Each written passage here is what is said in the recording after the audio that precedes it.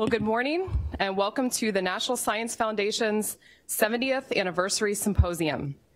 My name is Amanda Hallberg Greenwell, and I'm the head of the Office of Legislative Affairs here at the National Science Foundation. We're delighted that you could join us for this special event commemorating NSF's 70th anniversary. Milestones like these are always a time for celebration, and we look forward to doing that our share of that today and tomorrow through a series of engaging speakers, conversations with scientists, science leaders, policymakers, and even some interactive sessions. Anniversaries are also a time for reflection, for taking stock of all this agency has accomplished, and for recommitting ourselves to the mission and the values we work toward every day.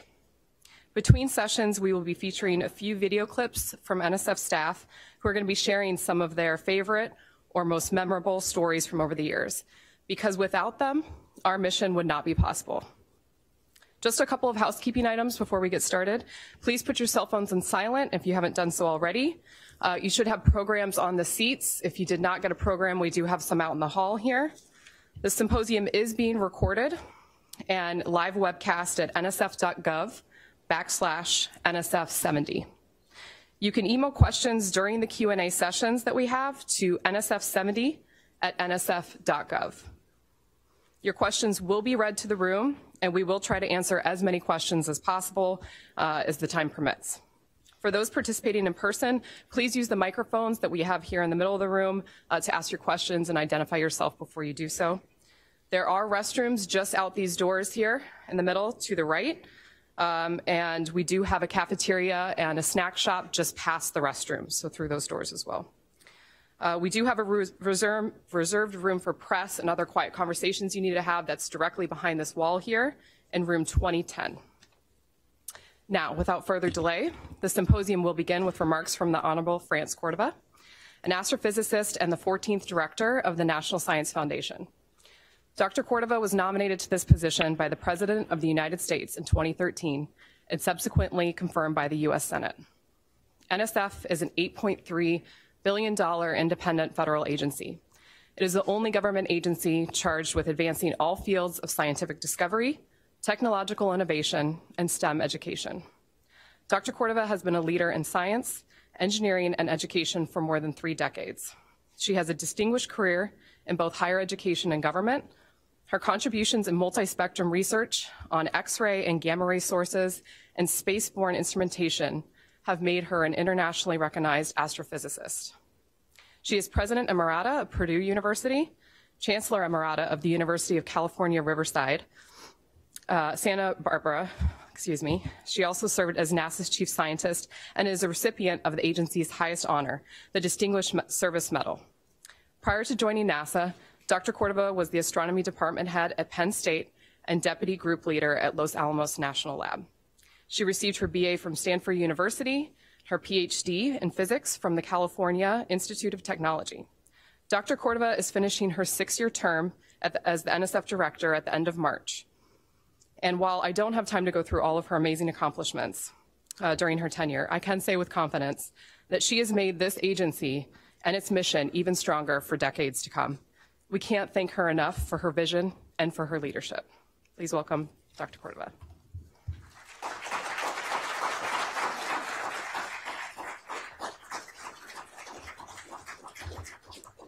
Thank you very much, Amanda.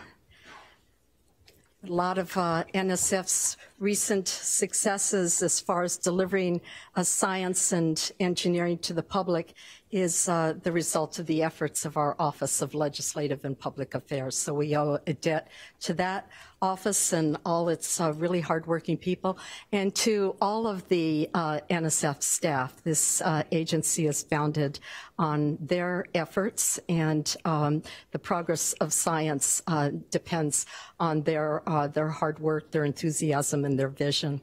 Well, welcome to the National Science Foundation's 70th Anniversary Symposium. And I want to give a special shout out to all our previous directors who have showed up for this amazing event. And if you would just stand and be recognized, please, all of our previous directors.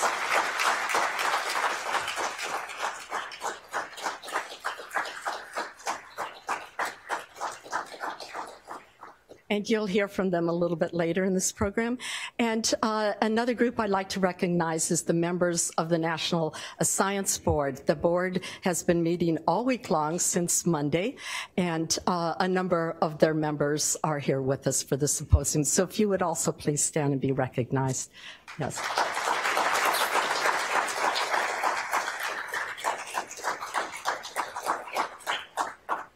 Thank you very much.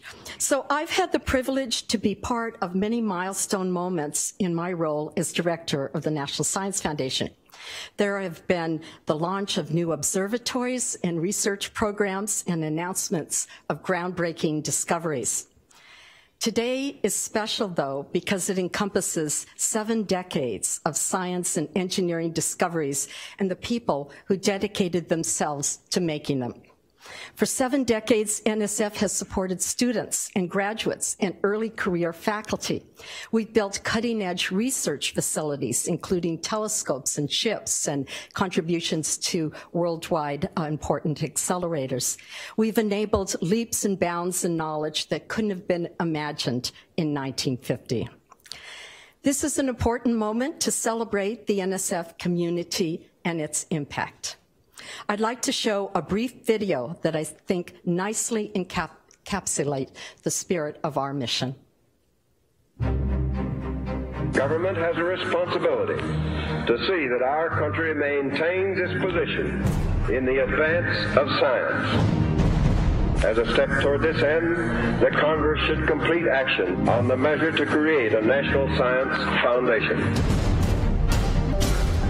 For 70 years, NSF investments in people and places have helped build the backbone of America's scientific enterprise. From that first $10,000 grant and $3.5 million budget to today's budget of over $8 billion. From a staff of a few dozen to over 2,000. And from an old DC townhouse through 6 locations to its new headquarters in Alexandria, Virginia, the men and women of NSF have given their all to fulfill the mission set forth in that founding legislation. In doing so, they've helped drive the U.S. economy, enhance our nation's security, and advance knowledge to sustain global leadership. We focus on the large, big questions, big projects. It means taking risks, staying the course, because game-changing breakthroughs don't come quickly. We have seen what we thought was unseeable.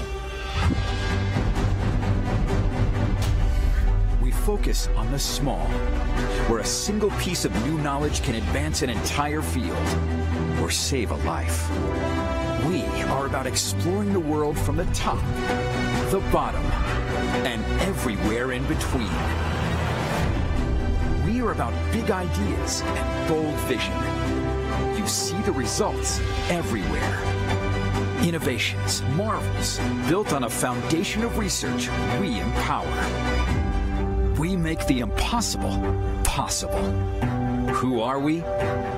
We are pioneers, risk takers, visionaries, who stand with the bold at the frontier's edge. And together, we transform the future. We are the National Science Foundation, and this is where discoveries and discoverers begin. All right. So as you can see, the scientific enterprise is all about people. Through the past 7 decades, NSF's programs and funding have reached millions of researchers, teachers, and students. As former NSF director Neal Lane once said, NSF studies everything from elementary schools to elementary particles. So we have many special guests joining us for the symposium who represent just a small slice of the success that NSF has been able to foster through decades of investment. We have researchers behind some of the biggest scientific breakthroughs of recent years. We have innovators and entrepreneurs who are partnering with the science and technology community to solve big challenges that the nation and the world face. And we have leaders in science policy and education who are helping shape the future of research to achieve even more success. That success has been made possible by the hard work and dedication of the many people who have been part of NSF over the years. And I'd like to take a moment to recognize our reviewers, thousands of reviewers nationwide who evaluate tens of thousands of research proposals every year.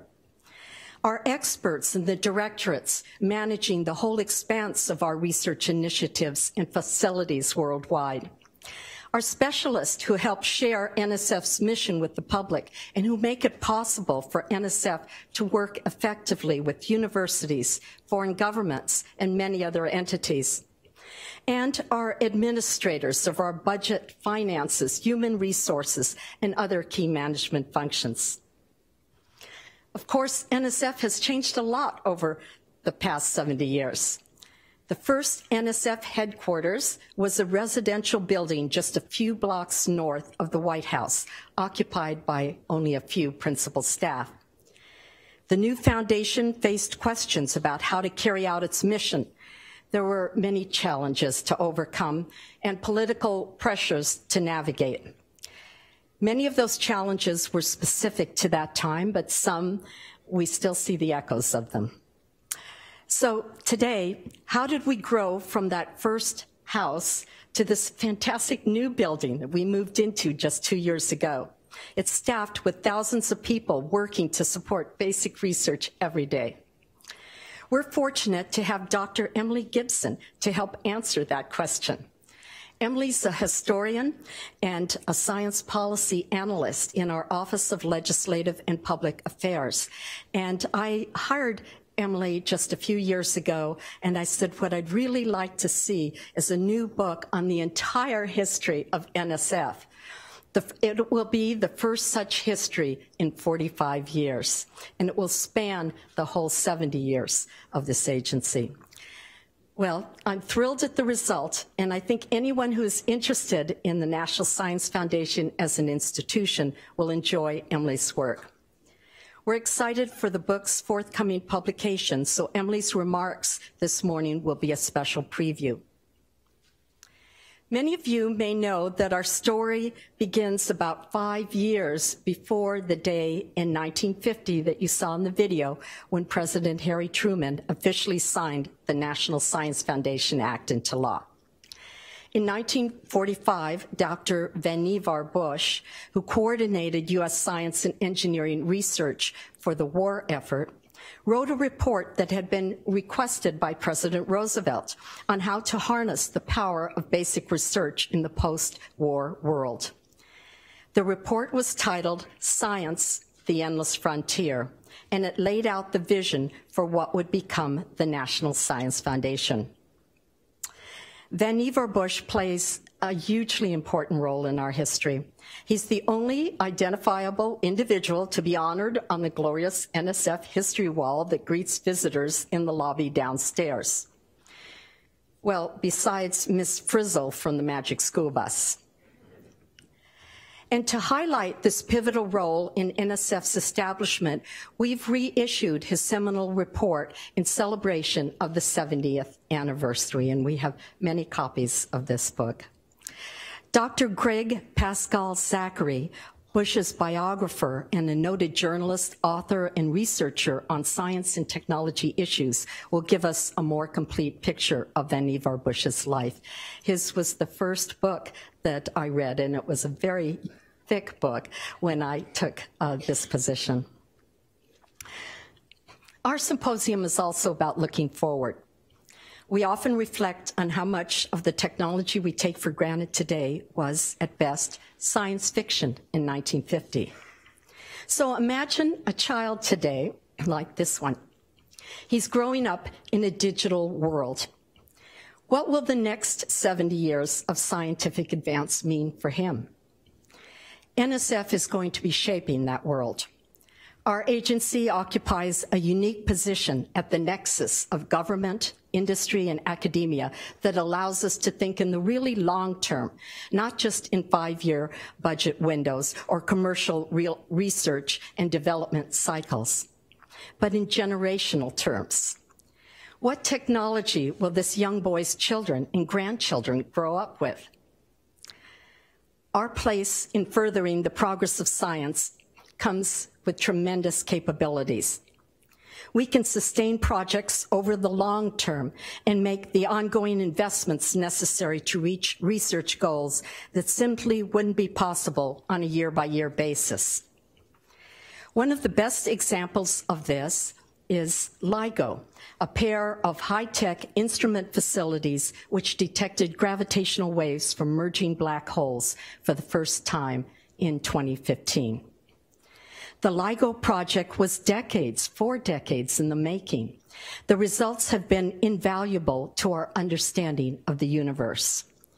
You're going to get some special insight into LIGO, which garnered Nobel Prizes for its lead scientists, from one of our panelists, and hear from former NSF directors who led LIGO through its ups and downs in sustaining NSF funding for those 4 decades.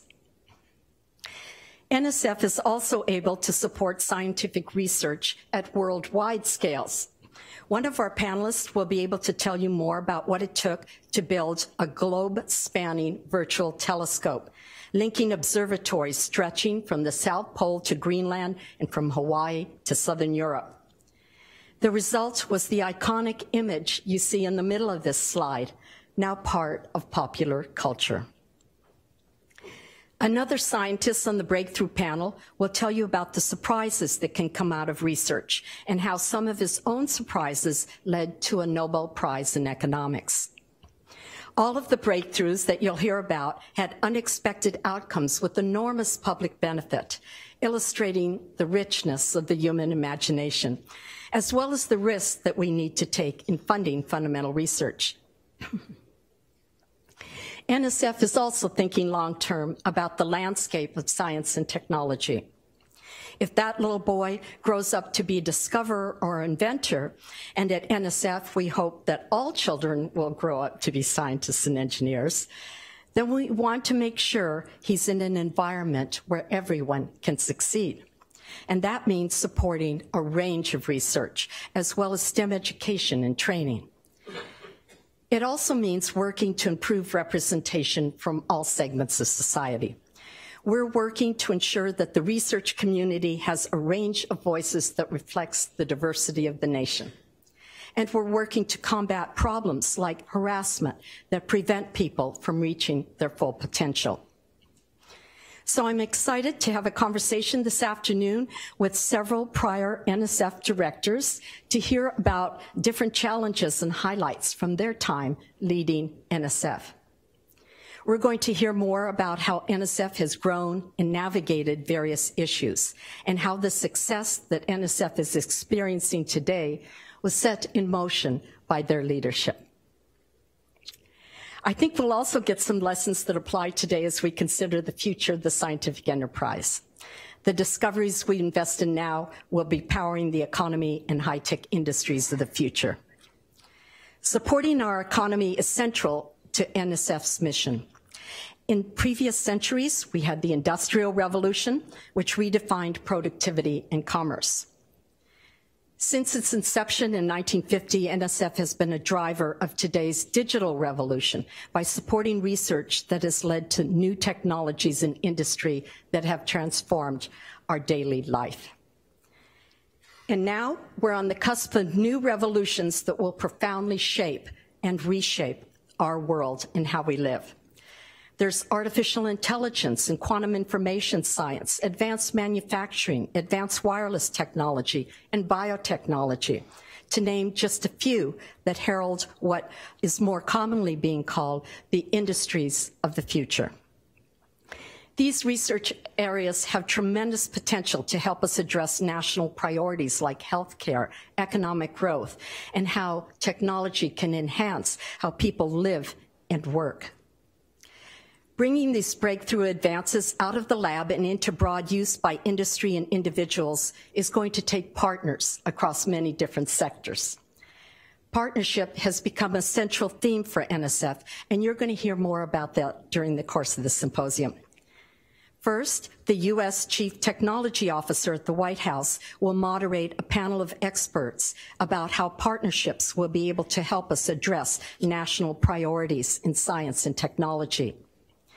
We're going to get insight from the president of the National Academy of Sciences, as well as leaders from federal agencies, universities, industries, and foundations. Increasingly, partnerships promise new approaches for how we accelerate and deploy technology.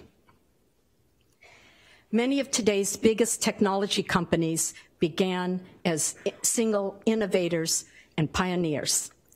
The forces that would drive Google, Amazon, and others to astounding success were not always clear, and they certainly weren't predictable. What industries are brewing right now that will join the landscape of the high technology economy of the future? We'll be joined by leaders from the world of business and industry tomorrow to learn more about the importance of innovation and competitiveness, as well as the role that scientific advancement plays in fostering economic growth. They'll be talking about what challenges are on the horizon for innovators and entrepreneurs, and what strategies we need to ensure that companies and government agencies and the research community can work together to ensure success.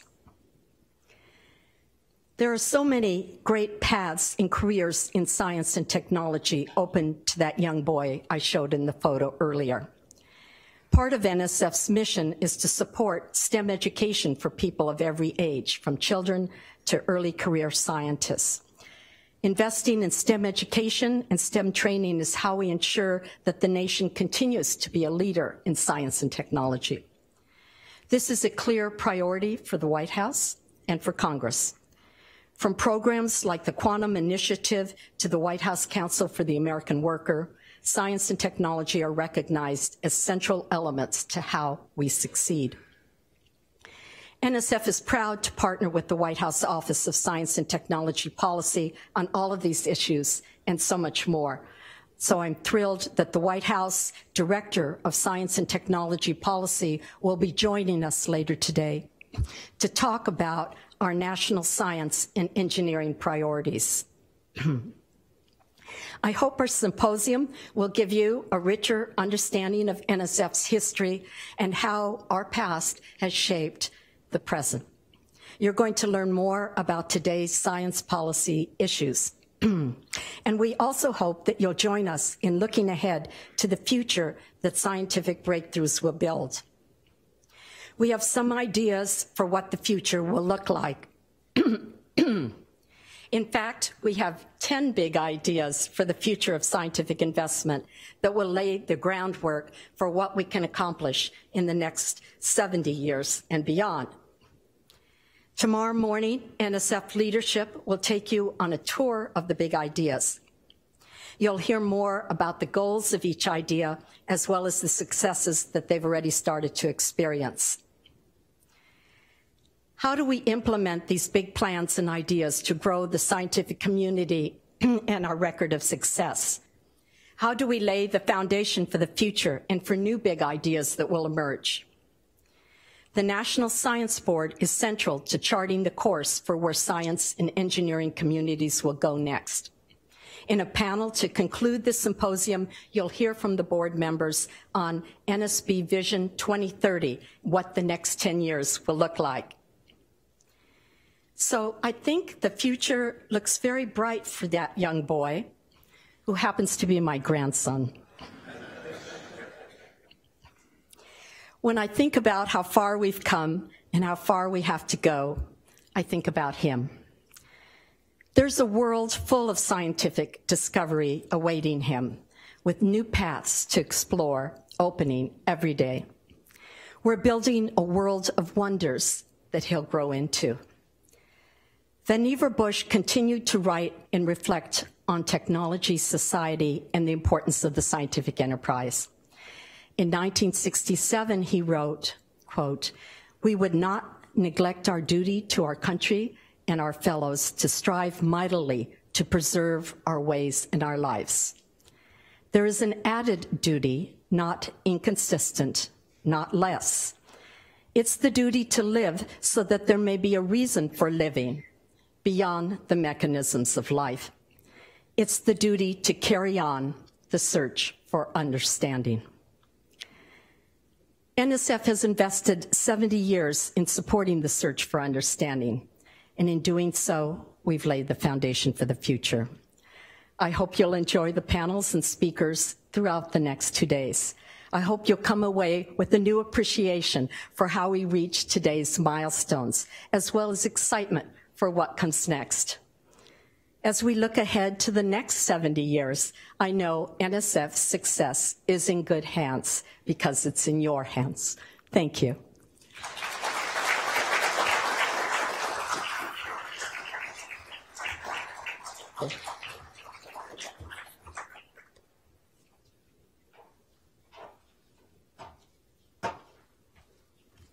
Great, thank you, Dr. Córdova.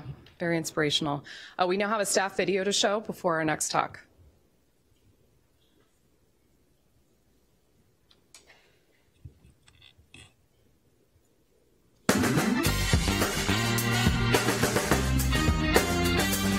I started off a clerk typist, and we had some awful machines back then. When we had to do our declination letters, we had this room and had this awful machine, and we'd get in there and type the letter, and it would cut circles on this tape, and then you would take the tape and feed it into the machine, and then you had your letter with all these carbons, and you put it in there and would print it. And you wouldn't know if you made a mistake till after it was printed. And you could always tell when somebody made a mistake because you would hear them ripping it out and throwing the papers. And so I just laugh at people, and when they say, oh, this is too much pushing buttons, I go, we didn't have to we did manual work. Got it. So telling me not to complain. Thank you. Next, we're delighted to have Dr. Gregg Pascal Zachary, Vannevar Bush Biographer and Professor at Arizona State University, who will deliver a presentation on the life of Vannevar Bush and the history of his famous report, Science, the Endless Frontier. His talk will be followed by a 15-minute question and answer period. Please welcome Dr. Zachary.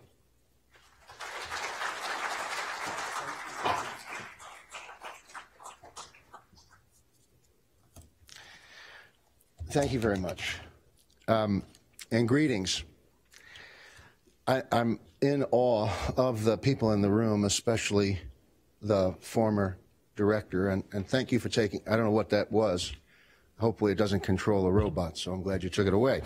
No, but especially the former directors, few of whom who helped me greatly during the course of writing and researching the book on Bush, and also once it was published. I want to thank Dr. Córdova on her outstanding tenure as director and for her invitation to speak this morning. I'd also like to recognize Dr. Panchanathan, who has been nominated as Dr. Córdova's successor. Panch is a colleague of mine at our beloved Arizona State University in Tempe, Arizona, in case you don't know where it's located.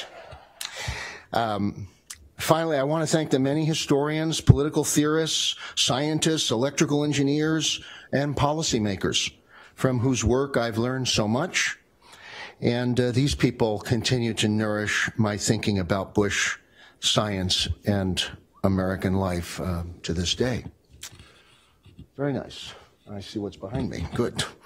My purpose today is simply to invite you all to learn more about Vannevar Bush and what he can teach us about science and society, engineering and national needs, innovation and the human future. Given the brevity of my remarks, I can only highlight aspects of Bush's relevance for the U.S. and the world. For those who engage his life and thought more deeply, a feast awaits. I'm always struck by how strikingly relevant many of his ideas and perspectives are today. So, one benefit of brevity, if indeed I am brief, allowing time for questions from the audience, since many of you think long and hard about the very challenges that animated Bush's life and influenced and shaped his mind. And I'd like to hear from you at the end of my talk or later today. Though please, one question I don't wish to receive, and I'm sorry to be heavy-handed about this. He is not related to President Bush. This comes up a lot, actually, believe it or not. He is not related to any of the Bushes, not Prescott, none of them. So one quick way into the mind of Van Bush is to recall the words of Jerry Wiesner, of course, science advisor to JFK, and a former president of MIT, where Bush had a formative role. On the death of Bush in 1974, Wiesner wrote, "No American has had greater influence in the growth of science and technology than Vannevar Bush, and the 20th century may yet not produce his equal. He was an ingenious engineer and an imaginative educator," Wiesner went on, "but above all, he was a statesman of integrity and creative ability. He organized and led history's greatest research program during World War II, and with a profound understanding of implications for the future, charted the course of national policy during the years that followed." Now, a sense of Bush's staggering breadth can be gained by looking at a single month in his life, and I actually challenge even the most distinguished people here who have enormous achievements to have notched up a month like this. The month is July 1945. On July 5th, Bush sent a report to President Harry Truman on the future of government support for science, in which Bush called for, among other things, the creation of a national research foundation. That was his preferred term initially, which by 1950 would morph into the NSF. Months in the making, and drawing on many distinguished contributors, but written in Bush's voice, the report, called Science, the Endless Frontier, asked Americans weary of war and fearful of a return to economic depression to embrace a new frontier of knowledge, scientific discovery, and socially useful innovations. The pioneer spirit is still vigorous within this nation. Bush informed Harry Truman, and informed is the right word, because President Roosevelt, who Bush was extremely close to, was who Bush thought the report would go to. Science offers a largely unexplored hinterland for the pioneer who has tools for his or her task. Now, by calling for a new federal agency to support science, Bush sought to link discovery to the return of American peace and prosperity. He also sought to ensure that the pool of scientists in the U.S., greatly enlarged by European refugees who fled fascism and war, would be replenished by homegrown talent. Bush further envisioned that federal support for science and engineering would be chiefly carried out by universities, oh happy day, and through the technique of the, quote, research contract, which Bush essentially invented during the war. Now, as an aside, Harold Smith, who was budget director, would constantly complain about these research contracts because they did not have bidding, and they seemed to go to people who were close friends to Bush, but another time.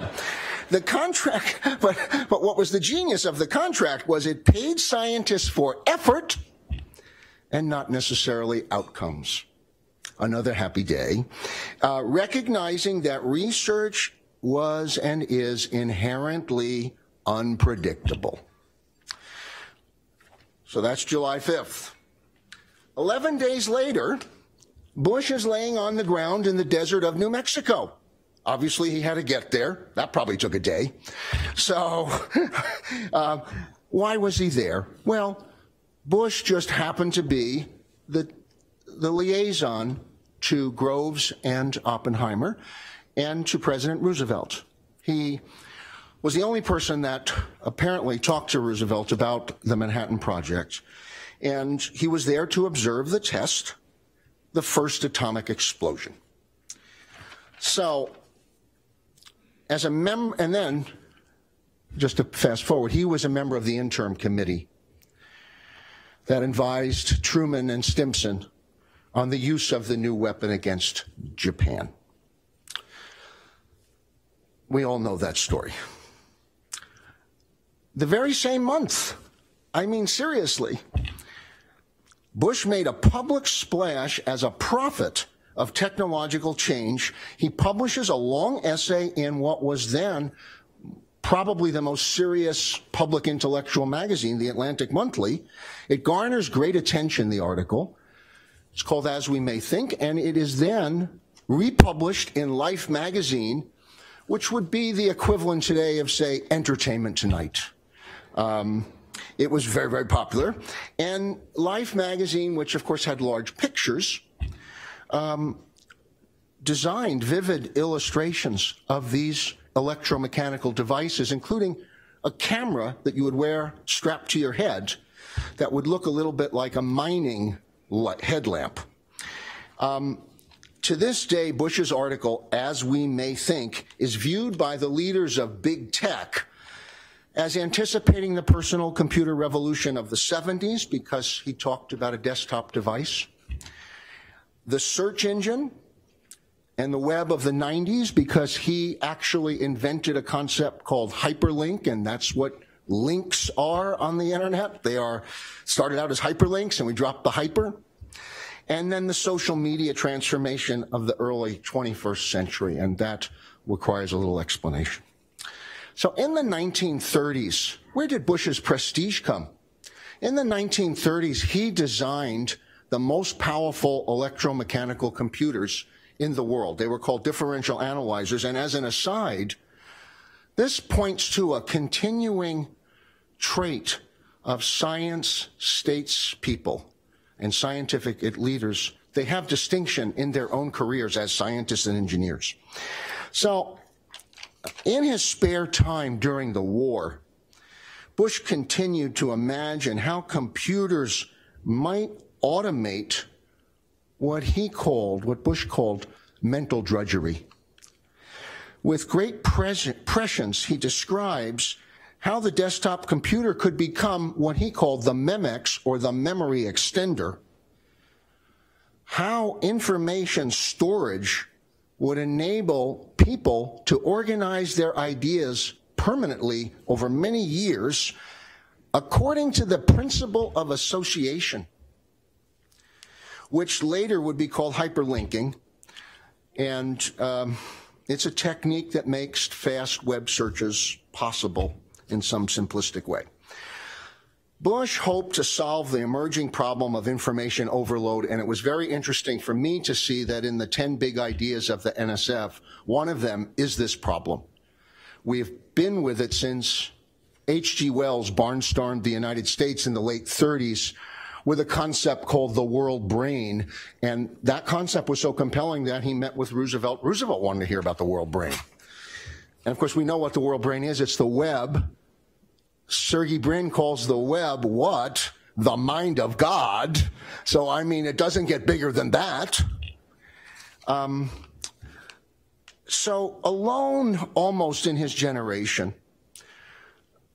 Bush imagined computers managing all of the world's knowledge, quote, thus lightening the burden on humans' minds, just as the Industrial Revolution lifted the load from his muscles. Now, of course, some of us don't have any muscles. I'm one of them.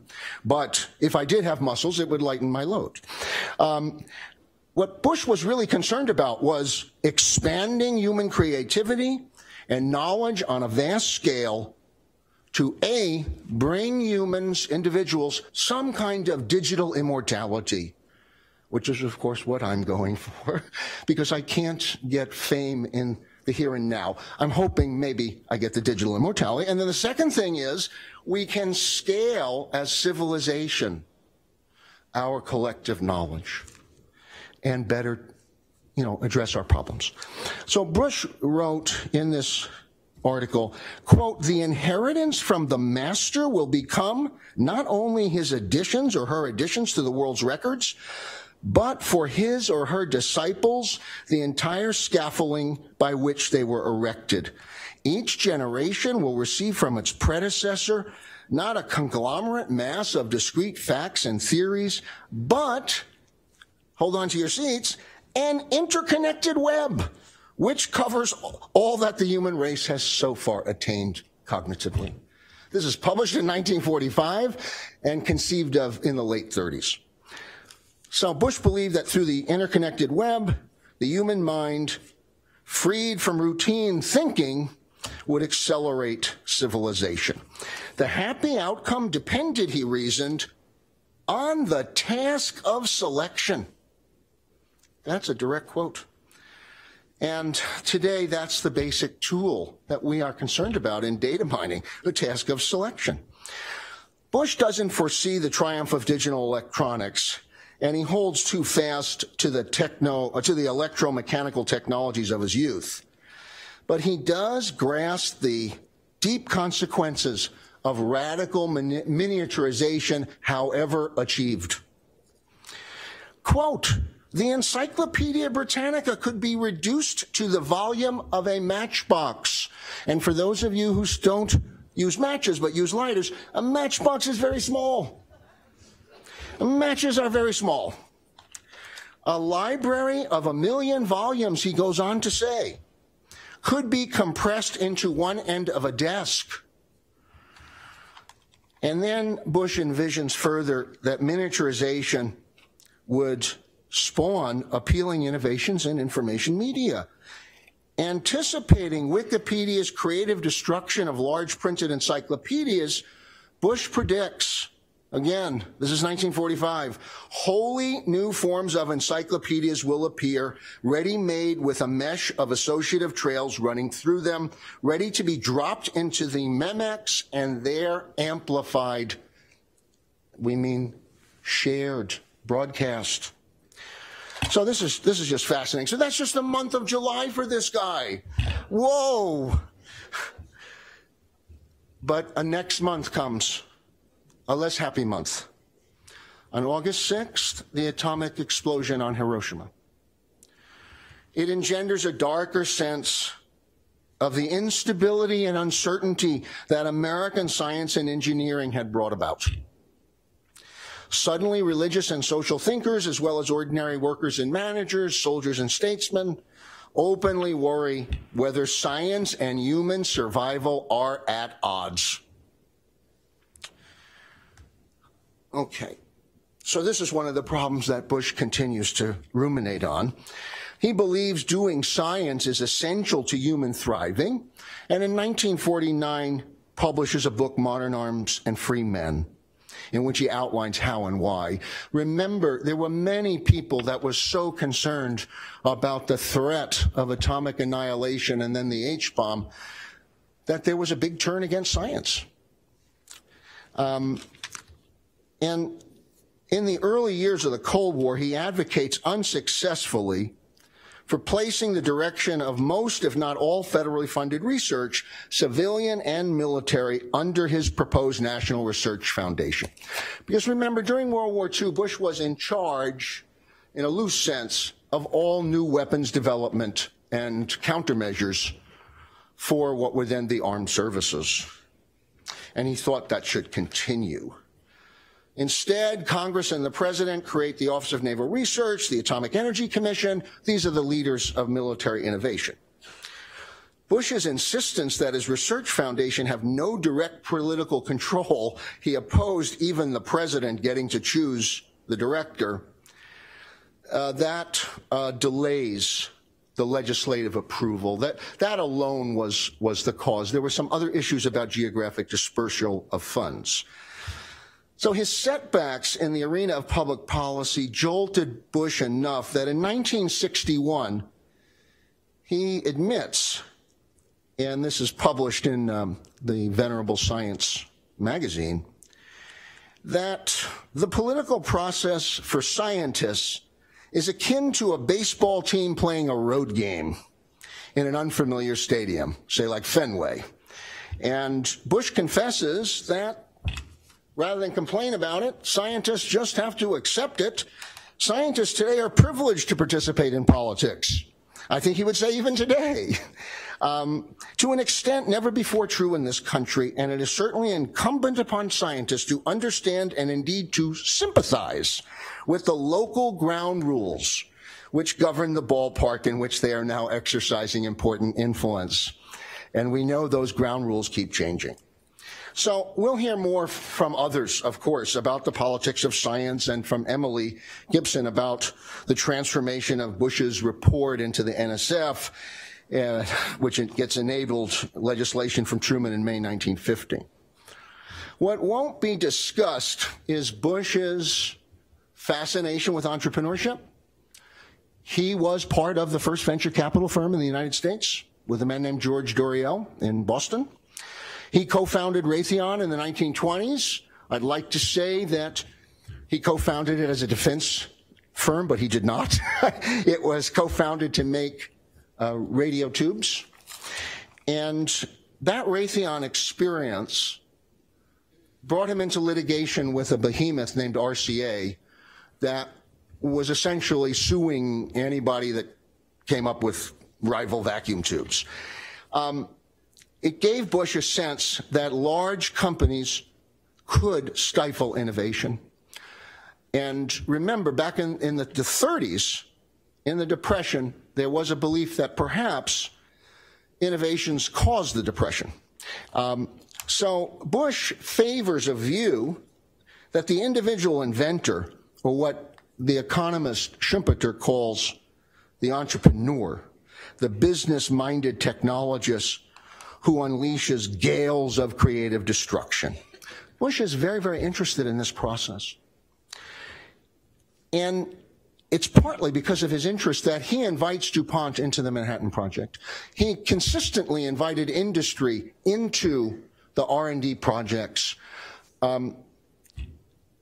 because industrial organization was required in order to achieve enormous scale.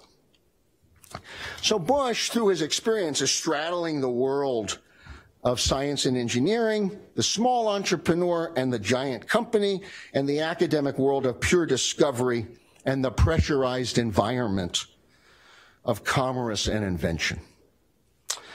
In his teaching, because Bush supervised PhD students as well as taught classes at MIT in the 20s and 30s, Bush sought to imbue junior faculty as well as doctoral students with a passion for making a difference in the world. At MIT, he pushed professors to turn their knowledge into action and to even gain commercially, to profit as individuals when possible. Two of his students dramatically illustrate his attention to the interplay between industry and academia, and I was happy to talk to some of the former directors here about Frederick Terman, whose PhD Bush supervised at MIT. Terman then moves to Stanford in Northern California, where he promotes academic collaborations with industry so vigorously that he becomes known as the father or godfather of Silicon Valley. Another PhD student Bush advised, Claude Shannon, researched practical problems of telephony for Bell Labs after leaving MIT. So much for the notion that engineers don't create new knowledge and the pursuit of practical solutions cannot be scientifically a discovery process. Shannon becomes an epic force in digital communications. He's asked to basically help automate the operator, and he comes up with the idea that Boolean logic applied to new digital switches. And Boolean logic, which of course is very famous today, was another one of these British English curiosities of the 19th century, like the theory of evolution. So at the peak of Shannon's impact on Bell Labs, Bush himself serves as a board member of AT&T. He also, for a time, was chairman of the board of Merck because one of the family founders of Merck, George Merck, was one of the OSRD lieutenants of Bush, and there was a lot of loyalty. Bush learned a lot about the pharmaceutical industry in the process. So we can now see that Van Bush does more than pursue research and discovery, which is why I brought a prop. Science is not enough. Let's imagine, say, a AAAS president saying science is not enough. I mean, many of the science advocates today say science is enough. But Bush said science is not enough. And I think it's important to ruminate just on that phrase. While the importance of use-inspired research, I'm from ASU, and our much admired Dr. Michael Crow talks a lot about use-inspired research and socially desirable outcomes, and Bush certainly is one of the progenitors of this. But he remained, as Dr. Córdova suggested in her very kind introduction of me, which almost brought me to tears. But I am a crybaby, by the way. There's a lot of evidence for this. I cry. So, but Bush remained preoccupied with human curiosity.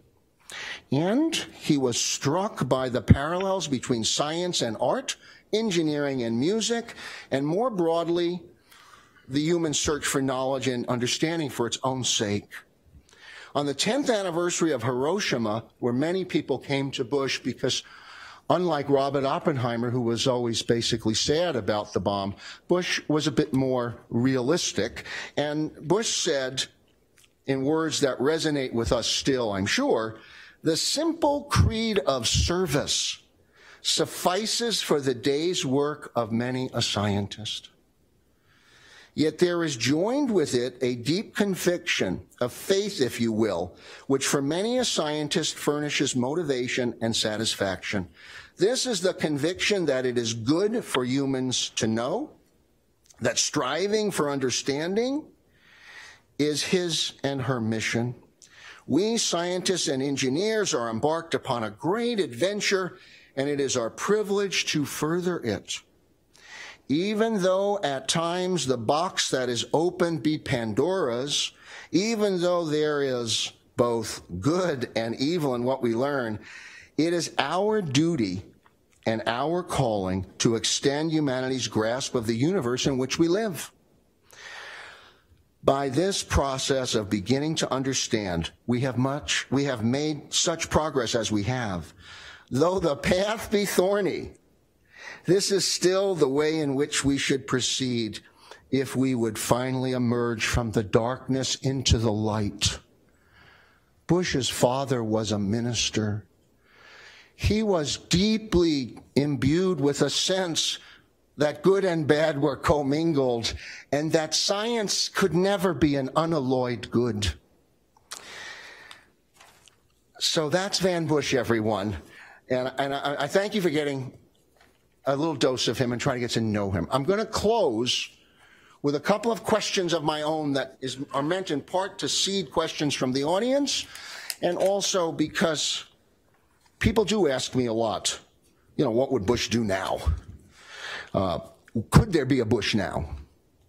So I'll just share 3 pointed closing reflections, or because I'm a humanities person, we call them codas. We have our own technical language. We don't have mathematical symbols, but we have fancy words that we can throw out.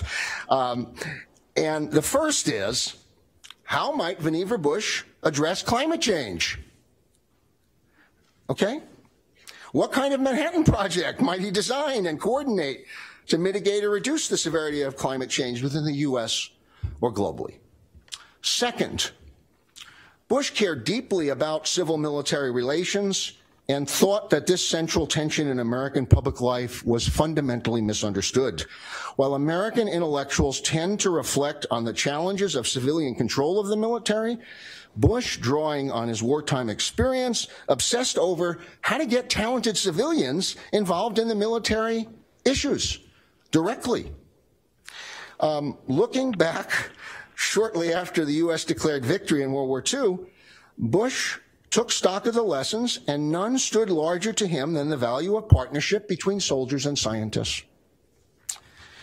If the political theorist Samuel Huntington worried about civil-military relations from the standpoint of democracy, Bush viewed the problem of national security as essentially the challenge of organizing the military around new weapons, new tactics, and emerging innovations.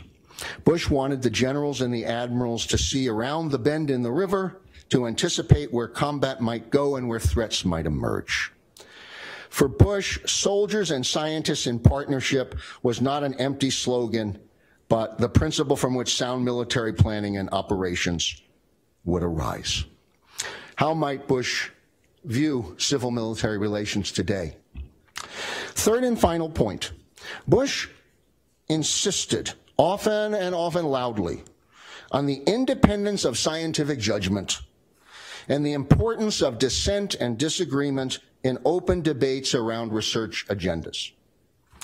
He worried consistently that politicians and the public might dictate to scientists, to tell them what to do, to think what to think, to tell them what to research, to tell them what to publish.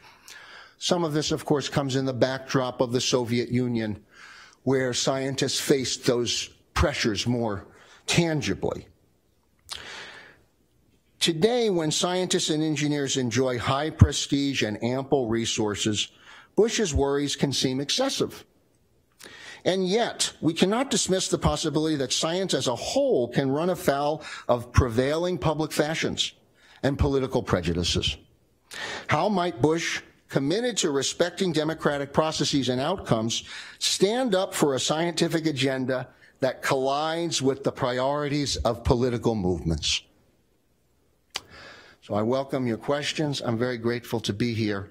And I thank Dr. Córdova again, and just to be among the former directors of the NSF is just a dream come true and one of the most moving experiences of my academic life. Thank you so much.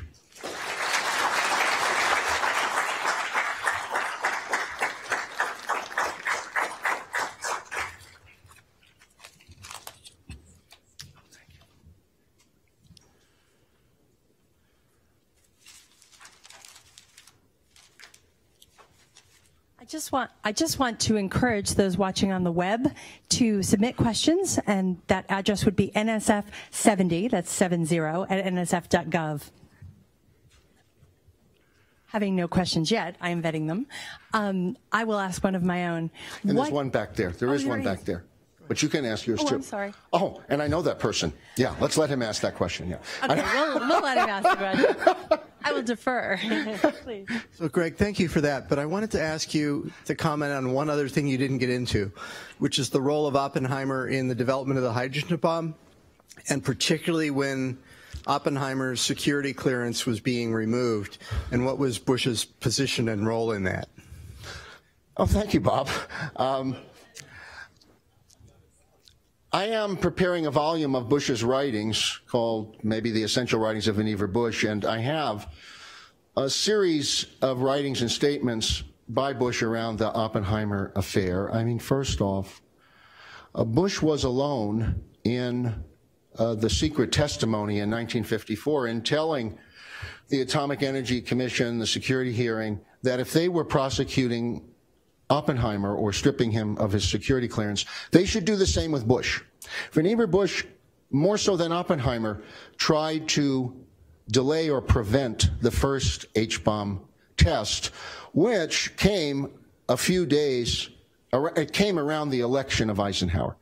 And so then also Bush privately attested repeatedly to Oppenheimer's loyalty and felt that it was a big mistake to attack and humiliate a scientist of his stature in public. He wrote to Lewis Strauss before the testimony. Lewis Strauss was the head of the Atomic Energy Commission and spoke up for Eisenhower. He did it during the testimony. But where things are different today, of course, Bush would have gone on MSNBC or CNN. Everything was kept in quiet. All of Oppenheimer's internal government defenders never spoke on the record outside that process. And so his position was not known to the public, but to Oppenheimer himself when he went to Princeton, he was very cordial with Bush. But I would say that the nuclear matters are a specialized field for historians and scholars, and continually diverge further and further from the rest of the scientific community. It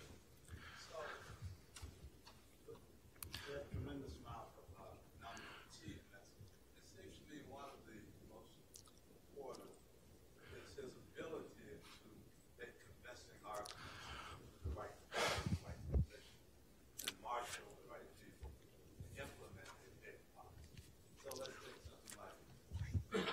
Do I need to start all over?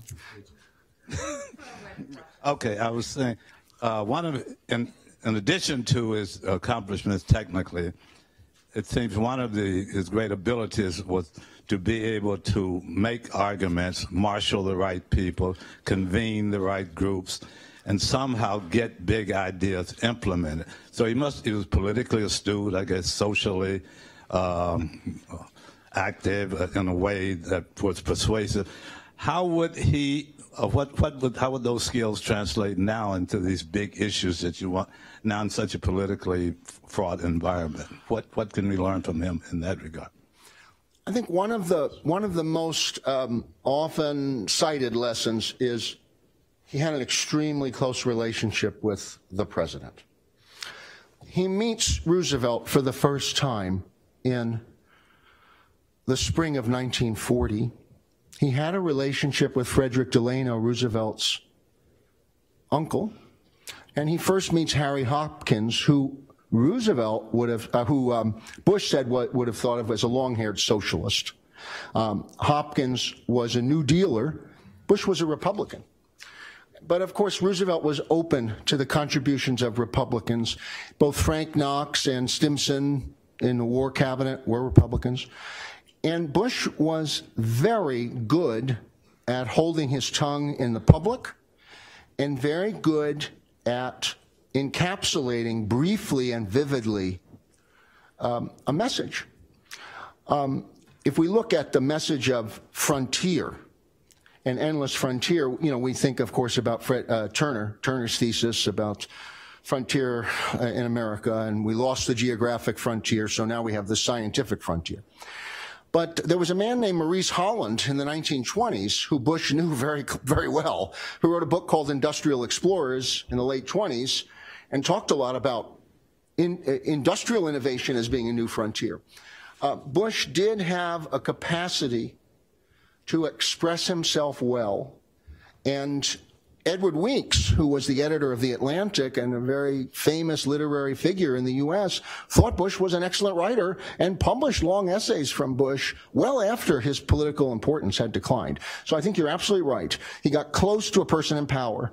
The second thing was, frankly, the world that historian Martin Sherwin says was destroyed by atomic weapons. It's been destroyed for other reasons, too. Bush knew only other white men. Bush knew only other white men from his background. When he sat down with people in the corridors of power or in these research agenda-setting meetings, they were people he knew for a long time. That world is gone. Bush didn't have a single relationship professionally with a woman. He did not have a single relationship with a person of color. I mean professionally. And so for Bush, in private, operating at a very high level of intellect with people just like him, almost all from the Northeast, or there would be someone like Millikan, Caltech. There was, there was a few folks out in California, but they were mainly in train rides from Washington. And if you look at the board of the Carnegie Institution of Washington, remember, during the 5 years of Bush's work for the President Roosevelt, he was $1 a year man. Never received any money. Nearly everyone who worked with him was not paid by the federal government. So Carnegie Institution of Washington had on its board Herbert Hoover. It had the great and the good Republicans who were considered in the 20s progressives.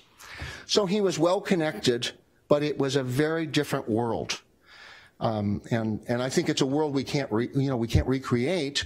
But I do think the concept that the science advisor is close to the president, or that the president has a close advisor who is a scientist, or very, very like James Killian, who was a lawyer and who was a science advisor for Eisenhower, is very, very savvy about science.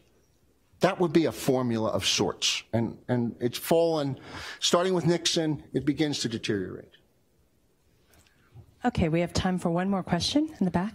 Yeah, so my name's Rance Cleveland. I'm a division director at NSF, and thanks for a fascinating lecture. So my question has to do with Bush's view on international collaborations. I think in your lecture you emphasize Bush's focus on the national agenda, what do you think his perspective would have been on international scientific collaborations, especially in light of international problems like global warming? Well, Bush very much favored international collaborations. Obviously, the Manhattan Project was an international collaboration. It got started when the British gave us a head start. And then, in the fall of 1944, he and James Conant, who was his lieutenant and peer, president of Harvard, write a letter to Roosevelt in which they say, look, we're not going to be able to maintain total dominance over nuclear power for very long. We need to start collaborating. And I think that he recognized the international character of science, and he would encourage those international partnerships today, you know, within the constraints that exist. But no question, the key motivation he had for NSF and then for the post-Sputnik grants to young scientists in the academy was we had relied heavily on Europe, far more than we realized. Remember, before World War II, our best scientists went to Europe to learn to be better scientists. They went to England to be in physics labs. They went to Norway to learn how to be oceanographers. It was a different world. We can't recreate it. We can barely imagine it. We were a second-rate scientific power. And World War II showed that providing political security, independence, and support to scientists meant great scientists would come. But that still is not getting you to international collaborations. They prove very difficult. Thanks so much for having me. Because I'm just so privileged to be part of this, I'm available all day for further questions. Thank you so much.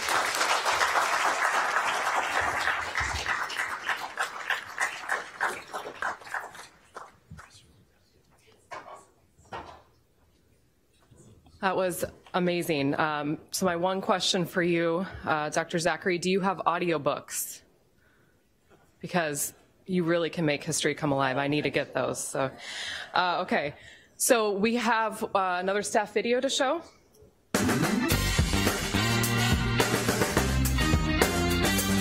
When I was a mail clerk, it came around Christmas time.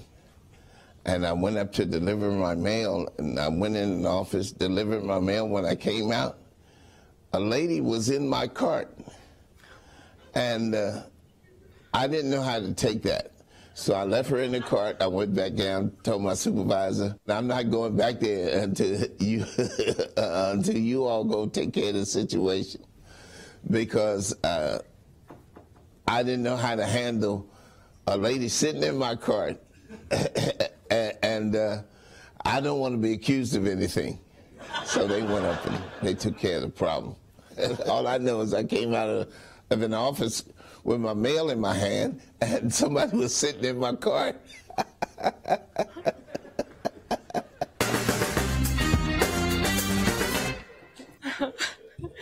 can say I've never had that experience. So now I'd like to welcome NSF Science Policy Analyst, Dr. Emily Gibson. Emily is a historian of science and technology. She received her PhD from Georgia Tech in 2017. Since then, Emily has been writing a new book about the history of NSF in my office, which has been great. And since then, the working title of the book is Funding the Future, the National Science Foundation, and Modern American Science. Her talk will also be followed by a 15-minute question and answer session. Here to give a preview of that exciting project is Dr. Emily Gibson.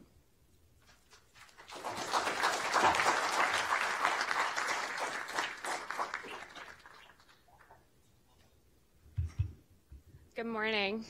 Thank you all for being here today to help celebrate 70 years of the National Science Foundation and 75 5 years of the famous text of Bush's that we just heard a little bit about. Greg, thank you so much for that wonderful talk. That's really excellent. It's a tough act to follow. As a historian who is currently writing a book on the history of the agency, it is truly an exciting milestone to be a part of. For one thing, people are really interested in talking about NSF history, which happens to be a little bit of a specialty of mine, so it's a real treat to get to speak with you today. I also want to take the opportunity to thank someone who has a keen understanding and appreciation of the importance of history and what it can bring to bear on current and future decision-making. That is NSF Director France Córdova. It is a special and important thing to have a leader who supports historical activities, and Dr. Córdova has been a strenuous advocate for various historical initiatives throughout her tenure. After realizing that several years had passed since a comprehensive history of the agency had been written, she put out a call for someone to write a new history of NSF, a call which I very enthusiastically answered. I'm very aware of the responsibility in writing such an important history, and I'm trying my very best to do it justice. When I first started thinking about how I would frame this 70-year history, I drew inspiration from a favorite book of mine. You won't find it on the New York Times bestseller list, but it is a definite classic in the history of science, and that is Hunter Dupree's Science and the Federal Government. And many of you may be familiar with this important text. It was originally published in 1957, and it chronicles the history of American science and government from the Constitutional Convention to the eve of World War II. It is a masterfully written and comprehensive analysis that, and you might not realize this, was written at the request of an NSF program officer in 1953 and completed through an NSF grant. So in a way, I think it is kind of fitting that his words have served as a kind of guidepost for me in my research. Dupree wrote that the relation of the government to science has been a meeting point of American political practice and the nation's intellectual life. Dupree's words resonated because I had increasingly come to see NSF as existing at the intersection of two foundational domains that have deeply shaped modern America: science and the state.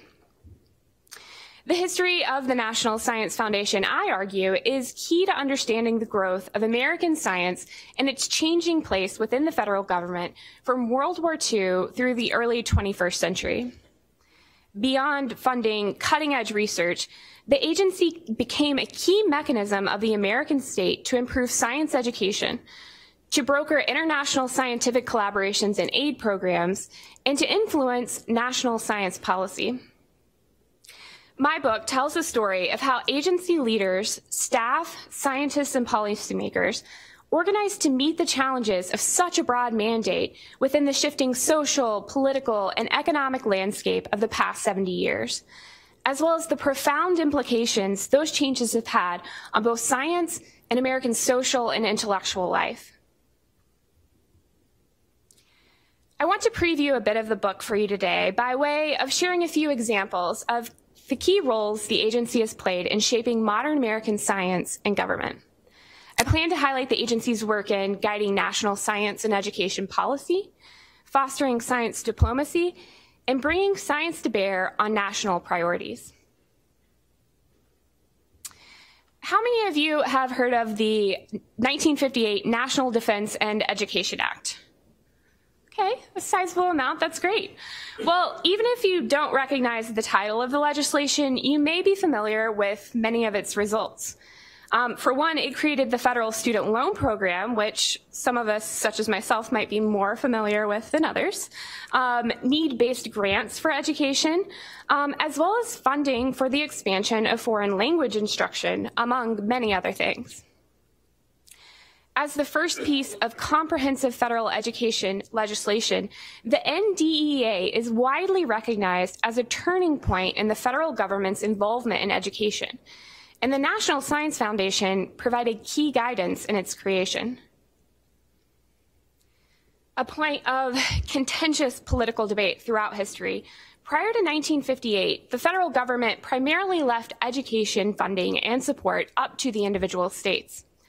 The reliance on schools on local property taxes and ad hoc support of private individuals and institutions, however, led to a situation which a large discrepancy in education quality and access existed between different towns and cities and states across the U.S.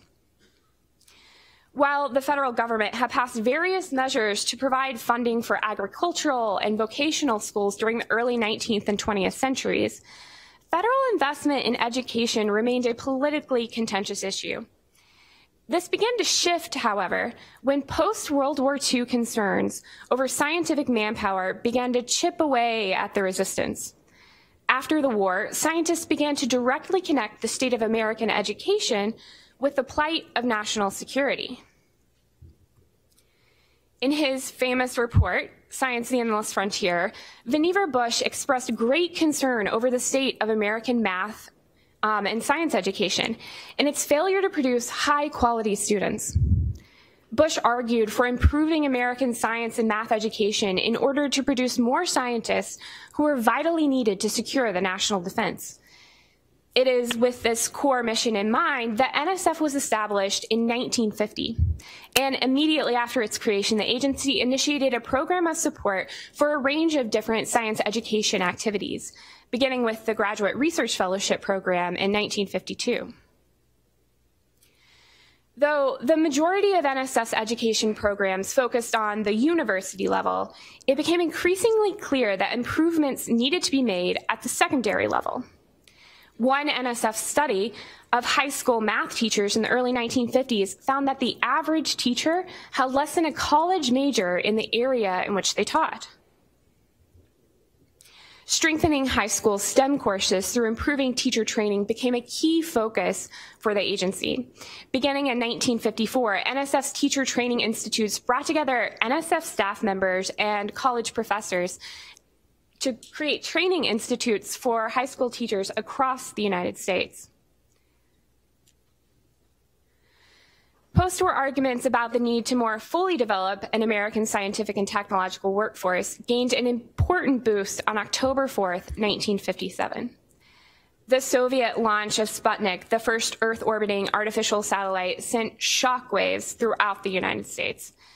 In the days following the launch, Americans closely tracked newspaper headlines warning of a red baby moon that ominously passed overhead.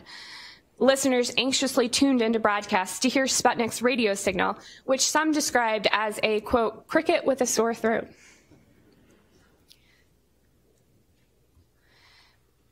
Why had Soviet development seemingly eclipsed U.S. capabilities, and what could be done to regain America's position as global leader?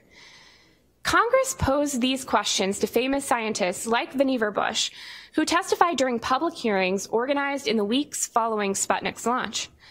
Bush once again explained that American scientific and technological competitiveness depended on a strong system of scientific education and training.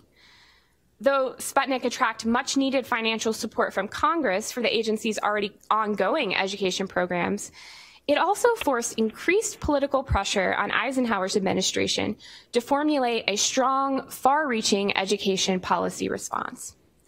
To help craft that response, the White House turned to the National Science Foundation.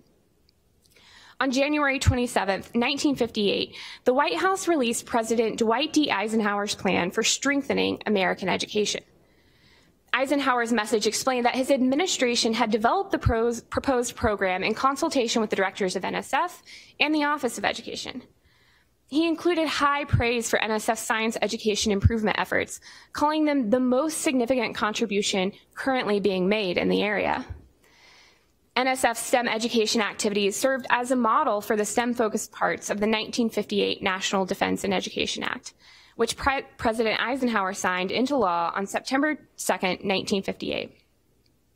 The first example of comprehensive federal education legislation, the NDEA formed a cornerstone of a post-war federal strategy focused on strengthening American scientific and technological workforce that continues today, a policy foundation that the National Science Foundation helped to build.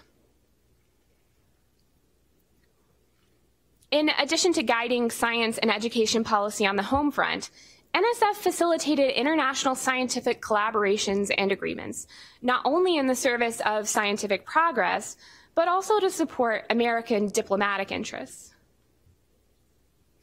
Very early in its history, the agency engaged in significant work related to facilitating international scientific collaboration as the federal coordinating body for the International Geophysical Year, which really kicked off at a time when tensions with the Soviet Union were starting to build. The IGY, which lasted from the beginning of July 1957 through the end of December 1958, involved over 60 countries and tens of thousands of scientists working around the world to obtain simultaneous measurements and observations of the Earth and its upper atmosphere. The IGY also initiated the agency's sustained presence in Antarctica, which, as you all know, continues to today. While the IGY served as a springboard for the agency's international presence, I want to focus today on another moment in history. NSF's role in negotiating a bilateral science and technology agreement with Japan during the early 1960s. Though perhaps slightly less well known, it set the course for the agency's future work in science diplomacy.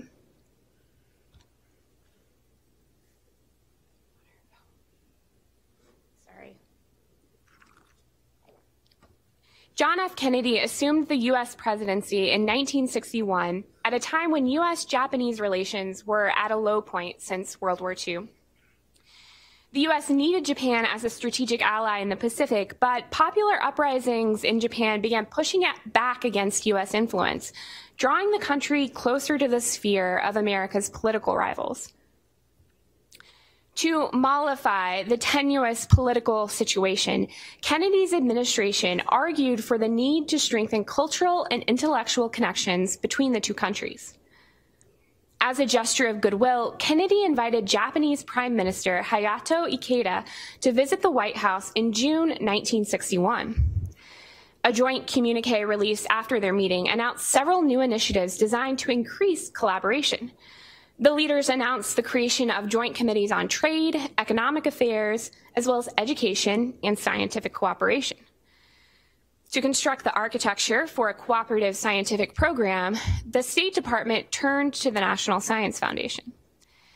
The agency had initiated a presence in Tokyo in the fall of 1960, so slightly before this communication was released, and NSF had embedded 2 overseas professionals and their staff members in the Tokyo embassy to support activities related to scientific liaison.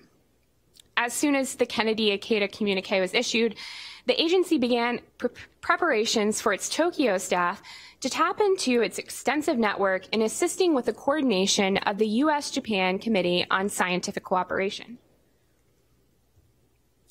The first meeting of the Joint Scientific Committee was scheduled to begin on December 13, 1961, at the Ministry of Foreign Affairs in Tokyo. In preparation for the meeting, NSF Director Alan Waterman traveled to Japan with Harry C. Kelly, the Foundation's Associate Director for Education and International Activities, to meet with Japanese officials. And you can see them here in this photo.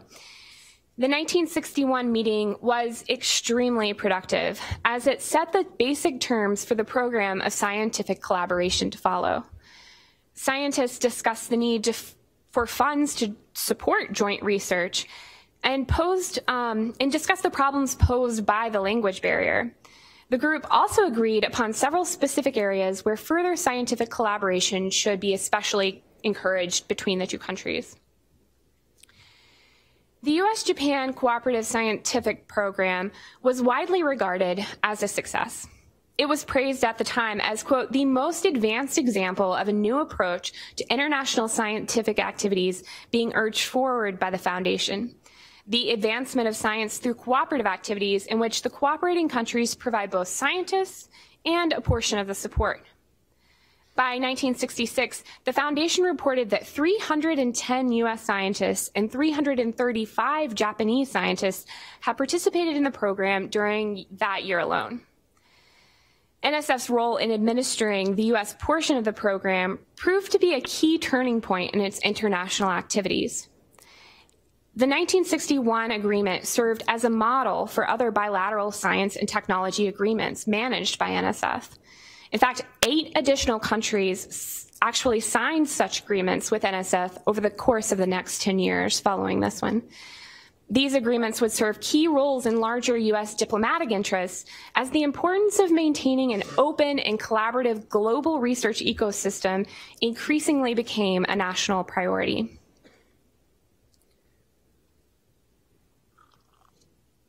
The topic of national priorities brings me to my third and final example today. In many ways, this final topic has really been interwoven within much of what I've already shared with you this morning.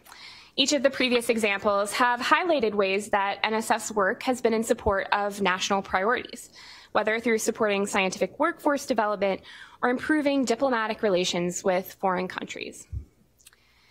In addition, however, I wanted to provide an example of the agency's ability to bring scientific research in particular to bear on national priorities. Whether through supporting, to highlight the agency's capacity for harnessing the innovation and creativity of the scientific community and channeling it toward key challenges facing the nation. So I want to take you to a moment today in the early 1970s when the nation faced difficult economic times and found itself grappling with a shortage of a key resource on which Americans had come to heavily rely: oil. Many of you may remember encountering long lines at the gas pump in the fall of 1973. Does anyone actually remember experiencing that? Okay. Or perhaps you were among the many Americans who weren't able to find gas at all due to oil rationing and steep prices. Geopolitical tensions had crescendoed that fall, leading the Organization of Arab Petroleum Exporting Countries to institute an oil embargo against the United States and other nations who had intervened in the Arab-Israeli War. The oil embargo sent shockwaves through the global economy. Oil prices rose by more than 50% by the end of October, so in 1 month, leading to gas shortages and an increase in the cost of production across nearly all industries. The general price level of goods began to climb rapidly as a result, triggering the highest inflation rates that had yet to be seen in the post-war era. Though the 1973 oil crisis served as the flashpoint that sent the U.S. economy into its first post-World War II recession, the nation's over-reliance on petroleum, not to mention its environmental impacts, had become apparent by the early 1970s. On June 4th, 1971, Richard Nixon delivered the first ever presidential message on the topic of energy to Congress. Motivated by predicted oil shortages, Nixon announced a plan to make it easier to extract oil and gas stored on federal lands and pledged to increase federal support for research and development related to alternative energy sources. As part of increasing support for alternative energy development, President Nixon specifically directed NSF to give greater attention to solar energy research and development. The agency stood perfectly poised to respond to Nixon's call to action, as it had recently singled out energy research as a key part of a new program called Research Applied to National Needs, which had been initiated earlier that year. The Research Applied to National Needs program, or RAN as it was referred to, was created in 1971 in response to growing pressure from Congress and the Office of Management and Budget to direct fundamental research toward the production of technological solutions that plagued society, including air pollution, slowing production, and of course, projected oil shortages. RAN identified energy-related research as a key programmatic focus from its very inception. RAN supported research into the practicality of wind, geothermal, and solar energy, as well as research that worked to crack the fundamental challenges associated with energy storage and transmission. At the direction of the president, NSF funneled resources into research and development efforts focused on heating and cooling buildings using solar energy. The agency supported research that ranged across the spectrum from feasibility studies to proof of concept experiments, all of which were designed to improve the viability of solar energy as an alternative to oil. In the midst of the national crisis, Nixon opened the door for NSF to fully partner with industry for the first time. As a result, the agency worked with several energy companies to build and install large solar heating systems in 4 public schools, as well as a mobile heating and cooling laboratory. The schools represented some of the largest solar heating systems in existence at the time that they were built. NSF's energy research efforts represented a significant piece of the federal response to the unfolding energy crisis. As 1974 wore on, however, various attempts to create a more centralized structure for energy research within the federal government gained momentum. And on October 11th, 1974, Nixon's successor, President Gerald Ford, signed the Energy Reorganization Act, which created the Energy Research and Development Administration, or ERDA, to oversee and manage long-term energy research. ERDA would form a core part of the Department of Energy when it was stood up in 1977. So the foundation had organized the research, development, and trial implementation of solar energy at the direction of the White House. Now, with the creation of ERDA, NSF's energy research portfolio was slated to be transferred to the new agency. The transfer represented the achievement of one of RAND's stated goals: to shepherd nascent research programs to the proof of concept stage before handing them off to industry or mission-related agencies for demonstrated development and use. Energy research had flourished at NSF under RAND, leading to improvements in solar cell manufacturing and the feasibility of solar heating systems in public buildings. Additionally, RAND's support for geothermal energy research led to several elements of contemporary wind energy systems. NSF's ability to harness the power of scientific research to address national challenges and priorities, like it did during the mid-1970s, was, of course, not a one-off event. In fact, you may be already thinking about how all of these historical examples that I've presented to you today connect to current agency initiatives and activities. The agency's work in guiding national science and education policy in the 1950s has grown into a number of different programs. That number among includes the Small Business Innovation Research Program and the National Nanotechnology Initiative, all of which have expanded beyond the bounds of the agency in setting research and policy priorities across the federal government.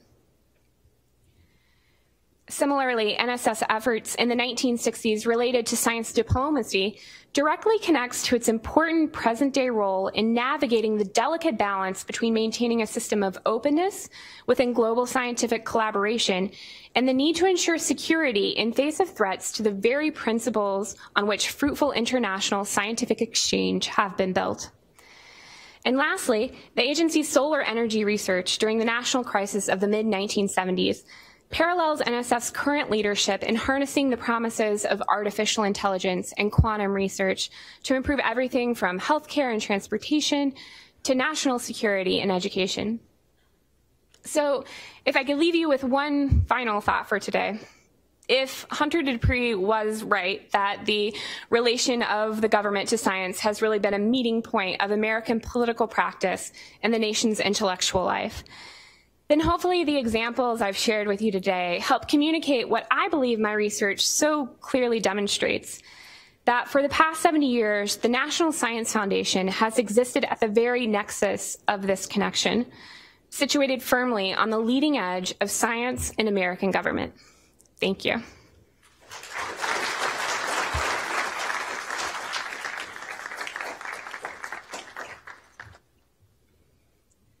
Very happy to take any questions. Okay, we do have one question from the internet. This is from a woman named Giselle Muller-Parker, and Giselle asks, NSF advances scientific discovery through its support of the development of scientific talent, aka people, and through its support of research projects carried out by PIs, principal investigators, and associated people. Has the balance between these two types of support changed over time? And if so, what have been the driving factors? Sure, thank you for that question, Giselle. And just as an aside, Giselle is working on a wonderful history of the Graduate Research Fellowship Program that I'm very much looking forward to reading. So it's a good question, and I think that as the question implies, it's been varied. There have been fluctuations, and I could point to a couple of moments in political history in particular, which the administration's priorities have kind of push the agency to allow other federal agencies to do more activities in education, or other moments when the nation was really worried about the overproduction of PhDs, for instance, during Nixon's administration, and how that led to the agency kind of fielding pressures to reduce fellowship funding and institutional development programs. I feel like in some ways this is kind of a non-answer because I don't have necessarily quantitative data to back it up, but I think that the NSF has done a really good job throughout the 70 years in really protecting those two core missions, which are really outlined in the founding legislation, supporting fundamental science research, but also science education. And I think you can see that when you look through the history.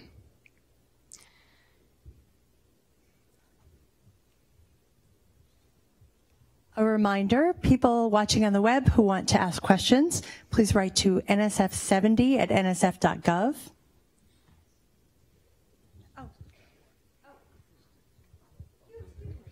Okay. Hi, Fred Córdova, France's brother. I live in the world of the built world, and we're constantly looking at ways in which we can modify the built world and address issues like global warming and other things. And there's a tremendous amount of capital out there right now looking to deploy itself into solving a lot of these problems.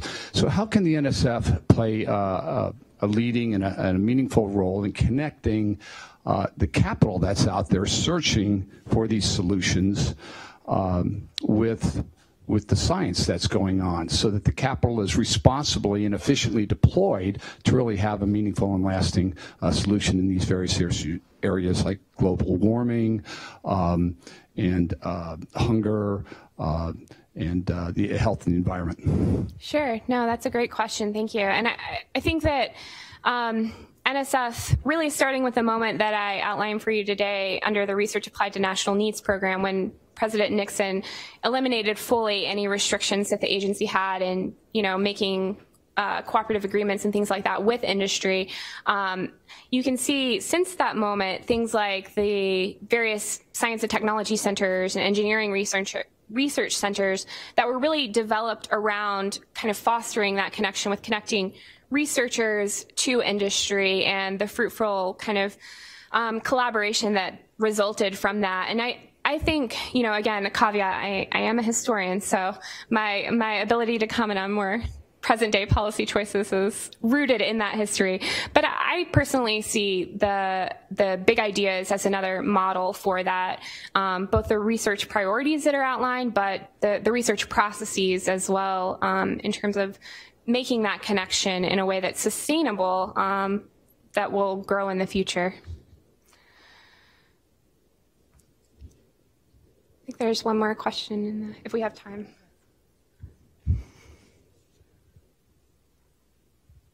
Thank you for a super interesting talk. My name is Chloe Summers. I'm Director of the UK Research and Innovation North America Office. You mentioned international collaboration briefly in passing, but I wonder if there's a time in NSF's history where it's particularly looked to international partners, and if so, why?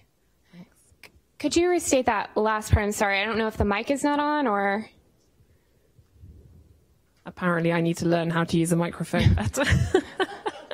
I wanted to ask about international collaboration. Sure. And is there a time in NSF's history where they've looked particularly to international partners, and if so, why? Yeah, no, that's a really good question. I don't know that I would say that there was a time that stood out more than any other. I think really from the very beginning of the agency's creation, facilitating international scientific collaboration has been very important.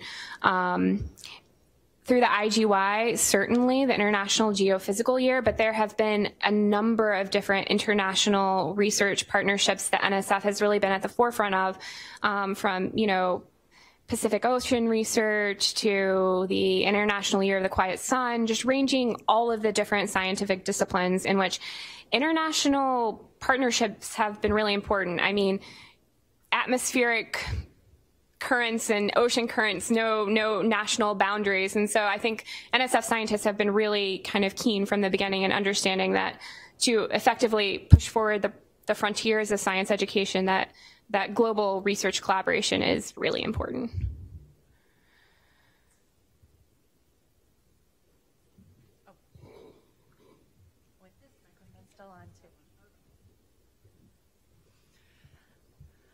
I know we're here celebrating today, but is there something you've come across in your work that we should be careful to not repeat?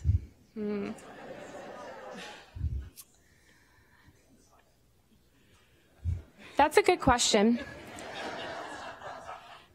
You know, off the top of my head, I think one of the things that I've been really struck by are the moments in history when there has been a very open dialogue between various parts of the federal government, between the legislative and executive branches. And I think that dialogue has really helped when directors and agency leadership were able to go to the Hill and have conversations with people about different pieces of legislation that were coming down the pike. I see those as being moments where especially difficult situations were being able to be smoothed over. So I think, you know, just maintaining that kind of open conversation with the different people that all really have NSF's and the nation's best interests in mind, as well as science.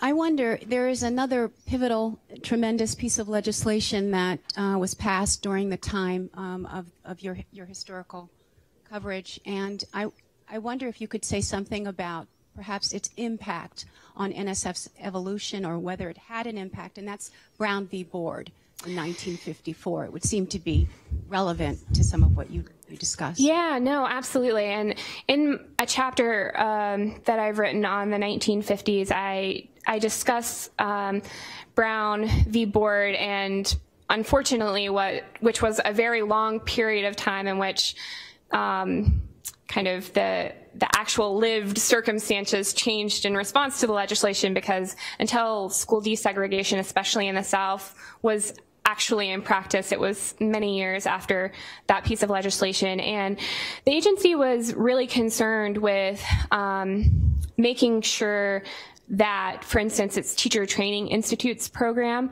that they were not taking place in segregated universities in the South.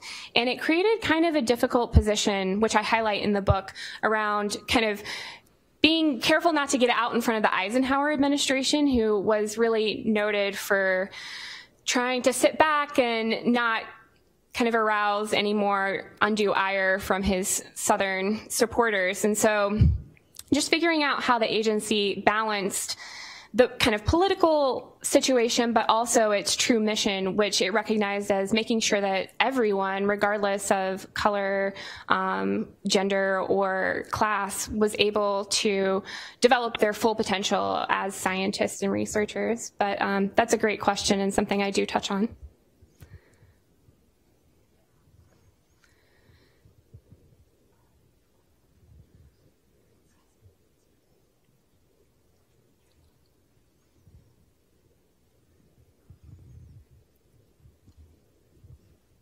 So you've commented on the relationship of the NSF over its history with the legislative branch and with the executive branch, but you haven't spoken to its relationship with the public. And I'm curious if you could comment on this, and if there has not been a strong relationship with the public over the history of the NSF, perhaps to speak to why that might have been the way it was. Sure. No, that's an excellent question. And being in the Office of Legislative and Public Affairs, something that I've been kind of particularly attuned to, and seeing how the different initiatives have really, that are currently going on, boosted the agency's perception and understanding amongst the public.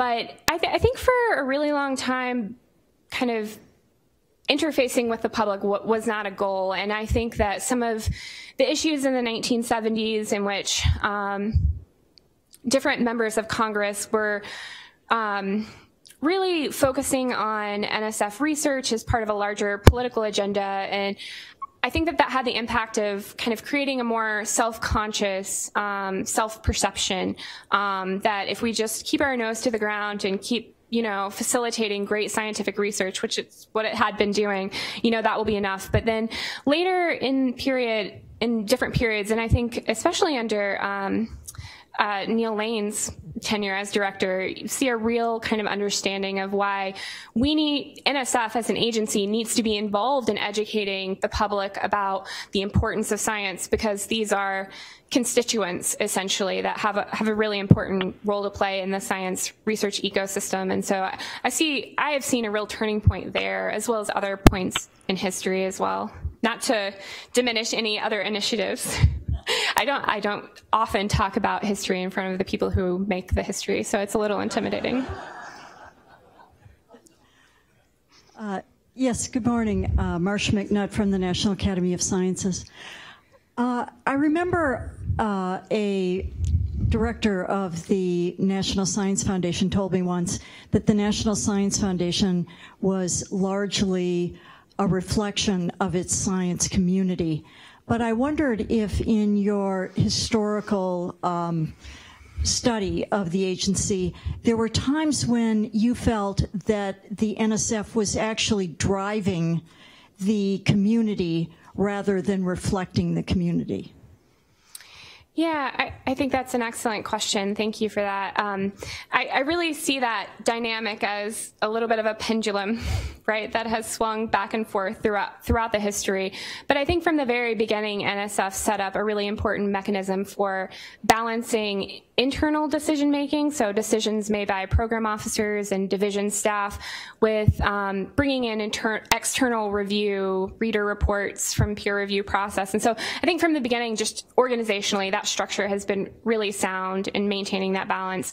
But aside from that, I think one of the moments where NSF kind of swung a little bit more in the direction of setting research priorities, that is directing the scientific community, really came in the 1970s when during the moment where I was talking about with the Research Applied to National Needs program, in which the agency really came out and established research priorities for the scientific community. And a lot of people in the scientific community pushed back against that. One of the things that they did, because they were interested in developing usable results for society, were to implement a lot of project management techniques that were more typical of NASA. In fact, they brought over a lot of NASA staff to help with the program. So that created some pushback, and RAND didn't live on. But I think moving forward, some of the more priority setting mentality, like focusing on engineering around sustainability during earthquakes and things like that, continued with the foundation. And I think the current big ideas are a really good kind of marriage of both of those perspectives, in which general priorities and processes are being highlighted, but it's really about the scientific community still coming to the agency with good ideas that are being channeled into meeting these national priorities. Franz Córdova, sister of Fred Córdova. That's a wonderful undertaking that you're doing. 70 years of history, just amazing, Emily. Thank you. Do you talk in your book about the role and contributions of the National Science Board? Because by authorizing legislation, the board and the director kind of are in charge of NSF, and so they comprise NSF. So what do you say about the role of the National Science Board? Absolutely. I've been really interested in my research in this kind of national science policy setting aspect of the agency, because it's had such far reach when you look at the development of American science and government over the past 70 years. And so I definitely look at the National Science Board's activities around setting really major internal policies. I'm just thinking of a moment that I go into in the book around kind of reforms to the peer review process, really making it stronger internally. And the National Science Board was a really strong leader in that process and setting up things like broader impacts and other standards by which peer review is conducted. So I definitely talk about the National Science Board as an important wing of the National Science Foundation. All right, thank you all so much.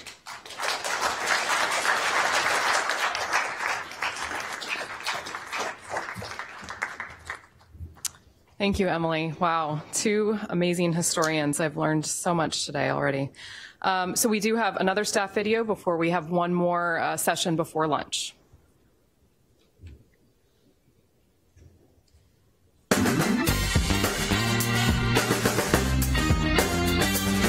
We used to have the best Christmas parties, and I think the best one was 1999. We had that Prince theme. We're going to party like it was 1999. We had a wood dance floor. We had a disco ball with a light on it. And I am telling you, if you wanted to get on the dance floor, you had to push and shove to get on it. And I just laughed when I saw certain people just get 1 foot on the dance floor, and they had a ball. And I enjoy watching others enjoy themselves, and that was just wonderful to me. Wow, Edith, we miss her. She just retired recently, so good to see her up there. Now we're proud to present an interactive history session. This is going to highlight some of the landmark moments over the course of NSF's 70-year history. We hope you will participate with us and show off your knowledge about NSF. The session is going to be moderated by Dr. Diane Souvaine, Chair of the National Science Board and Professor at Tufts University. Please welcome Dr. Souvaine.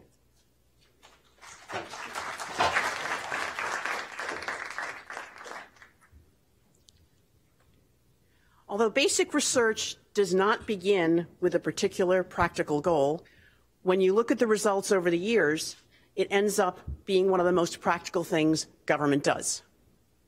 These words belong to President Ronald Reagan. With 70 years hindsight, we can see that the results of basic research in American prosperity, security, and enterprise. And we can see such breakthroughs, benchmarks, and discoveries because of the National Science Foundation's 70 years. In his rationale for creating NSF, a government agency to invest in basic research, Dr. Vannevar Bush wrote, "Basic research is the pacemaker of technological progress." I recognize this in a small way from my own NSF story. At Rutgers and Tufts in my NSF-funded research, I focused predominantly on theoretical computational geometry. And yet that work led to consultancies with IBM on pre-processing geometric algorithms for VLSI chips, or with Exxon Chemical research on geometric modeling of strong molecules and weak molecules to try to create new materials that would be both strong and flexible. As chair of the National Science Board, it's a real pleasure and honor to be here today to celebrate with you. As a professor, however, I can never resist the opportunity to give a pop quiz. So I'm going to be asking a few questions, and I'm hoping that everyone will participate. So please take out your phone if it's not already out. If you're already online, please open a new tab. Otherwise, open a tab or open a window, and please go to this URL. It is case sensitive. NSF is capitalized, so it's bit.ly/N,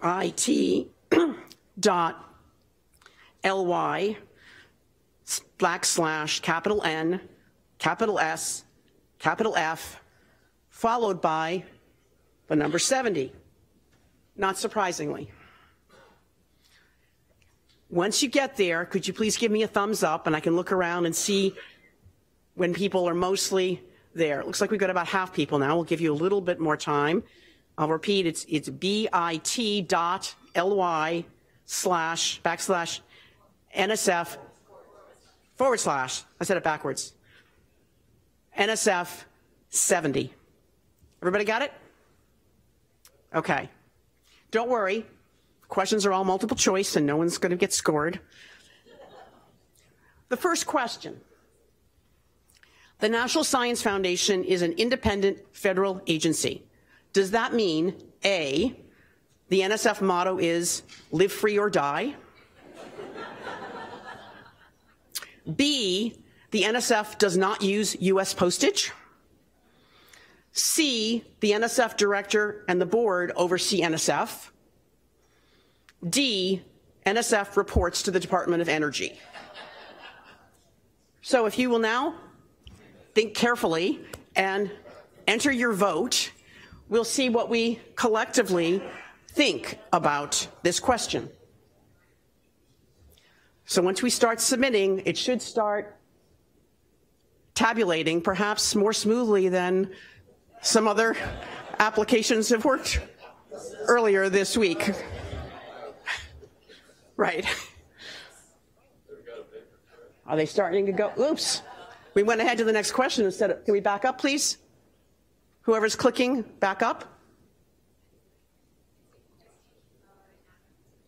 What's that? Uh-oh. Well, in any case, why don't I just handle this one? NSF does not operate as a cabinet department, like the Department of Energy, for example. Rather, the NSF director oversees NSF operations, budget, program creation, and administration, merit review, and planning. And the National Science Board, NSB, establishes the overall foundation policies. For the record, live free or die is the state motto of the state of New Hampshire. The 25 members of the National Science Board and the NSF director as an ex officio member are selected by presidential appointment. 1/3 of the NSB are appointed every 2 years to serve 6-year terms.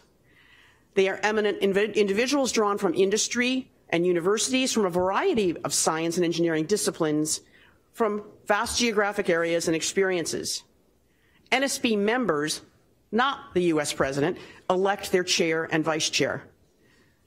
The NSF director and NSB pursue the goals and functions of the NSF and establish NSF policies, including strategic budget directions. And NSF also serves as an independent advisory body to both the President and Congress. The NSF Act of 1950 established this unique structure for NSF, which gets to the next question. Where did President Truman announce that he had signed this act into law? A, gas station in Buffalo, New York. B, the White House Rose Garden. C, a train stop in Pocatello, Idaho. Or D, the Johns Hopkins University in Baltimore, Maryland. Hopefully this is now working. We have some votes coming in.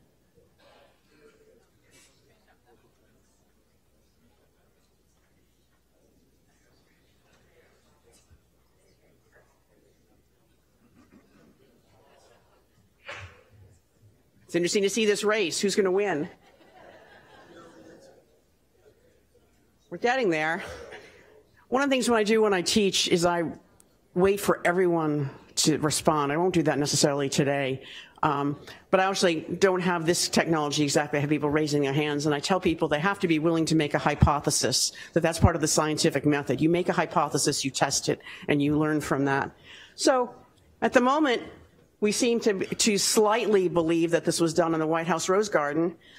In fact, on May 10th, 1950, at 6 in the morning, President Truman announced he'd signed the National Science Foundation Act on the rear platform of the train at a stop in Pocatello, Idaho.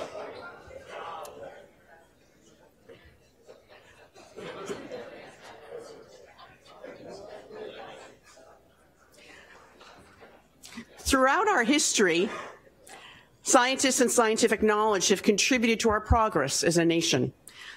If we want to keep up with that progress, we need to stimulate scientific discovery and research and train more men and women in our laboratories. and our research centers to do the work that we need there. The NSB, once founded, initially approved the earliest grants that were given.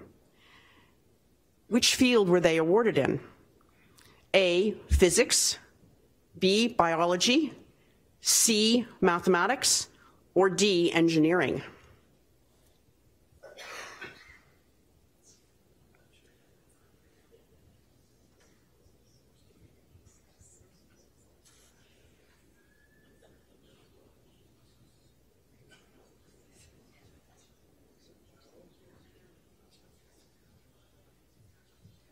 Of course, I don't see computer science there, but that's to be expected. Thank you. All right, we have quite a race going.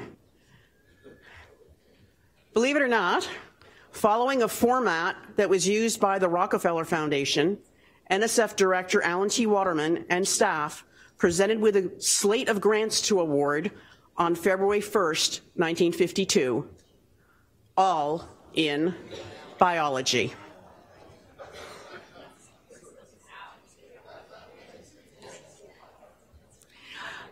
Thankfully, the National Science Board no longer approves every single solitary grant, although we are still directly involved with the largest. In 2018, NSF received about 48,000 research proposals. To handle this volume, NSB regularly votes on a delegation of authority that determines what comes to us and what is delegated to the director and her staff. The first fellowships were also awarded in 1952. The board had tried to organize graduate fellowships earlier, but the initial budget was too small. Why? In 1950, when North Korea attacked South Korea, troops mobilized, and emergency appropriations took the $450,000 request for the new science agency from that down to zero. Congress ultimately decided on a budget of $225,000 to the foundation to last through June 1951. We have grown a bit since then. For the 2020 fiscal year, NSF has a budget of $8.3 billion. What do we do with that money? Well, one question is the following: true or false? Because it provides unique research abilities, today NSF owns one aircraft. True or false?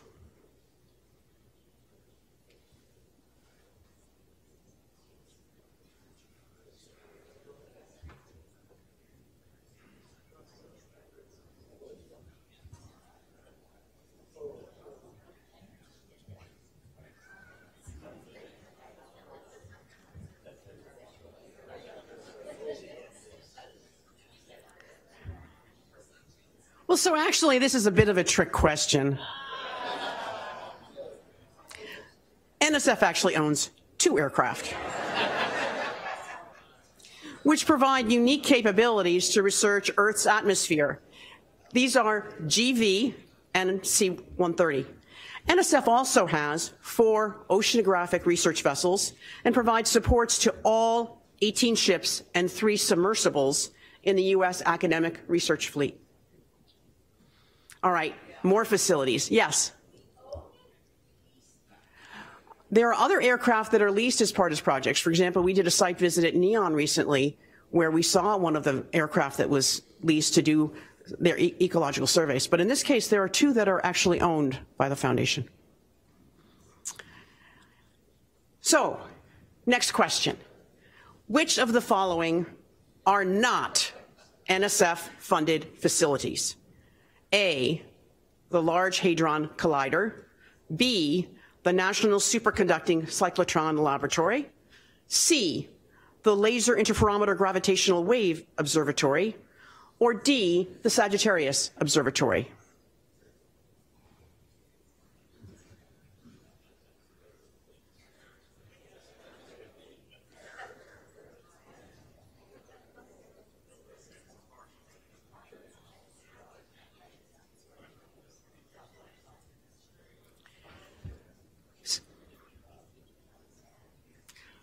So in fact, there's no Sagittarius Observatory.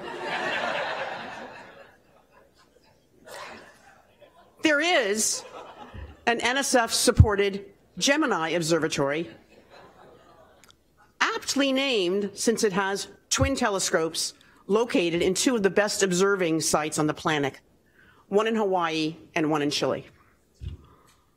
NSF also supports 19 ground-based telescopes or observatories in the US and around the world, funds seven of the world's supercomputers, funds research at some 2,000 academic and other private and public institutions in the United States. NSF funds the world's largest and highest powered magnet lab, long-term ecological sites, engineering centers, infrastructure, and state-of-the-art tools.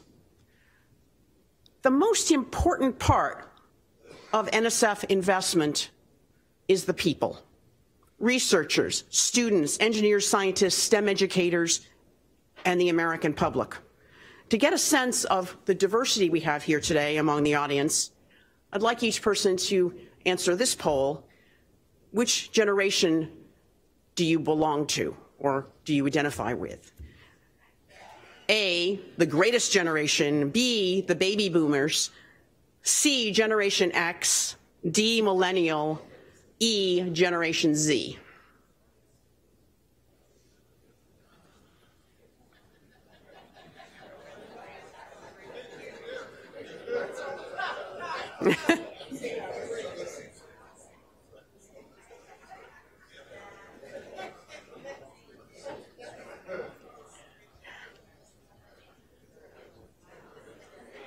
Well, this is great. It's showing we have a good cross-section.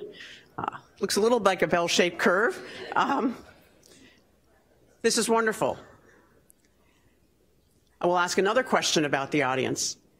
What is your background if you're a scientist or engineer? We don't have all fields represented here, but what disciplinary background do you come from?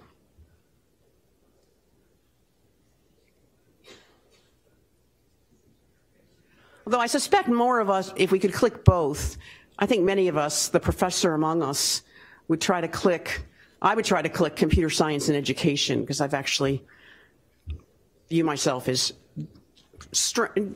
being one foot in each. All right, so we have a good cross-section, which is important. NSF is the only federal agency that funds science across all disciplines. We need to represent diversity. There's all sorts of kinds of diversity that we need to represent. So I'll start with this true-false question. President Truman invited only white men to join the NSB. True or false?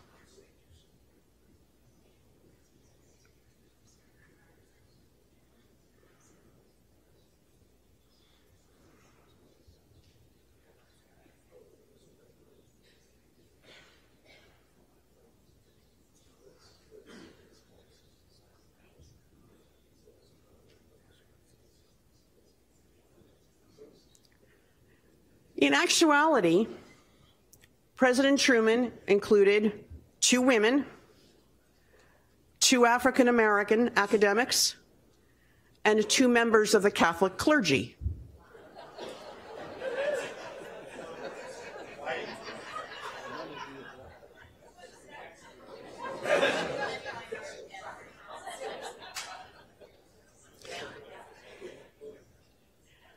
Since 1992, the NSF Lewis Stokes Alliances for Minority Participation program has helped some 650,000 students from groups historically underrepresented in STEM attain a bachelor's degree in a science or engineering discipline. NSF includes one of the NSF 10 big ideas is enhancing U.S. leadership in STEM talent from all sectors of our society. Another big idea that involves diversity is NSF's big idea in growing convergent research. So let's ask a question about convergence. When you think of convergence, what comes to mind? The opposite of a Robert Frost poem, a superhighway, or interdisciplinary research?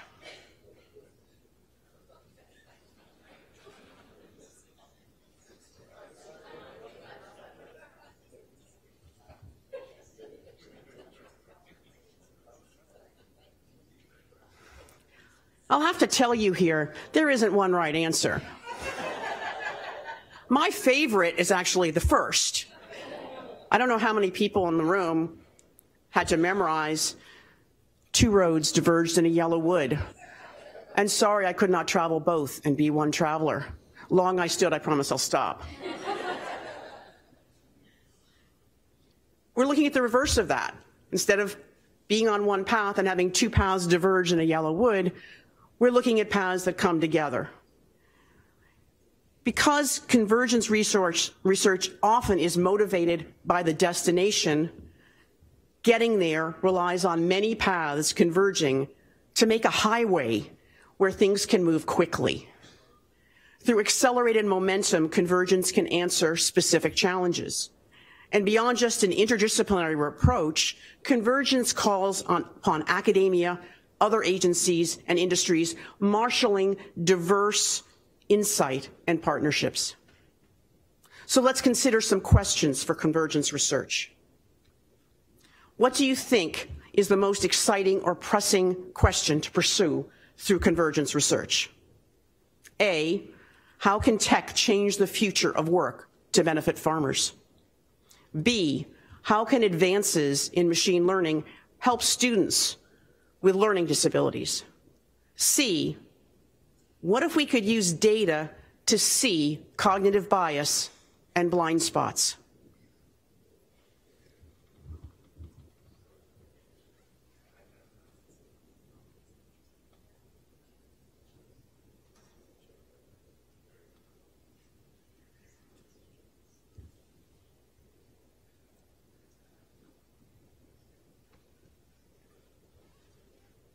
It looks as if we have a favorite. But all of these are good pressing questions that would benefit from a convergent research approach. NSF is uniquely positioned to direct convergence research because NSF has unmatched perspective, foresight, and insight as the only federal agency that does invest in every scientific field, as mentioned earlier. And only the federal government can make the strategic long-term commitment to creating new knowledge for our entire S&E enterprise. To be sure, your interaction with NSF does not end here. The questions you pursue, the breakthroughs you make, and the innovations you engineer with NSF's support reverberates forward. In many ways, NSF is already shaping the next 70 years. Let's celebrate the 70 years as we are doing today, and also think forward. Thank you so much for your participation. I will turn things back to Amanda.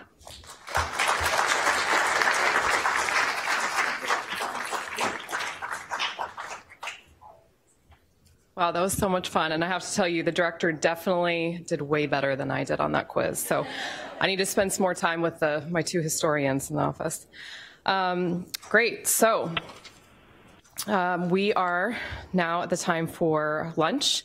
This is going to bring us to our 1-hour lunch break. We do have a little bit more time built in, so I'm going to get you there.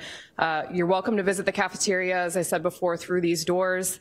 We also have a bunch of restaurants within walking distance if you have your umbrella. Our afternoon session will resume at 12:30 sharp, and this is going to be the panel featuring the past and current directors. So please, you won't want to miss it. See you at 12:30. Okay, we're going to get started. So welcome back, everyone, to NSF's 70th Anniversary Symposium.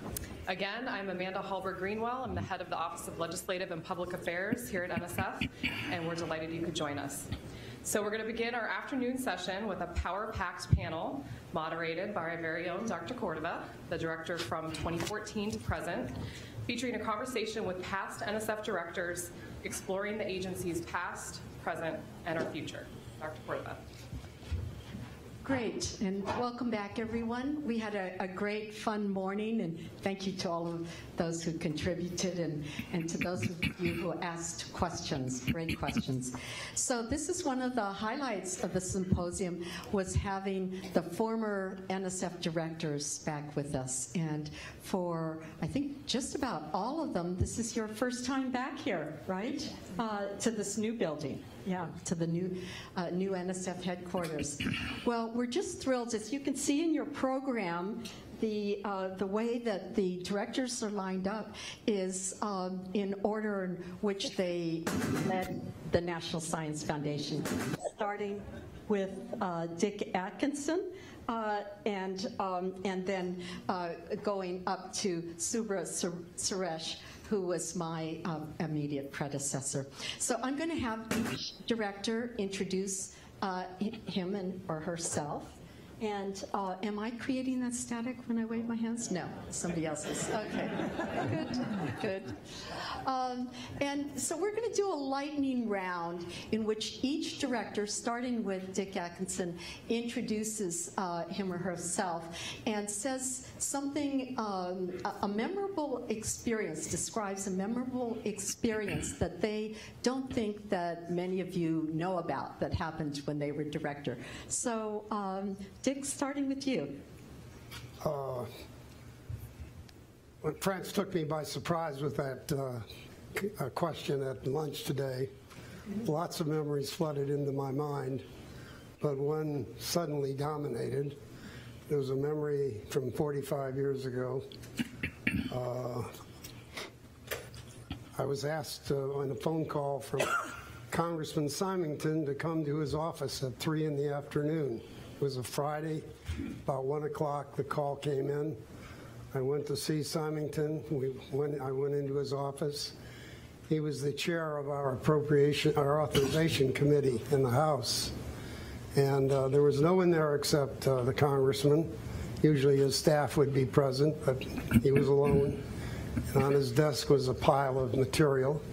And he said, "Here, read this." And the first thing was, I was the deputy director at the time, and the first thing was a letter of transmittal from Symington to Guy Stever, the director, of a GAO report. The next thing was a news release that was going to go out describing the GAO report. The next thing was the GAO report, and he said to me, "Would you like to make any comment?" After I'd looked through the material, and at first he said, read it, and I went through quickly, and he said, "No, I want you to read parts of it very carefully, the summary and so forth." In any event, the GAO report was devastating. The NSF had misrepresented information to the Congress. The NSF had misrepresented information to the National Science Board, that we had violated our procedures on peer review, and on and on. And that opened a door of hell for the universe, for NSF. Gosh, that's a really great way to start off this conversation. Thank you, Dick.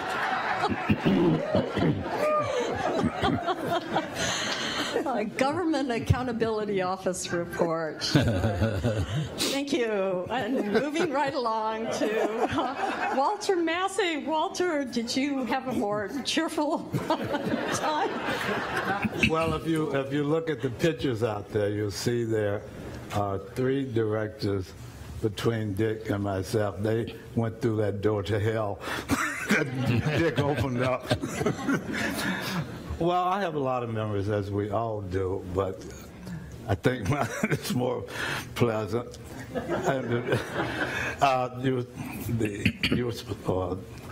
were speaking about RAND this morning, and I think both Dick and I and everybody maybe has another view of RAND. It's very controversial, especially when they began to fund things in the social sciences, and the research applied to national needs. Then I think Congress or some people on the Hill fell out of love with that program, and it affected the whole way the NSF had organized itself to handle social and behavioral sciences. In fact, that had been diminished, and that seems to come and go. But when I came, we didn't have a directorate in the social and behavioral sciences in biology, mostly in BSD. And we thought we should, given the importance of those disciplines, it should have its own director. And we had a number of discussions in-house with the science board, with people in the MPS, computer sciences, and the others. And there wasn't total agreement that we should do this. Some thought, well, why do you want to raise this to a very visible level? So you just give Congress another target, more visible target. Why don't you keep it underground? Well, not underground, but yeah, more buried. Said, no, we would really like that. And the person who sort of helped me swing the opinion was Joe Bordonian, who was then the associate director, head of the engineering director. And Joe said he'd really love to have someone in the social sciences because he thought engineers should have a broader perspective, and I'm going to say something about this later, than he felt they were getting, and he felt having someone here and in charge of that directorate that he could work with would help him fashion his programs better, he could contribute to them, and he could improve engineering education as well as the social science. And we brought in Cora Merritt. And of course, Joe and Cora Merritt worked very well together, and I think got that new director off to a great start. But she headed that program, and then she kept back doing so many other things. But I remember that internal debate, and I remember the consequences, which I think played out very well. Thank you. Neal Lane. Well, a lot of stories. I mean, and of course my memories of the foundation are so incredibly positive, and really I've described it often as a dream job, and that's really because of the people you have a chance to work with in the building. Not this building's new to me, but just my experience. So there are a lot of stories that are not public, and some will stay not public, but I remember one occasion, NSF had been wanting to replace the dome at the Amundsen Scott South Pole Station.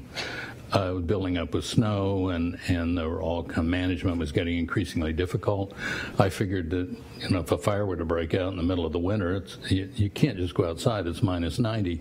So there'd already been a great deal of planning involved in the foundation, this quality staff and work on this. So we decided to try to go forward with a project to rebuild it, and we needed, whatever it was, $130 million or some real money, but not $1 billion.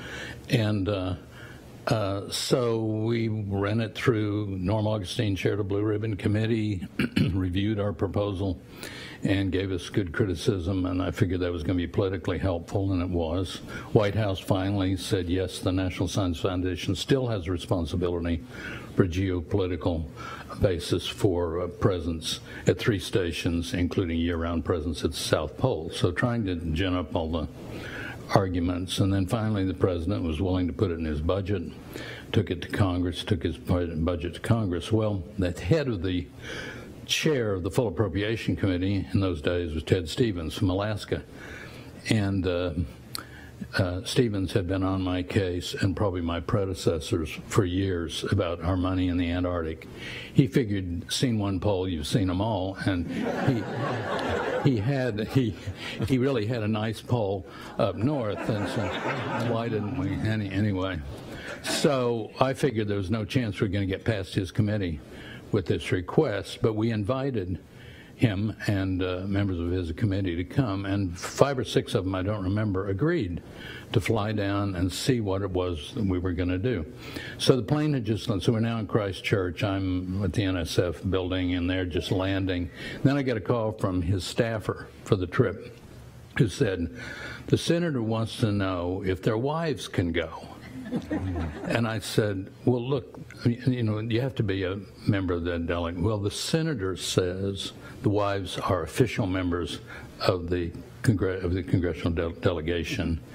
And I said, we've never had wives go. I'm not against wives, understand, so I don't want anybody to report back anything negative to my home.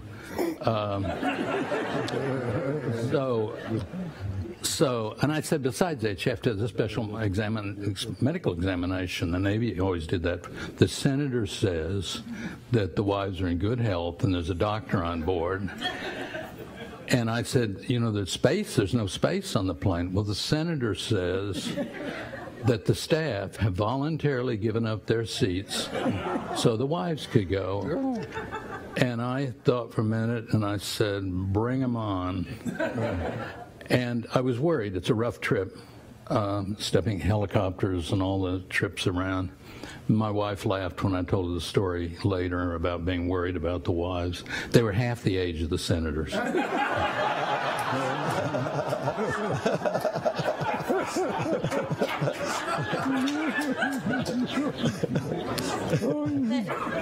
That's not public, is it? Yeah, okay. No. It's There live. are lots of stories It's about live. the article that aren't public, Neal. Thank you. Rita Colwell. Well, when I became director, which I agree with Neal, it's a fantastic job, and I think it's the very best I've ever had. I had the misfortune of being director during 9/11.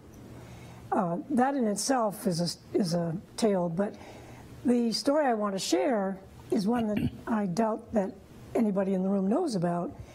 And that was that there was the anthrax episode. And I was the first microbiologist, molecular biologist, and I knew, as director, and I knew that we had to sequence that bacterium, but we'd never tracked down the perpetrator. So I called Tony Fauci, and abbreviating the story, Tony agreed that we should do this and that it would be appropriate for the NSF for me to chair this committee.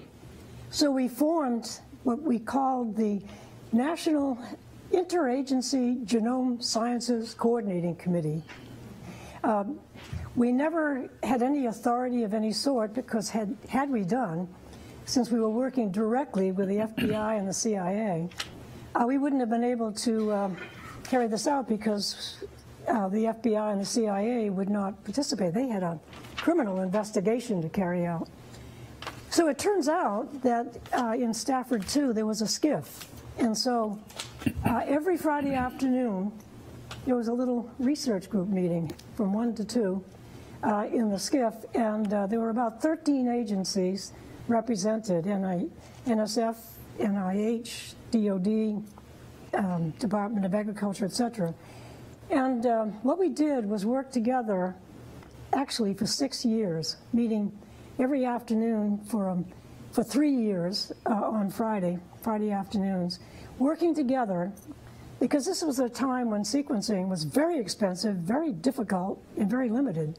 But we were able to, over that period of time, develop enough molecular genetic information to be able to track to the source, which we feel very confident about. And tragically, as of course we know from the newspapers, the individual that was targeted had learned about this, and on the day he was to be arrested, he committed suicide.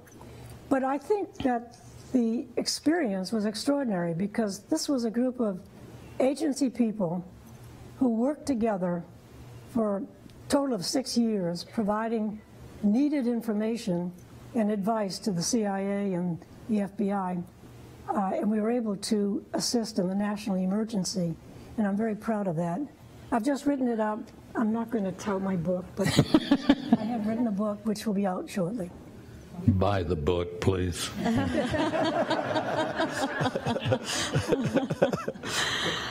Arden Bement. I have a special Ted Stevens story. Oh, yeah. But I also have an Edmund Hillary story. Which one would you like, or do you want both? We'll do the Hillary one. Okay. Sir Edmund Hillary was part of the Fuchs expedition during the geophysical year, I think in the 1950s. And he was getting up in age and not expected to live very long. And in his lifetime, he wanted to go back to the Antarctic and meet with his buddies, those who were still living, and camp out on the ice for one night. Well, he was on oxygen at the time, so he was under some stress. But he did land. We had present with us Prime Minister Helen Clark from New Zealand, who wanted to come along with Sir Edmund, because she hadn't been to the ice, and her husband. And so during the time that he was there, and before I actually went to the South Pole to dedicate the new NSF station at the South Pole, I had 2 banquets. You know, a banquet on the South Pole has to be understood, but I'm not going to take time with that. At any rate, we sat together twice, and then even a third time when we had a chat together. So I had some quality time with Sir Edmund, and I must say, this was a person that was very much at ease with himself, very much like you were part of his family.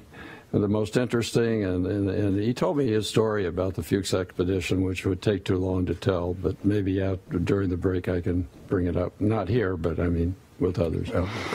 Thank you. That's that. Thank you, Arden. Subra Suresh.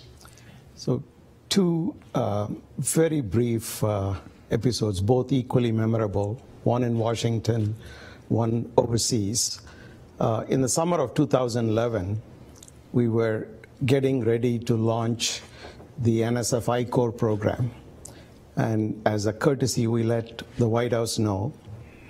And one day, just a week or so before the launch, Kay Risen comes running into my office and says, somebody from the White House communications wants to talk to you right now.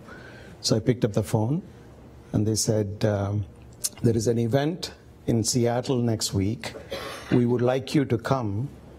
As part of 9 announcements, we would like you to announce NSF I-Corps. And I said, no, that's not happening because we have an event at NSF. And this was a young staffer. The temperature of the conversation kept increasing. Finally, he said, Dr. Suresh, are you saying no to the President of the United States? And I said, no, I'm saying no to you.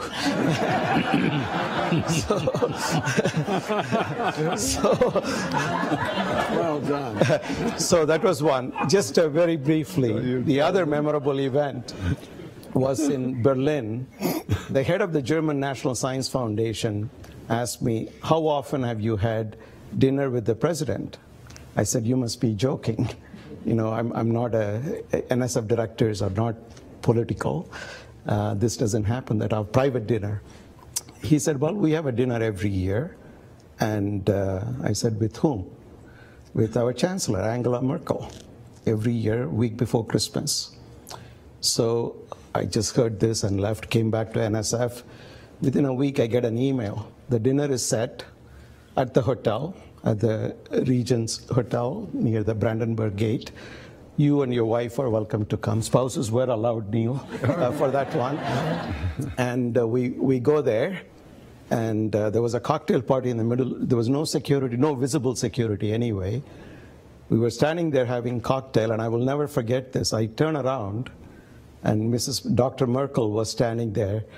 She offers her hand and says, hi, I'm Angela. He said, well, I'm Subra. But what was remarkable about the dinner was, as a PhD in physics, how much she knew about NSF and the enormous respect she had for NSF, and which I will never forget. Great. Well, let's first give them all a round for the lightning round. Okay.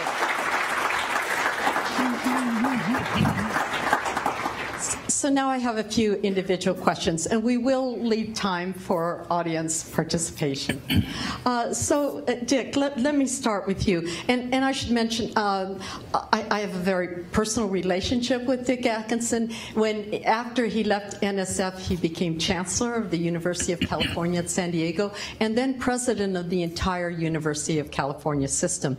And in that role, he appointed, over his many years there, 9 chancellors chancellors of the various campuses, and I was number 9 at UC Riverside, and so I'm indebted to you. That is my memory here.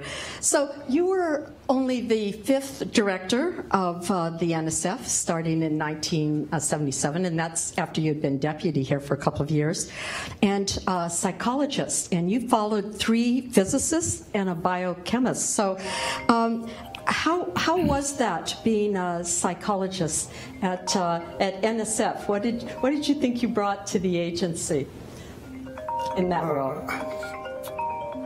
I'm struggling to answer that. And Arden's struggling with his phone there. Good. I came very well prepared. The provost of Stanford, where I was on the faculty, had been Vannevar Bush's first student in 1924. I was very well informed through Fred Terman about the NSF. And the idea, when I was brought in, the sense was that the foundation was under considerable attack. The attacks were really focused in part on science education, but it was also focused on frivolous grants, the sexual behavior of a screwworm fly. Why was the NSF funding that kind of work? Senator Proxmire on a regular basis, the Golden Fleece Awards. A number of columnists had great fun with the NSF on all of that. And the sense was from the chairman of the board at the time and the director that there's merit in bringing someone in with a different perspective than was represented at the foundation. And that was an interesting time. Over the years, I think we made a very strong case for basic research. The case had to be made once again. Senator Proxmire never gave us any golden fleeces while I was director. On the other hand, once I stepped down as director, he started again. And as he said to me, the publicity was just too good, he couldn't resist it.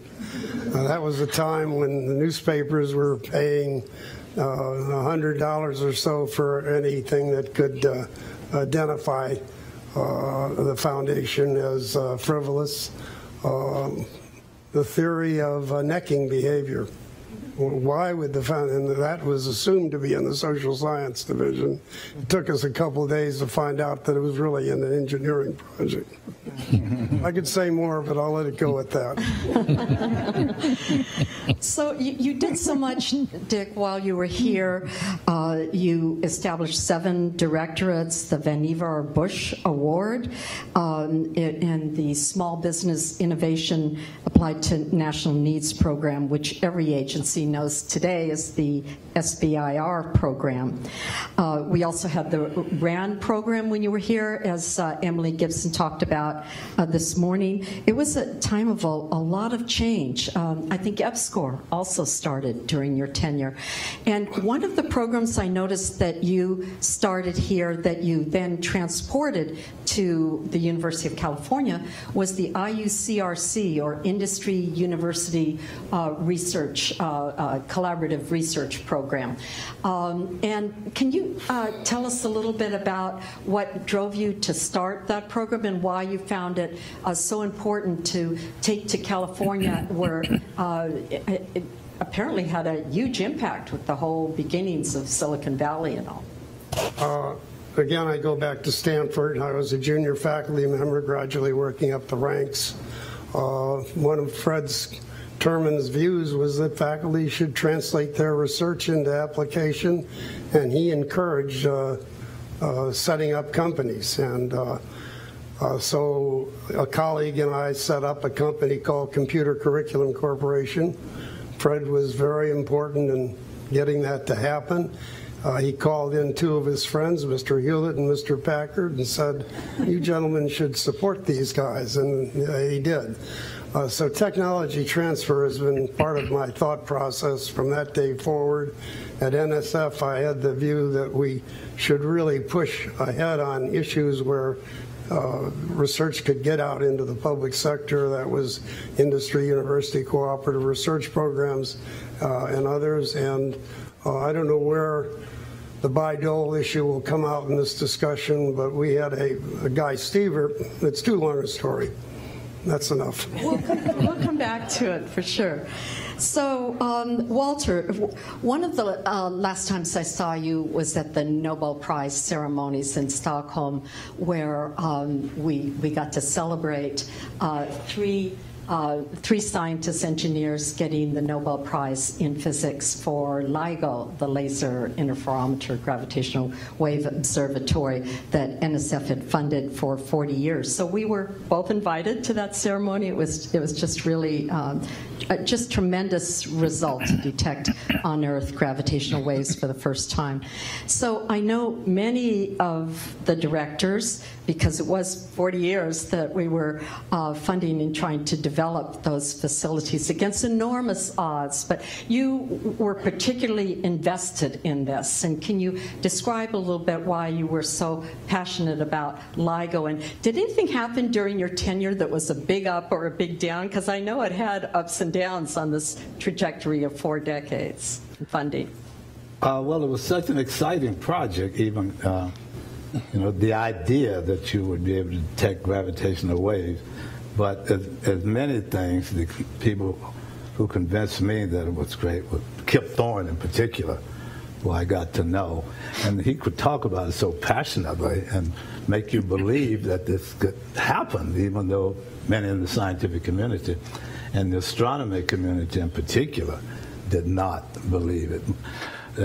One thing really stood out. I remember coming in one morning to the office in the old building, and I was told by then our government relations person, Ray Bayh, who was raised here, that an astronomer, Tony Tyson, was going to be testifying on the Hill that morning, and he was chairman of our Astronomy Advisory Committee, and he was going to be testifying that he had, sounds like a MacArthur thing, he had a letter here signed by like 80% of the leading astronomers in the country who were against LIGO.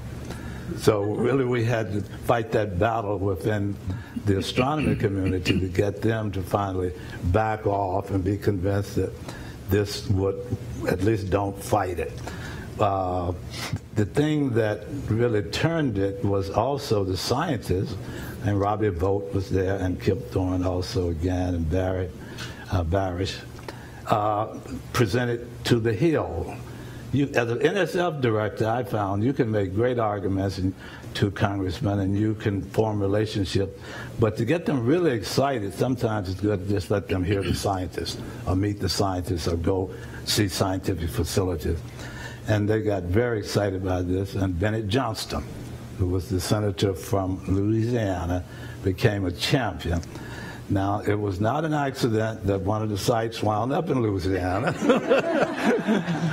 But I've always believed if you can do good, that's quite appropriate as long as the science can be done at the same time. So it was kind of a confluence of things. But I noticed Rich Isaac is in the office, in the audience today, who really was, I guess, one of the first persons who started the whole thing. And so many others were involved. But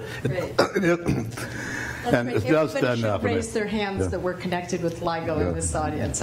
There's a lot of people. Right, I see Tom Rosenbaum, president of Caltech, in the audience. Oh, I didn't see Tom. He's enormously proud of this. We will hear more about LIGO, of course, during the Science Breakthroughs panel. So, Walter, I have another question for you, completely different. So, what's a physicist doing becoming chairman of the board of Bank of America? What kind of contribution do you make there? Whoa. I have a book coming out, seriously. Buy all the books. It's called In the Eye of the Storm, my year as chairman of Bank of America during the world's worst financial crisis. Like many things in life, you in a place, and you happen to be in that place when things happen. And I've got the position. I'd been on the board of Bank of America. I was on the San Francisco Bank. We merged with Nations Bank, became the largest bank in the country. And we had a crisis, and they split the position of chairman and CEO. And the board appointed a new non-executive chair, and I was chosen, much to my surprise, What I found that, what could I call on? This is interesting because I've been writing about it. As a physicist, being at the NSF, being director of Argonne, what do you call upon when you're in a situation like that, which really was a crisis, those of you might remember. We came close to the financial system really melting down in the United States, not as well known as, thank God, as might become. But you call on your experiences that you've had in the past. So I thought back on just, how do you run an organization, complex organizations? How do you work with boards, working with the National Science Board here as director, with things I call on as part of my experience. And also, there is something about a scientific training, I've found, in other situations, that does sort of build into you a way of thinking about complex issues. You can step back, you analyze them, you can see the steps you need to take, and there's a kind of not rushing to judgment too soon that I think that flows through it, making sure you get your facts around a situation. And another thing I learned in various situations here and as a director of Argonne is that if you want to get anything accomplished in a complex organization, you have to bring the people along with you. And I think hearing about how you and the board work together here, I think that's another example of how one gets complex things done. So to say I enjoyed the experience wouldn't be quite accurate. To say I learned from it, I think is very truthful. Yeah. Thank you. So Neal, you famously once said that if you want to be loved in Washington, get a dog. You famously said a lot of things. You're very quotable. So one of the big things that occurred while you were here, one of them, was the privatization of the internet.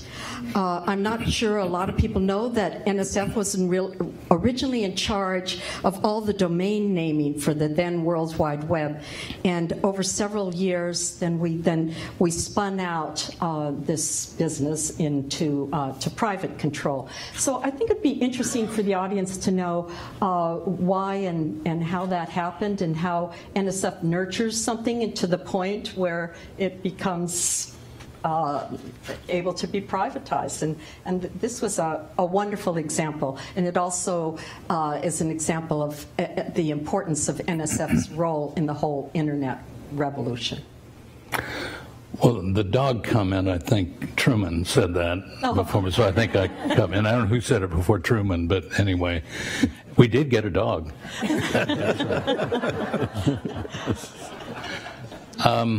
So when NSF decided it needed to establish supercomputer centers around the country because supercomputing was starting to be such an important tool for much of science, and not computer science so much as chemistry and physics and other fields.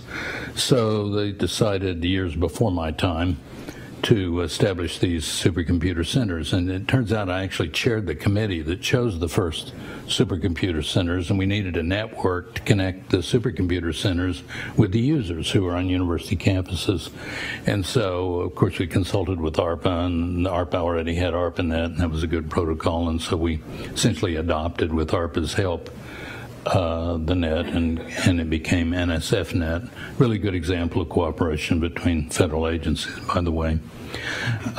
We also needed, we just assumed a small number of users and scientists, who would pay attention.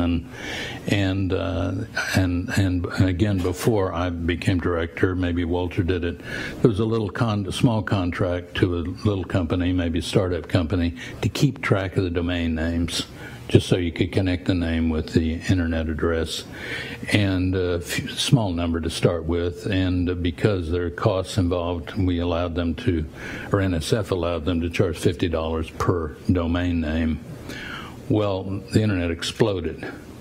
And within a year, it was up by, a factor of 1,000 or something. This company was making money hand over fist, and other companies were coming in saying that we had created a monopoly.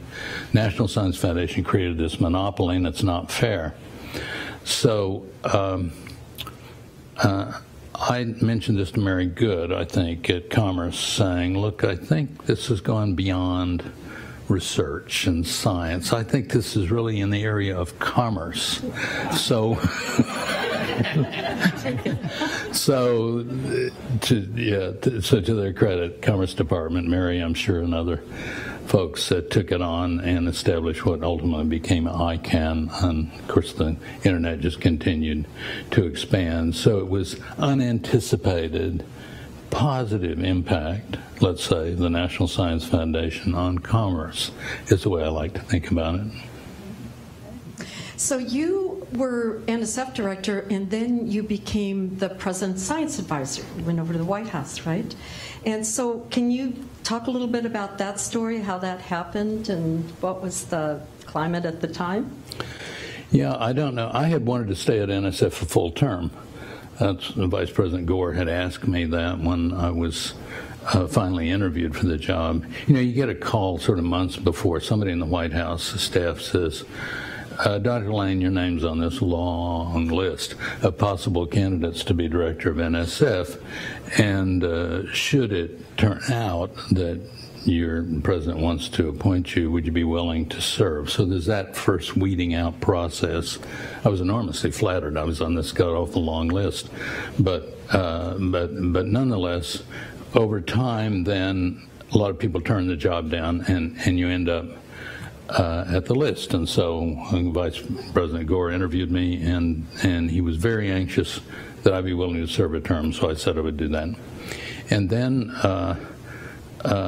Jack Gibbons, President's first science advisor, stepped down after doing extraordinary work. Great person to work with in the White House, as was Gore during that time. And so the president, I have no idea how it came about, but in the end, then I was asked to come over as science advisor. Totally different job. Almost no analogy, I think, between how you spend your time in one job and the other. But having had the experience in government is tremendously important. And now you suddenly, fortunately, Rita then came in at NSF, and we had a really good working relationship, and I tried to stay out of NSF's hair and only be helpful. Everybody's watching in the White House. Here's this scientist. He just wants more money for science. And of course, I bent over backwards to make clear that's not why I was there. I was just there to support the president. And Clinton was very interested in science, very good at science. But of course, all the time, I was trying to get more money for science. So, lie. It finally comes through. Okay. But it was a good period. We got the National Nanotechnology Initiative in the president's budget. He liked it. Clinton liked it. He called it, "This is my tiny little budget." And I said, "Well, yes, tiny little initiative." And I said, "Yes, Mr. President, it's tiny, but it's going to cost $500 million. And so he said, okay, or something like that. It was a great experience. It's a privilege to serve, of course, in the White House. This is it's a better, more enjoyable job here for many reasons. In the White House, you have zero power and zero money, and it's only the power of persuasion that can get anything done. And of course, there have been wonderful science advisors in the past and since. So it was a privilege to serve. But this is the dream job. Great. And you was speaking of persuasion, as Emily mentioned in a response to a question that was asked this morning, you really brought the notion of the civic scientist to the fore, and that was really a big pivot for the agency. So maybe you can talk about that, and a little later people will have questions about that, but the public responsibility of the scientist to be a good communicator. So thank you. In case we don't get to it, let me just say there was Patricia Garfinkel, who was a science writer here at the foundation, and many of you know, who invented that phrase, at least for me, and she deserves the credit for at least giving me something to talk about for 20 years. Great. Well, thank you, Patricia. So Rita, you were the first woman to lead the National Science Foundation. Can you tell us how that felt, or did you even notice? I didn't even notice, quite honestly.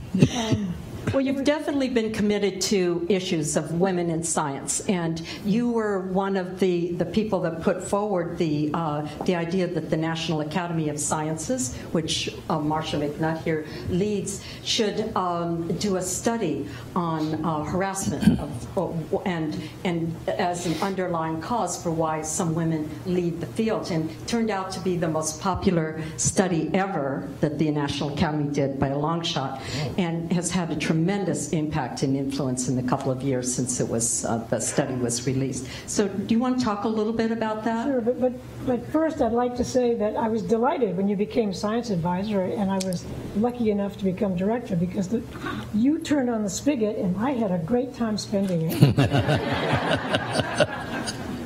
And one of the programs that Joe Bedonia and I started at NSF was the advanced program.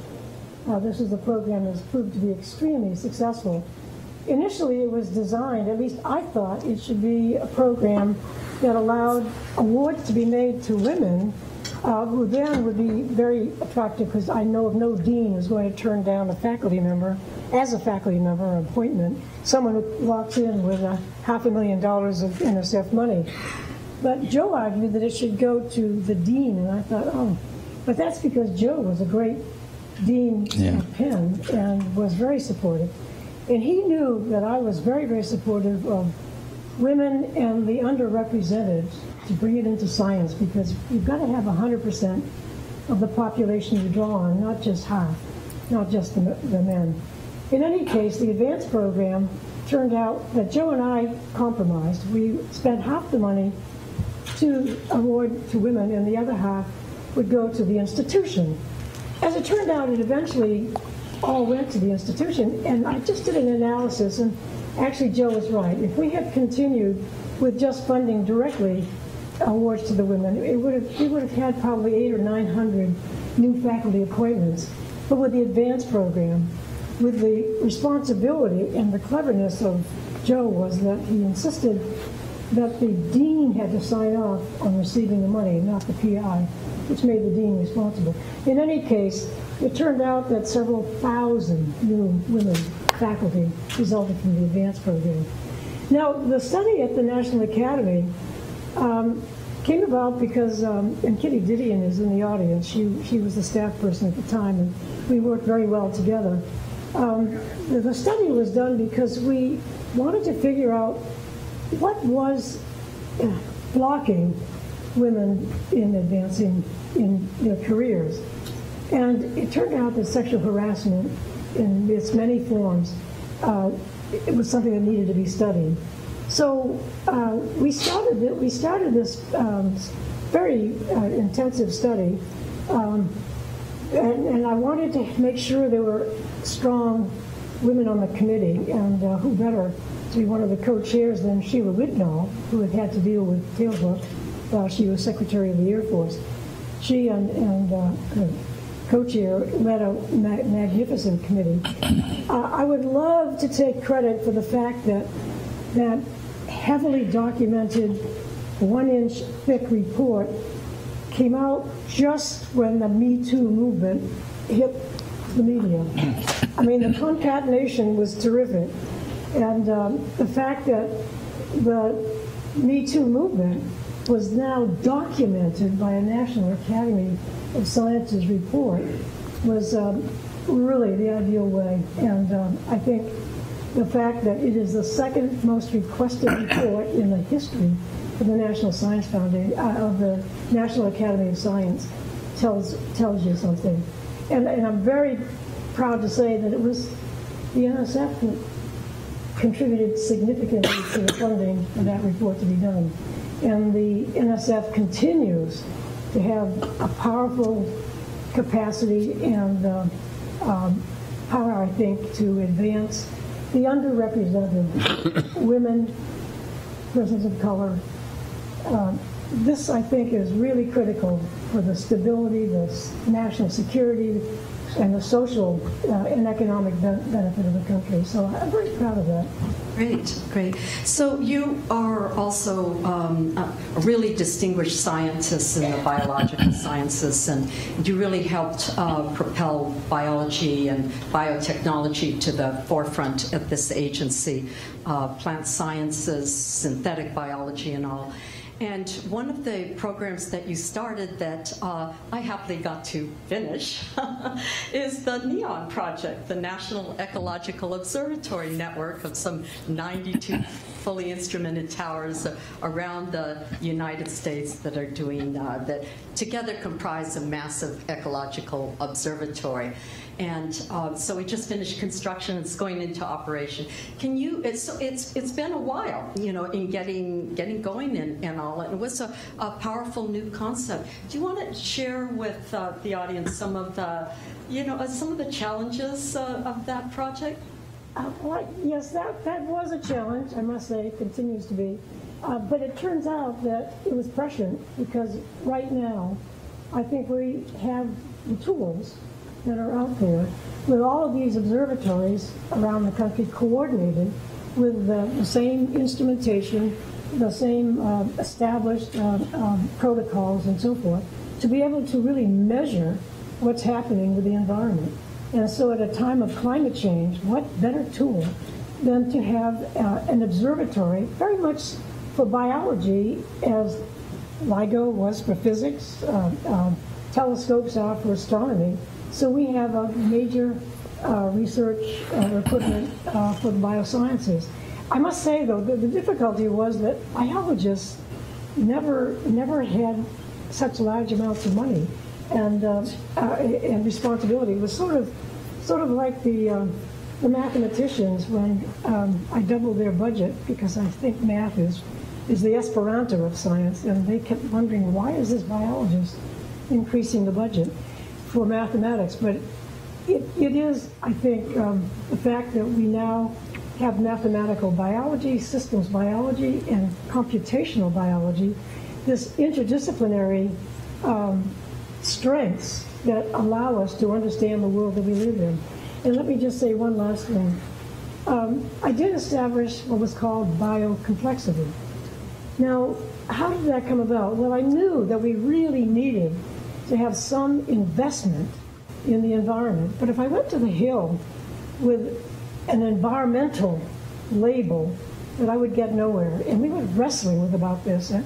Just what should we call this? And someone in the bio directorate said, well, you know, it's pretty complex. And I said, you know, that's it.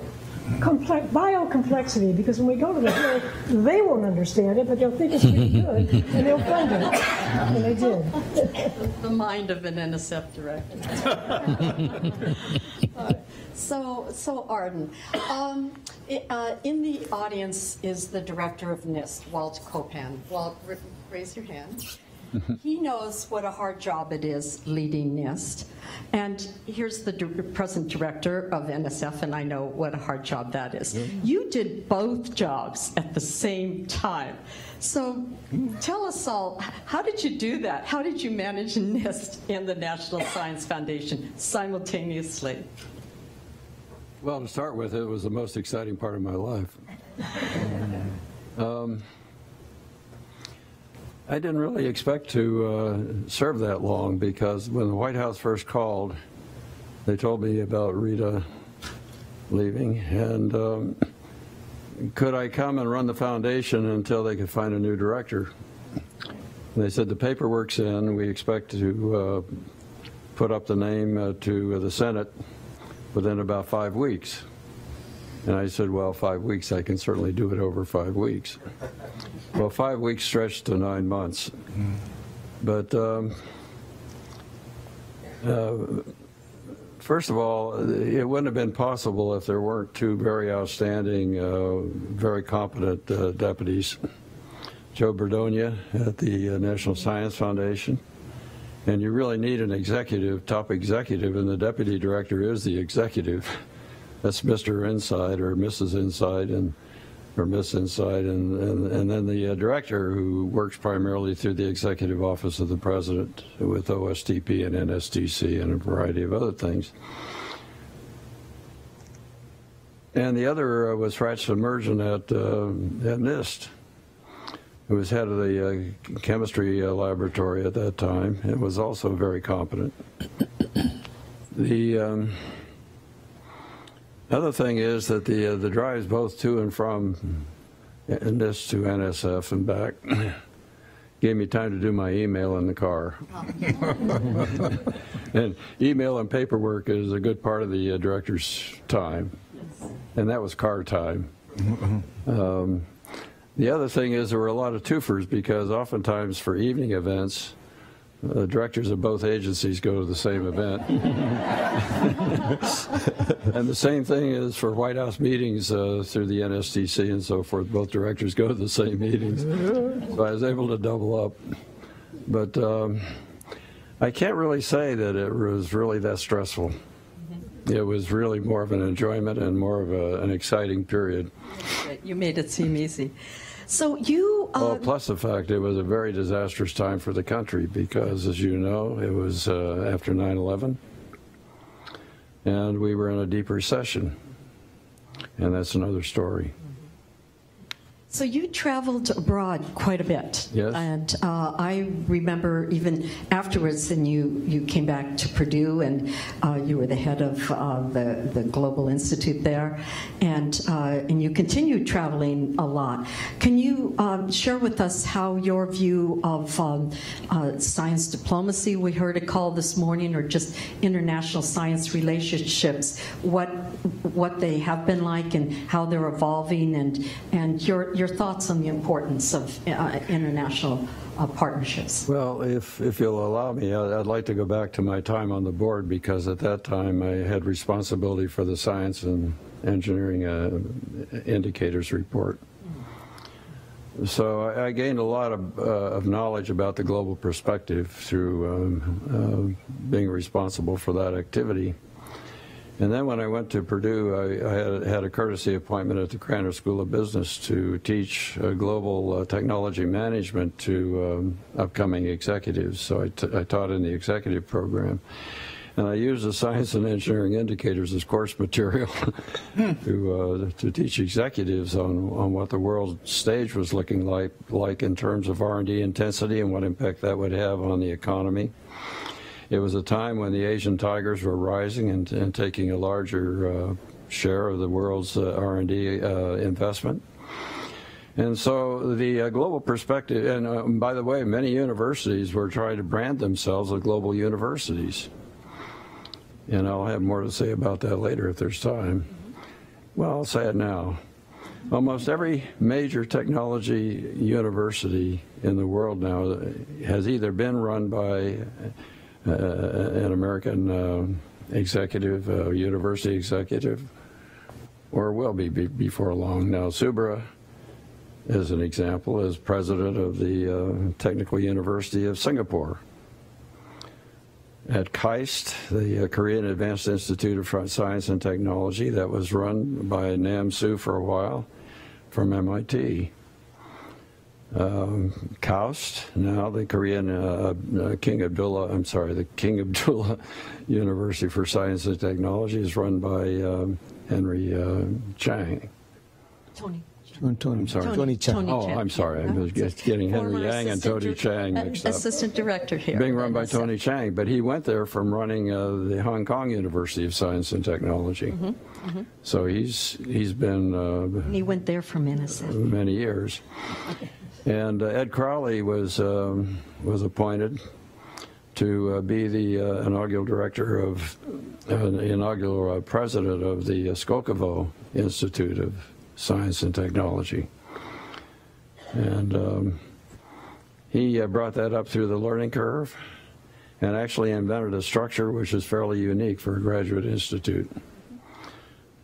So there has been a lot of leadership that has moved over into these technology institutes because they get it. Those countries get it. that if you want to build your economy and if you want to build innovation and entrepreneurship, you have to start with the university and with the institute. And that's the reason for it. And that's a great lead into you, Subra, and your role in Singapore. You were one of the founders of the Global Research Council. And we have a foreign member of that council here in the audience today, Mark Ferguson. There, Mark, raise your hand, who's head of Science Foundation Ireland. And being half Irish, I'm very proud to be connected with them as well. So can you tell us what motivated you to start with a couple of your foreign colleagues, the Global Research Council, which, by the way, is just going great today. It's one of the most enjoyable things that I get to do is to go to the annual meetings and just participate in research ideas and programs and themes and sharing best practices and all. Thank you.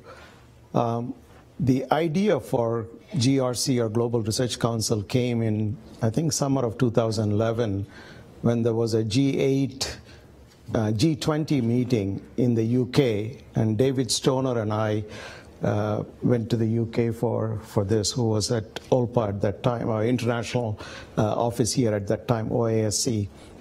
One of the things that struck me was it was literally an old boys club at that time. And Russia was not there, China was not there, India was not there, Brazil was not there. And how can we have a major conversation about global science when some of the most populous countries are missing at the table? So that led to an idea that why don't NSF, with its gravitas and convening power, why don't we do this? So I talked to John Holden at the White House, and he was very enthusiastic. Then internally there was mixed reaction. We really don't need this, we really need this. Finally, we decided to go ahead with this. And initially, we did not get much support from the State Department. But when it became clear that heads of 50 funding agencies from around the world and those in Washington will come, State Department wanted to take complete ownership of it.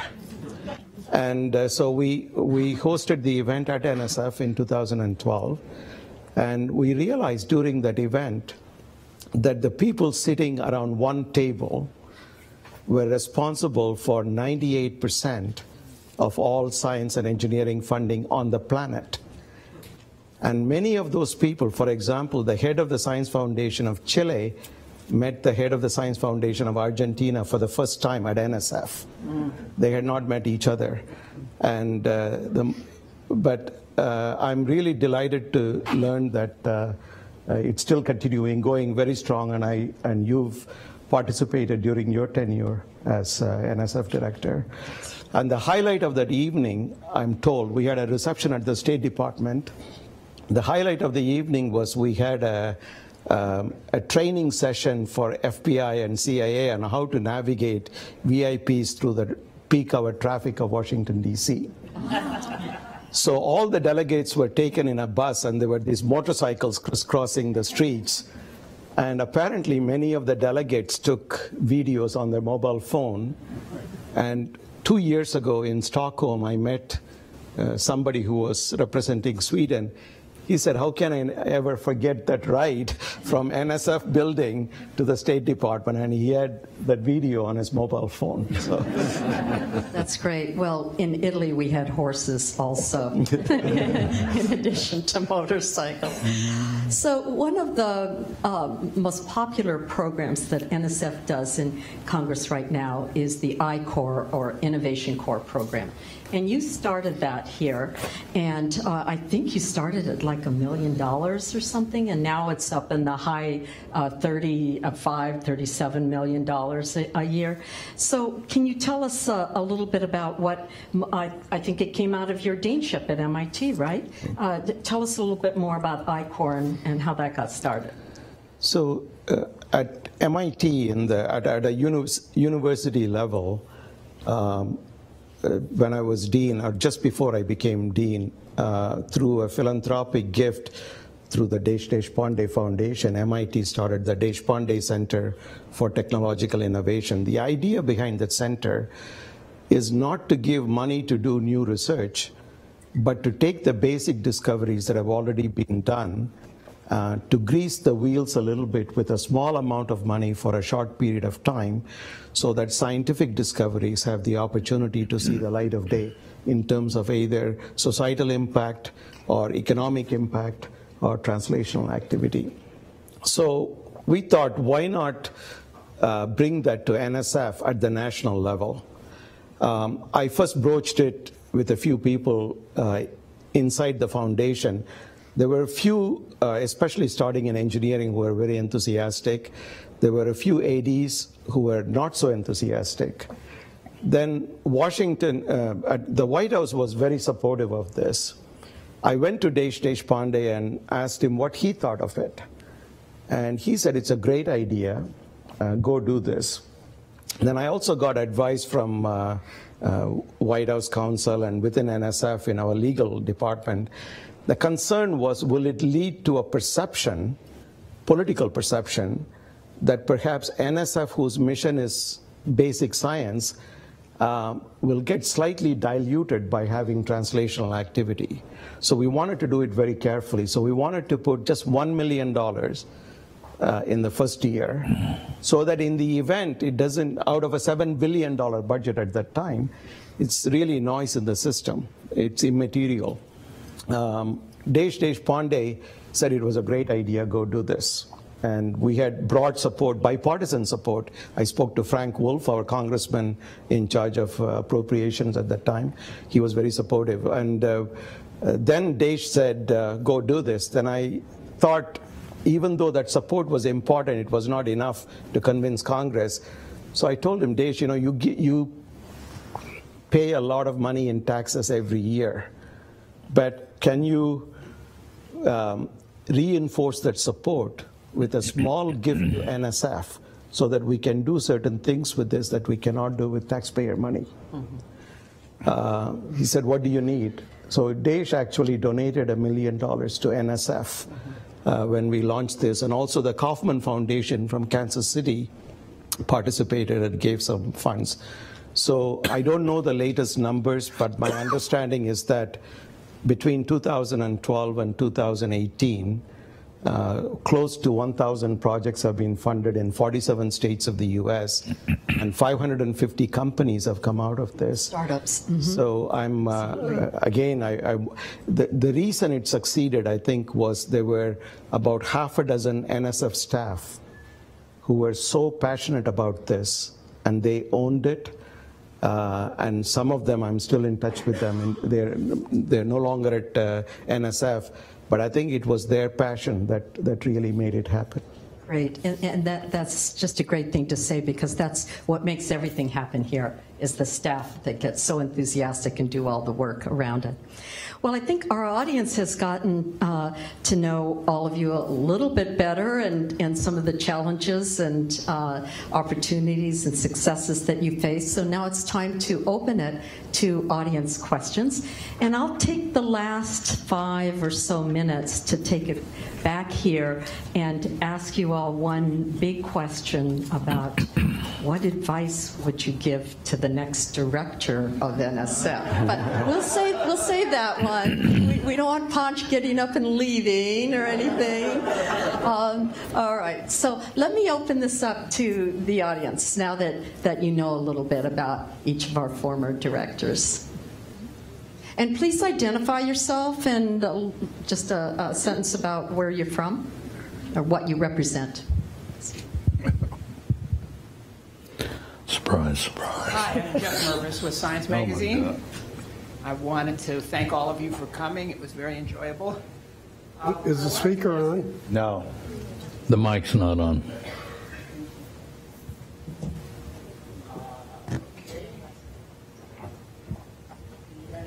No. No, not quite. South, no.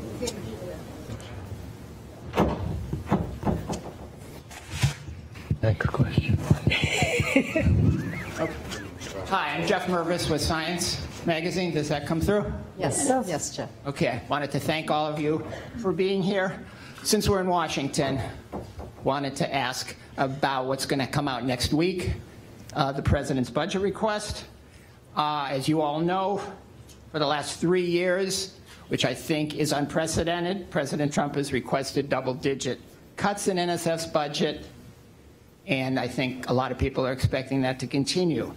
I wanted to know what each of you think that says about the administration's view of the value of basic research to spur the kind of economic development that you've been discussing and help tackle major challenges in the world, like you've been talking about. Could I take that one?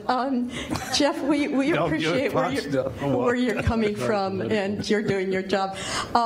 So these former directors know nothing about what's going to come out next week. So my question isn't about the budget next week. It's about what's happened in the first 3 years. And I could understand if you don't want to answer. I was actually hoping the other 6 private citizens. What is the question? What do we think about Trump cutting the budget? What does that say about Okay, no, you have a microphone. Yes, it's right there. It doesn't go through Congress. Yeah. Okay, so Arden's going to say a couple of words, and then we'll move on. I would like to hear from Kelvin Droegemeier when he comes, why he thought being the science advisor to President Trump was a good idea.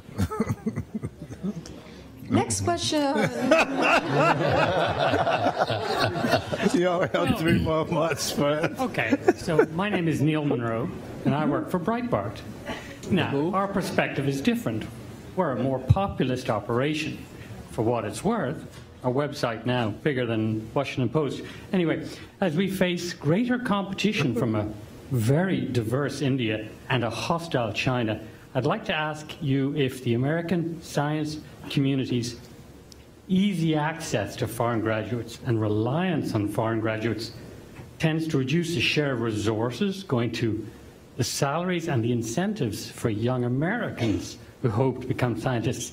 And also if this easy access to, for example, Chinese postdocs makes it easier for young American women and men to work in the science labs when there are so many exciting opportunities in other parts of the country. This is I would think this is a kind of a basic problem for you, a labor supply issue. Lots of companies go through this. In Silicon Valley, they've gone heavily for the use of foreign labor. It's had a huge impact on Americans. So tell me, is this, does this reduce the incentives and the salaries for young Americans? What is there anybody that would like to take that, Rita? My comment is that we've been there before. It was known as the Cold War, and I was married to a physicist, late Jack Colwell, and my brother-in-law is a physicist, and they interacted with Russian physicists and science, so we've been there, we'll do it.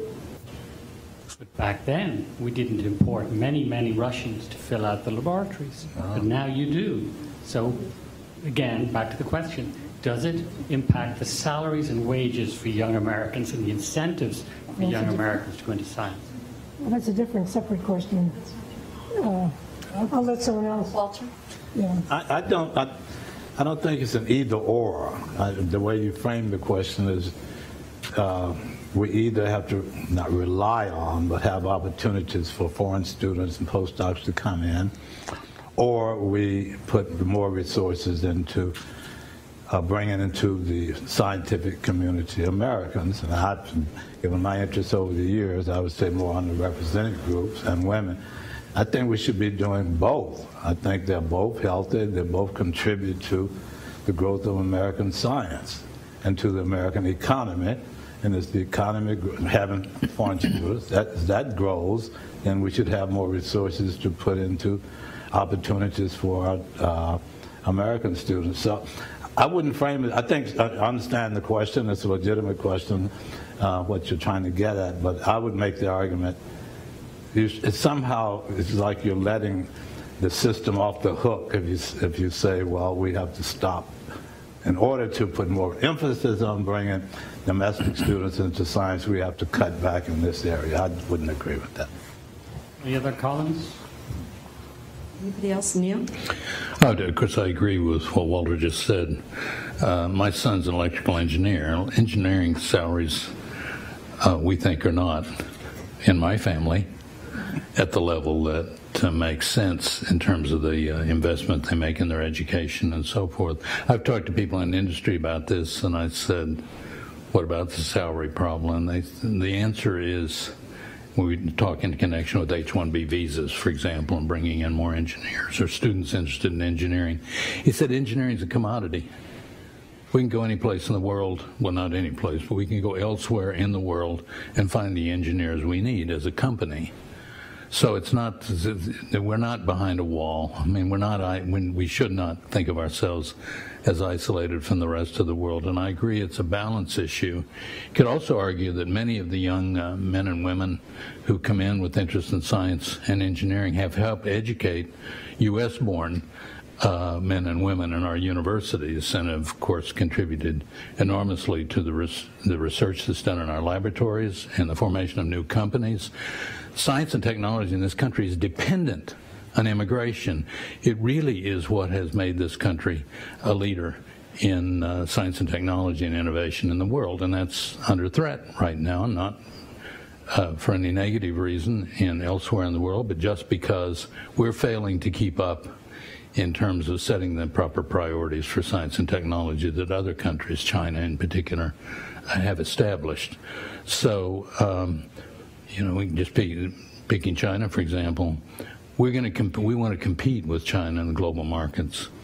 We need to cooperate with China on research, and that includes being open to students coming here to study from China and other parts of the world, and scientific exchanges between the two countries. I think Dick, started the first U.S. bilateral China research agreement, and that's been extremely important to this country. So a lot is going on in American politics. You know, back to Jeff's comment earlier that none of us responded to. A lot that's going on has nothing really to do with anti-science views in the Congress or the White House. It has to do with other issues that have sort of become front and center in politics, at least when you hear the political leaders talk, because science has never been politically powerful in terms of getting votes.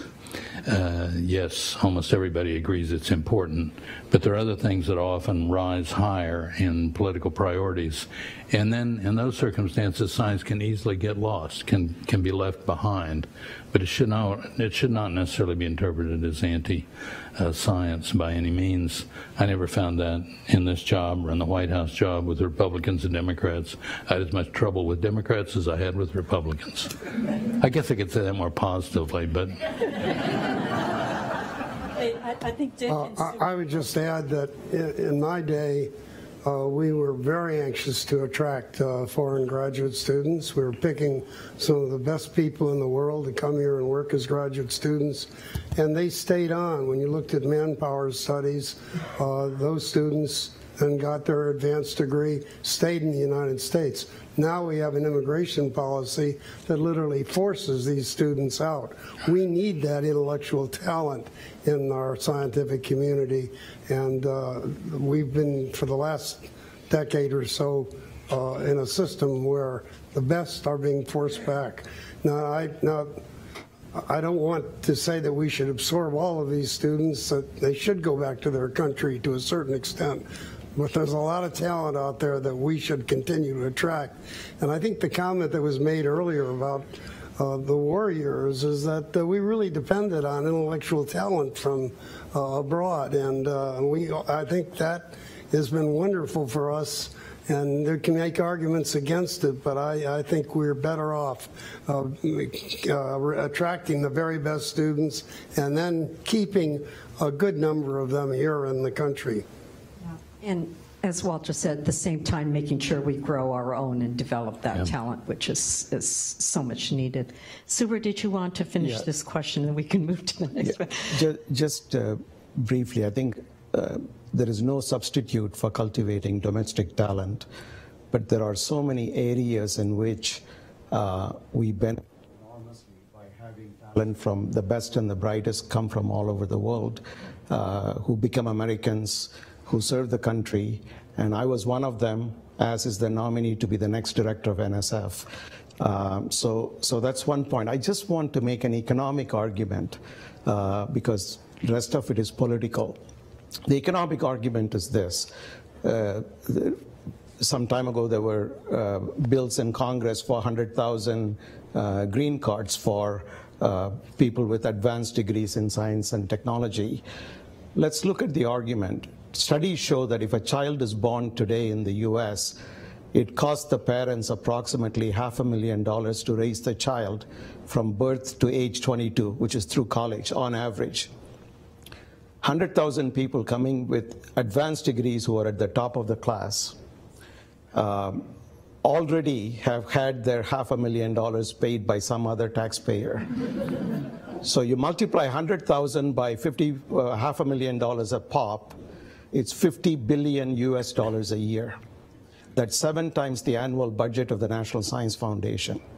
For the last 50 years, the rest of the world is substituting our innovation, subsidizing our innovation ecosystem to the tune of 7 times the annual budget of NSF. There is no surprise that the US is the undisputed innovation leader in the second half of the 20th century, despite the fact that only 7% of all our university graduates are engineering graduates. And that's a remarkable achievement, and that's the benefit of this. You should read Breitbart more often. Thank you very much for your answers. Thank you. And Neal Lane, your son is now a commodity. That's what I'm going to write about. I think it's just an impressive thing that American engineers are commodities. I don't know. I can't hear a word. You didn't miss anything. Immigrants, children of immigrants, or grandparents of immigrants. And I think the room, every hand would go up. Okay. Yep, mine would. Skip. Hello, I'm Skip Lupia from NSF. I just want to thank you for building this agency and for everything that you've done to advance science. Your work collectively here and elsewhere is this tremendous gift to the nation. But it's a changing time.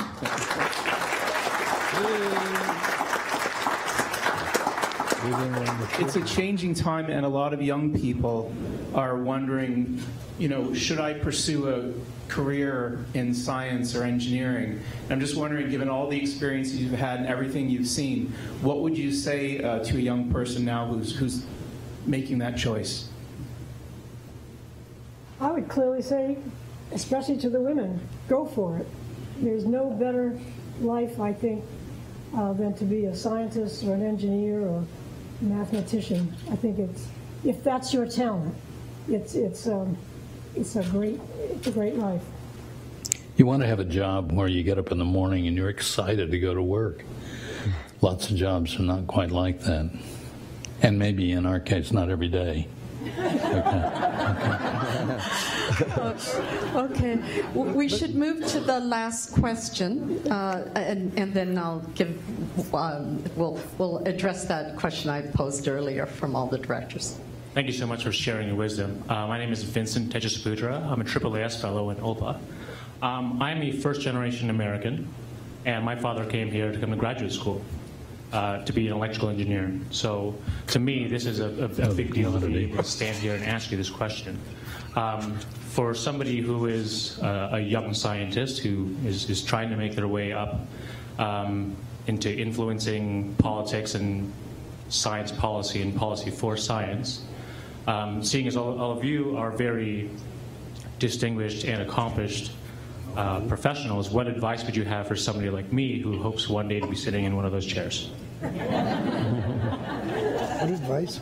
Have for him to get here. Advice for young what advice would you give him to be get sitting to in this one point? of these chairs? Oh, that one in particular. What was that, Walter? I said that chair in particular.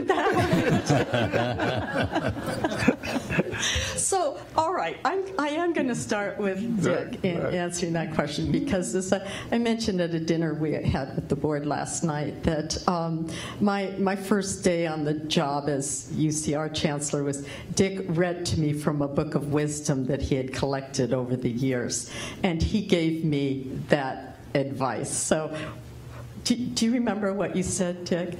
No, I'm not going to try to repeat that. Actually, I do remember, as I told you last night, I've written up quite a bit of this.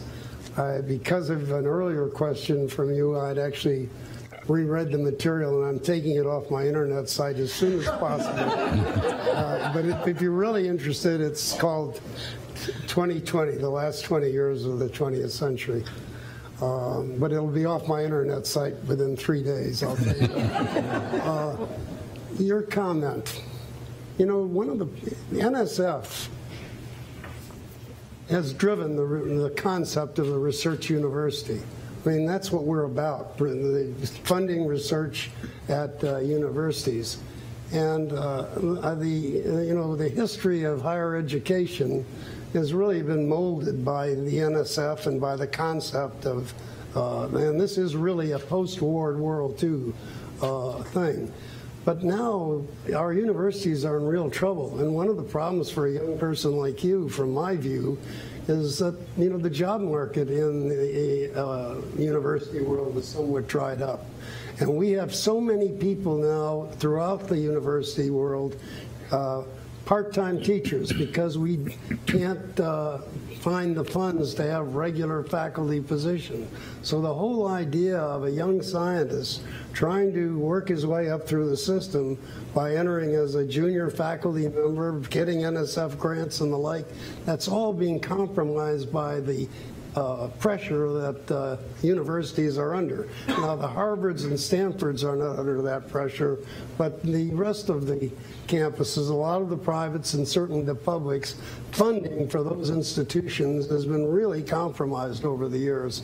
And it's now beginning to really raise a question about what is the future of a young person in the university world if we don't continue to provide openings for scientists in that way. So if I worry about anything, I worry about our universities and their ability to continue with these continually contracting budgets. It's a problem. So thank you very much, and good luck to you, and come visit me in my office. We can talk more about that, okay? We love having the AAAS fellows at NSF. Thank you all. So let's go to a lightning round for our last question, because we need to finish by 2. We'll start with Subra and go this way. So what advice would you give to the next NSF director? I think my advice would be based on some of the things we talked about, some of the initiatives and programs we talked about. Don't be discouraged by initial resistance to a new idea, and it will be successful if you have the conviction and the passion to push it, and if you find enough staff members within NSF to drive it.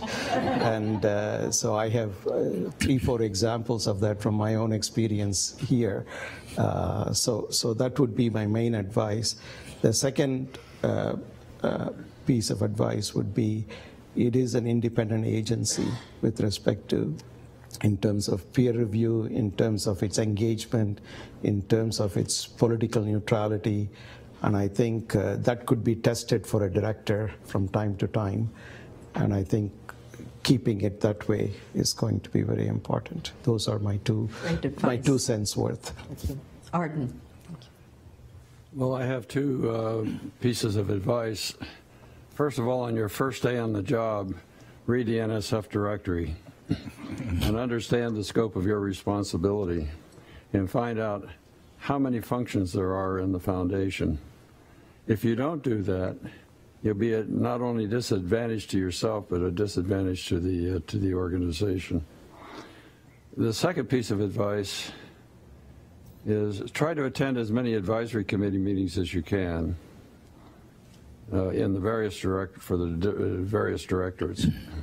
because it's there that you'll learn firsthand what their view is on the future of their field, what the opportunities are for advancement in their field. And this will give you a sense on where to think about developing your budget or developing your budget priorities for the future. Thank you. Rita. My advice may sound a bit odd in these very turbulent times, but I learned by working with the state legislature, and I practiced it in Congress. Go and talk to the congressmen, to the senators and representatives about what NSF is doing. I know it was earlier times and it wasn't quite so polarized, but I still think that the director should go and meet with both sides of the aisle, because fundamentally, in their own way, they view themselves as patriots and do believe in the country. So I think it is really important to spend time, you, the director, talking directly with the Congress. Yeah. So, of course, I agree with Rita, and you also have to be able to keep a straight face. I mean, one member of Congress, trying to be cordial, said, in National Science, you're that place with Einstein on the corner. And I said, well, no, but that's a wonderful place also. That's Marcia's place. I would say a couple of things. As early as one can, find the right mechanism to make clear to the people in the building how important their jobs are, how much they're appreciated, how the place works or doesn't work based on all of these jobs. You saw Charles up here from the mailroom. Well, you can't visit everybody, but word gets around if you're paying attention. It's not false. I mean, people know when you're honest and when you aren't about these kind of things. But this place works because of the dedication. We saw that during the government shutdown in 95, 96. Astonishing. When people finally were able to come to work, this kind of sacrifices they were making to work super hard to make sure the whole place came together again. It's just a remarkable workforce. Many people in the room have been here 25, 30 years, maybe longer. Make sure they appreciate that they're appreciated. Second is the outward part. Find a way to make sure the larger science, engineering, mathematics, research community know that the excellence of their work, the integrity in which they do that work, their efforts in terms of civic scientist outreach, all of the many things they do, they're why the agency is here. I mean, if they don't do that, there's no point in a National Science Foundation. And I think everybody sort of knows that, but they don't really, understandably, focus on it very much. Maybe I would just say, see how Franz Córdova did it, and do the same thing. Walter. One of the things I learned when I came to Washington, and I came reluctantly, because I had this view of Washington, it's just how many dedicated people there are in government work who are not appreciated. I mean, it's this agency, it's across the agency, and it's also on the Hill. So I will second the advice, to go and get to know the congressmen, senators, but also get to know the staff members. I mean, that can pay off. They see a human face, and they're serious people, as Rita said. They're patriots. They're not just people there who are trying to beat the system, as is the common notion of government workers. And the second thing is you have more power than you might suspect. I'm serious about that. I mean, so when you just think about big issues, big problems, big initiatives, don't be shy about trying to pursue them. The director of the National Science Foundation has a lot of levers to pull. If you're in the right position with advice, to bring people from other people, to bring them together. Don't be timid about taking on big issues. My remarks are much influenced by the events of the last week or so. I think the job of one major job of the director is to build good relationships with both sides of the aisle. Seek out people on both sides, staff on both sides. Walter's comment about staff is particularly important. I'll give you one example, the Bayh-Dole bill. That was an initiative that came out of the NSF. Kennedy was very focused on it, Senator Kennedy, but when it was put together, it was a Dole, Republican, a Bayh. That's right, Democrat. In any event, I'm getting old, but you really want to be sure that you're keeping friends on both sides of the aisle.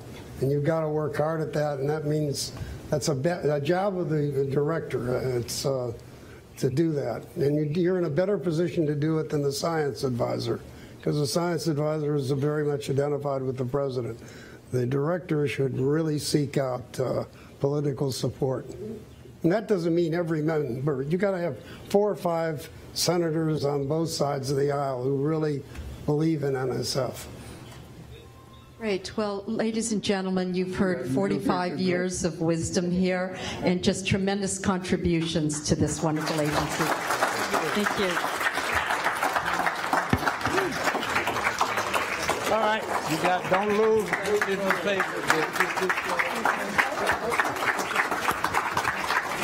Fortunately, I didn't say any of the things that I thought about, like Graham and stuff.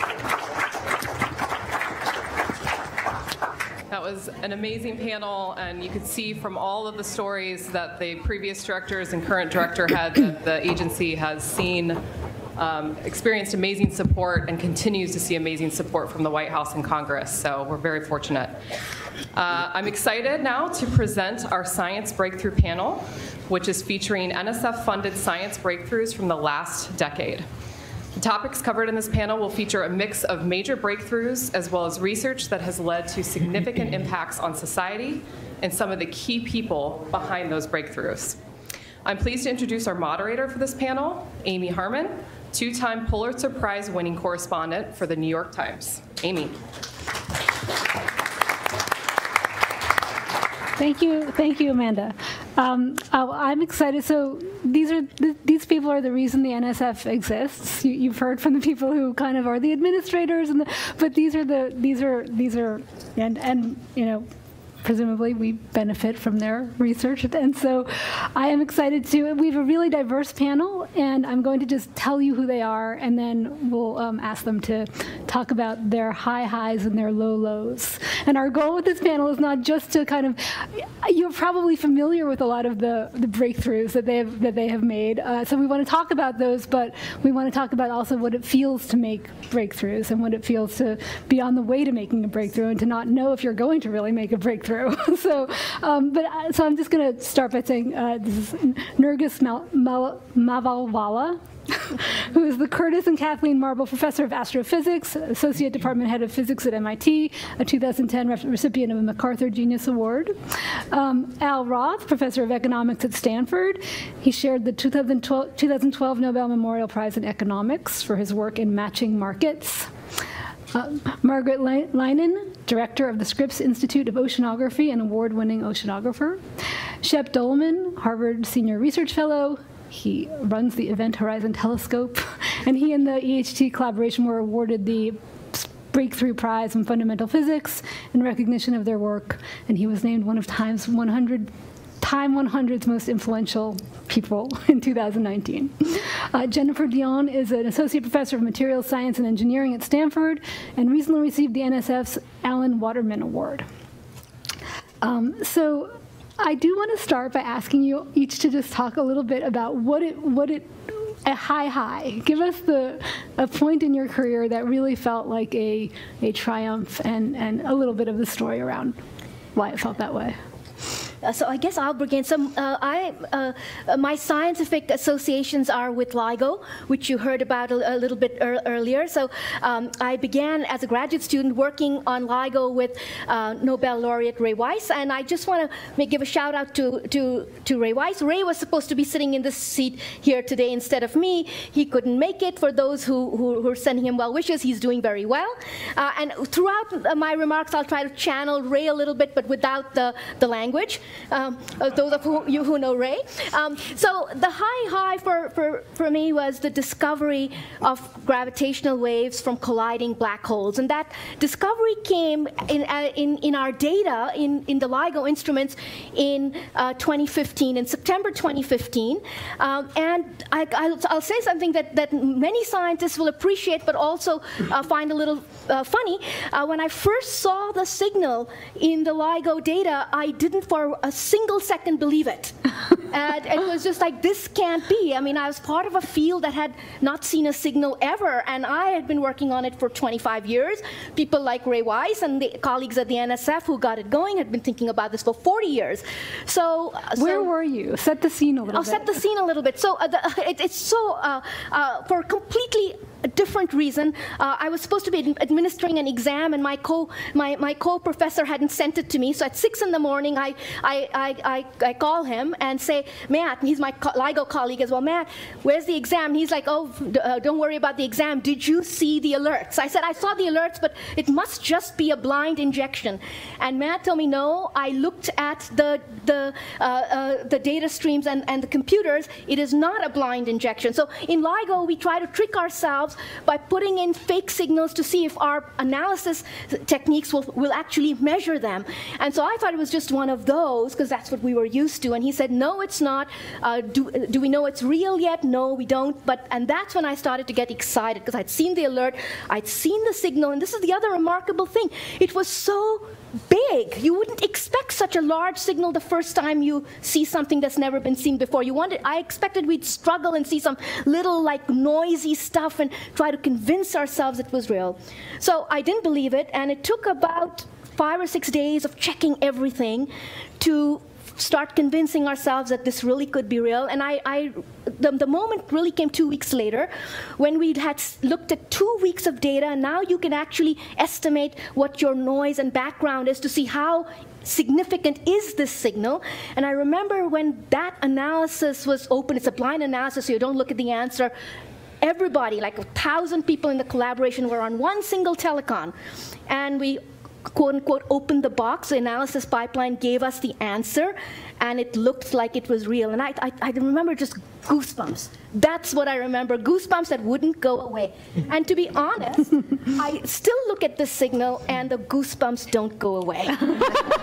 So it's not just one moment, it's like, it's been, how long has it been now? It's now been 4 years since we saw that first one. We've seen many more, and they're also goosebumpy, but nothing like the first one. Okay.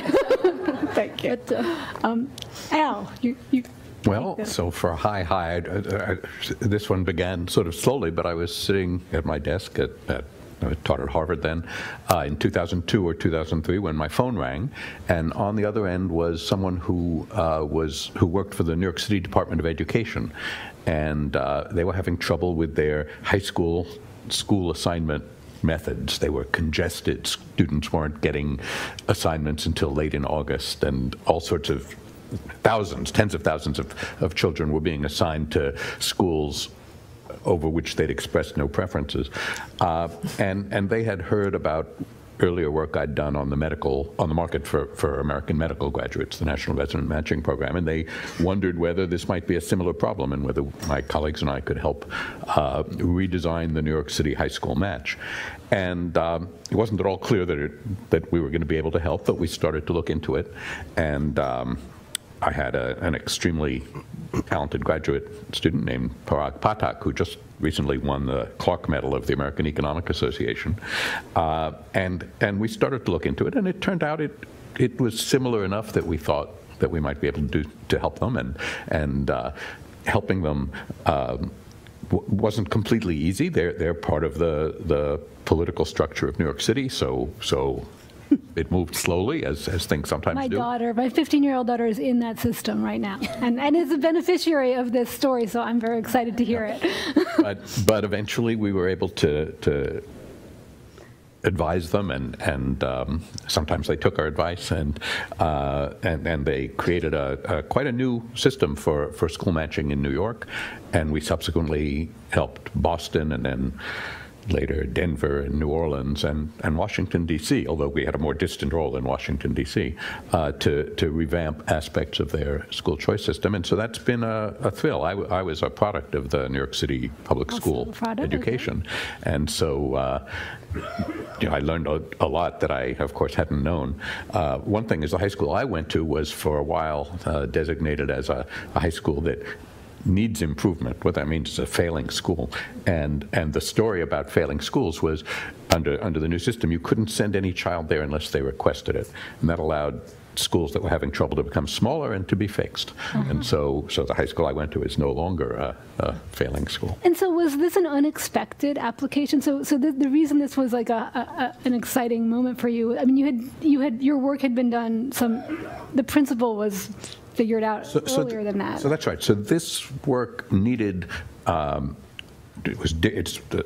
students to school is different than helping doctors and residency programs find each other, but it's similar enough so it didn't seem like we were working in the dark. So that was pretty exciting and has continued to be exciting. That's great. Okay. Margaret? I study the chemistry and mineralogy of deep sea sediments. And long before we had actually seen a hydrothermal vent, we could see the chemical and mineralogical signature of them in deep sea sediments, and we knew that they must be along ridge crests, but nobody had ever seen them. So we had no idea what the processes looked like. And then we started to get some indications that they were there.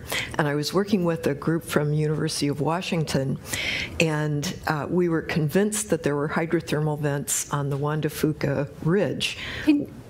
Because we are also talking to a very lay audience, I think maybe not in the room, but on the live stream, a hydrothermal vent is? Hydrothermal vent is a place on the ocean floor at an ocean spreading center in which waters that have circulated through the sediment and the rock are heated by it, come up, and they're laden with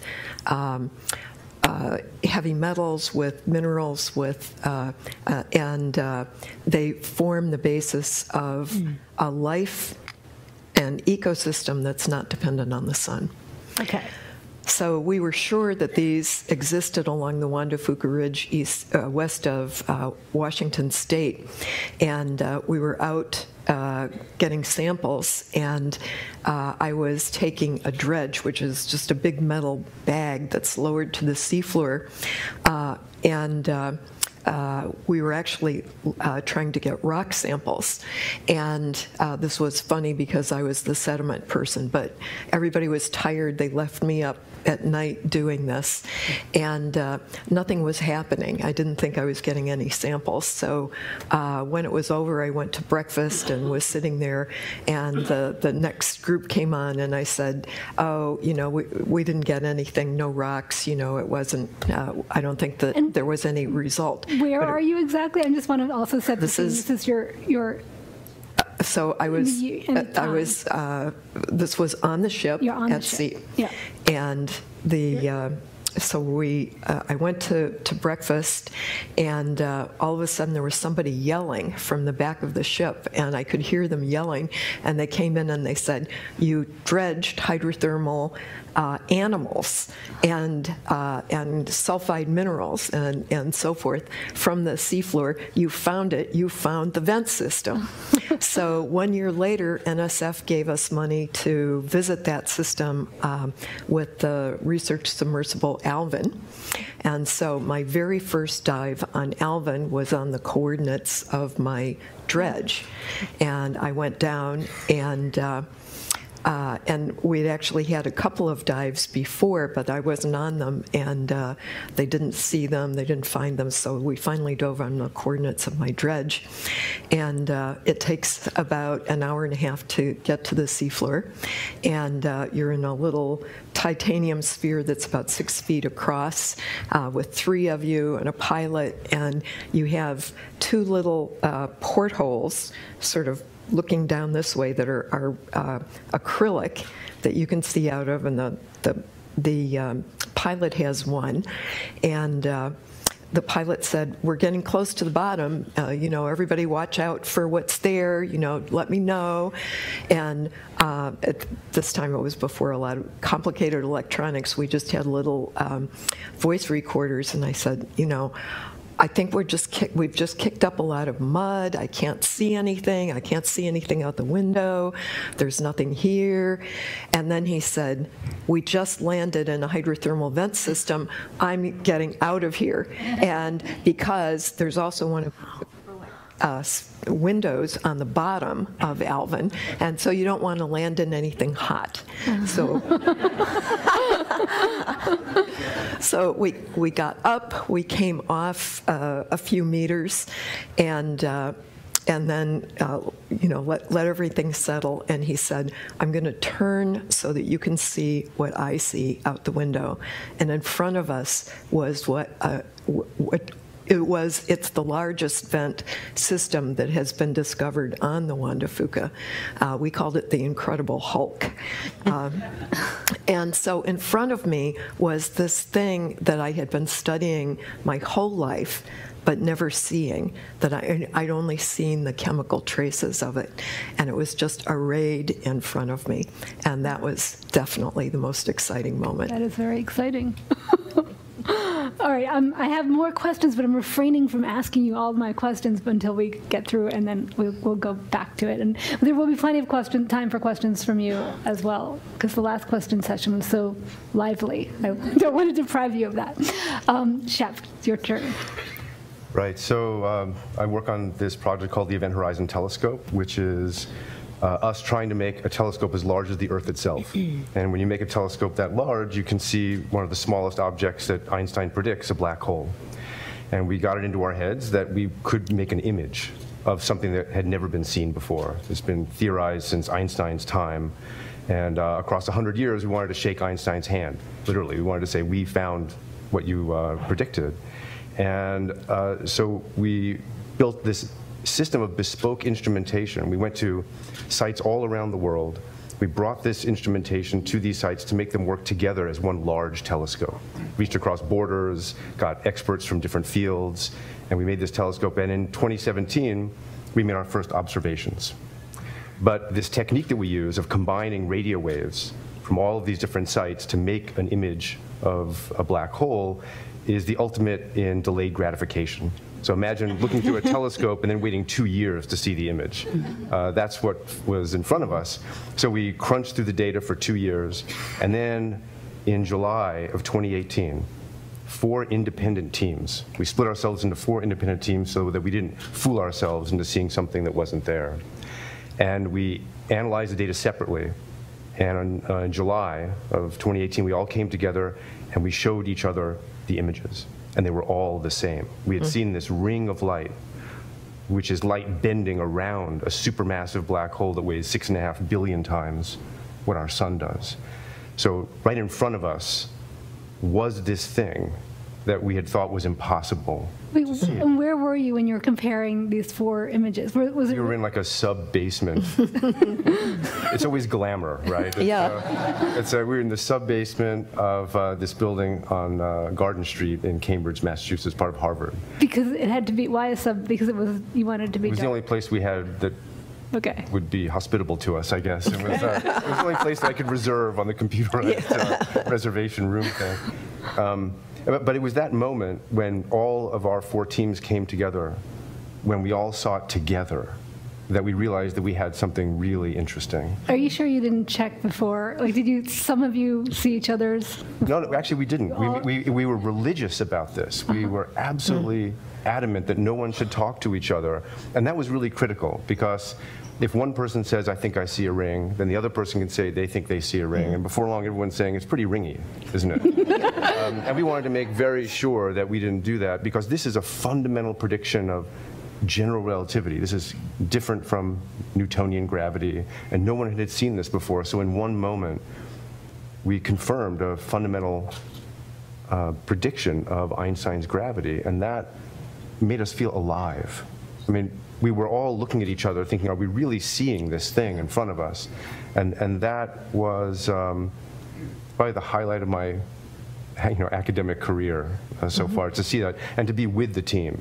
This was really a global effort, and to do it with other people, to work with cherished colleagues on something like this, that's an integral part of this scientific discovery process. How many people were in that sub-basement? About 50. 50? Yeah, and there were an equal number on a telecon. We had a live stream telecon at the same time. So it was an amazing moment. I'll never forget it. Okay. Jennifer?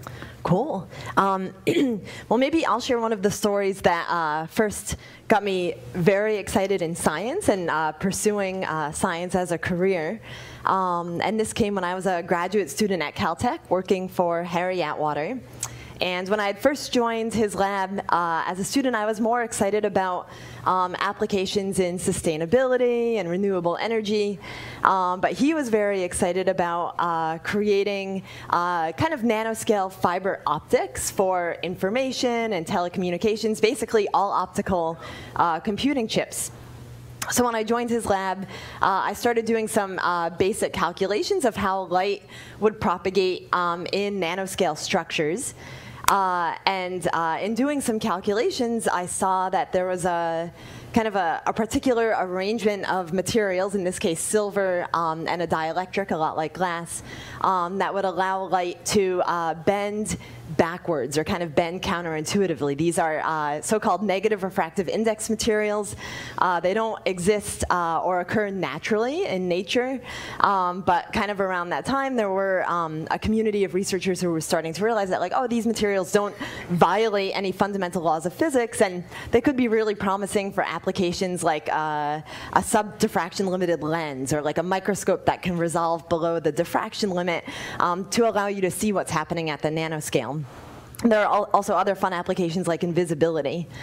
So I'd done some theory showing that we could potentially make these materials, and my colleagues and I, my lab mates and I, decided to try to make them. So we kind of systematically looked at the theory and said, okay, we're going to tweak some of the materials' dimensions and like arrangements and create an array of these structures, so that way we get refraction at different angles and we could test out what the refractive index would be. And when we started characterizing these systems, we had probably fabricated maybe 100 or so different ones, all in an array. None of them were giving any sensible result apart from one. And I was like, what is going on? Like, it's one thing to not have your theory pan out, but the results we were seeing just didn't make any sense at all. So we recorded all of the data, and then, like I said, there was this one structure where when we went in and looked closely, like there it was, like the most beautiful beam of negatively refracting light at visible frequencies that we could have imagined. And when we went back in our scanning electron microscope to see what it was about that particular material, like I said, we had created all these systems in an array, and it turns out we had automated the patterning, but in the patterning there had been an error in that row, and there was only one device that had actually patterned. All of the rest weren't giving us the right result because they were kind of interfering with each other. So from that experience, it was very exciting to see kind of theory coming to fruition in an experiment, to see the first kind of beam of negative refraction that could lay the foundation for visualizing dynamic processes at the nanoscale. But it also taught me that in science we can learn a lot from our mistakes, and it's tracking down what those mistakes are that can teach us actually how to make things quite a bit better. So at first it was kind of, you were disappointed. You weren't sure. It seemed like it wasn't going to be this moment. You were kind of counting on this moment of joy. You were thinking, this is going to be my moment, right? Yes, yes. And then it seemed like it wasn't. And it didn't pan out, but we still did that kind of careful assessment, and it turns out, you know. So maybe it was almost all the more sweet. Exactly, exactly. I have to, I mean, I'm going a little bit out of order, but you said fun things like invisibility, and I just have to follow up on that. So can you just talk a little bit about what... I know, I have 2 boys, they're 3 and 5 now, and they keep asking when they're going to get their invisibility cloak. And they are out there, just not across a broad range of visible frequencies. The idea is that you want to guide light kind of gradually around an object, kind of like waters flowing smoothly around a stone, such that when light emerges on the other side of the object, it looks like it hasn't interacted with it at all. And it turns out that requires a gradient in the refractive index, such that you can go continuously from the refractive index of air close to about 0, in some cases to negative indices, and then light basically doesn't interact with your objects at all. It doesn't scatter, it doesn't cast a shadow. So they have been made, usually at particular frequencies, but there are researchers working now on making them across a broader range of frequencies. In my own case, I'm more interested in doing the opposite, trying to use these sorts of materials and methods to visualize what's happening at the nanoscale rather than make things invisible. Got it, okay. But someday, maybe at the 100th anniversary, we can all have a show and tell. Okay, so we've heard about these moments of triumph. They're all so exciting. But I do think that you know, in talking to scientists, I understand that it's not all moments of triumph. So I think I was going to ask you to be as sort of candid as you can about moments of darkness or despair or just disappointment, if you can share. I think I think we all know that happens, but I'm trying to kind of elicit specific examples because that is my job as a reporter.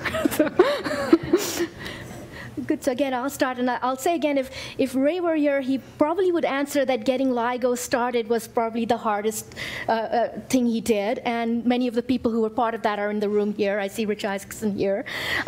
I'll give you my story. So I told you when I see the LIGO signal, I get goosebumps, and why? There's 2 things. The one piece of it is that it is the bumps and wiggles in that signal are the actual bumps and wiggles of space-time itself. So by looking at this thing that just looks like a little graph, you're seeing space-time doing amazing things. But to me, as an experimentalist, there's something else that's also very beautiful. The size of those bumps and wiggles are a measurement that's the most precise distance measurement ever made by LIGO. So now picture back to early 1999. I was a postdoc at Caltech. I was working on the first LIGO instrument that's ever been built, and here was the task we were doing. We had 2 mirrors that are 4 kilometers or 2.5 miles apart, and we needed the laser light to bounce between those 2 mirrors about 100 times before it leaks out.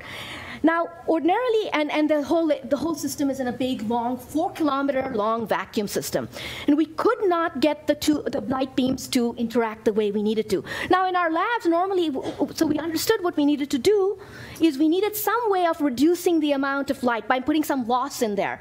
In our labs, if you do something like that, you just go and you stick a little card in there, or you put a pinhole, and you reduce the light. What do you do when it's 4 kilometers in a vacuum system? And we were despairing. We had been stuck on this problem for 3-4 weeks now. And so we had this idea, and the idea actually was the most outrageous thing you could ever think of, which is we essentially, one of the innovations, one of the thousands of innovations in LIGO was that we had a way of closing the vacuum system with something called a gate valve. That's an enormous thing. But let me just say, the thing we were trying to do is the equivalent. We were trying to block the laser beam with this gate valve. It's the equivalent of taking a wrecking ball and trying to lower it onto an ant and never squishing the ant, just ever so slightly letting the ant feel a little bit of pressure. That's what we were trying to do. And when I first suggested this, I and my colleague Matt, who I've already mentioned, Ray was in the room as well, and you know, he looked at us like we were just crazy. Why would you ever do that to his beautiful gate valves? And then we had no other choice, so we tried it, and I remember that moment of like weeks and weeks of despair, and we thought this would break, and it worked. we got the ant to just feel the wrecking ball without getting squished. And so this is a moment where I would say there was enormous despair, uncertainty. We didn't know what we were going to do next if this didn't work. Okay, you're kind of cheating because that's actually a moment of joy. But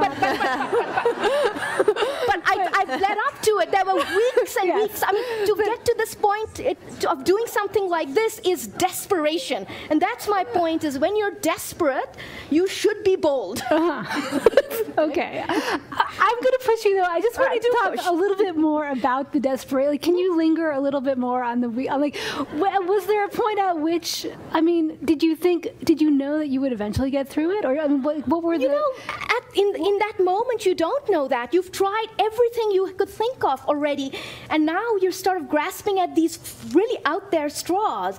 And so I think the spirit of what I've said is I could have said, you know, we crushed the ant, and you would have liked my answer better. But in this particular case, we made it. But there was a risk that the ant would get crushed.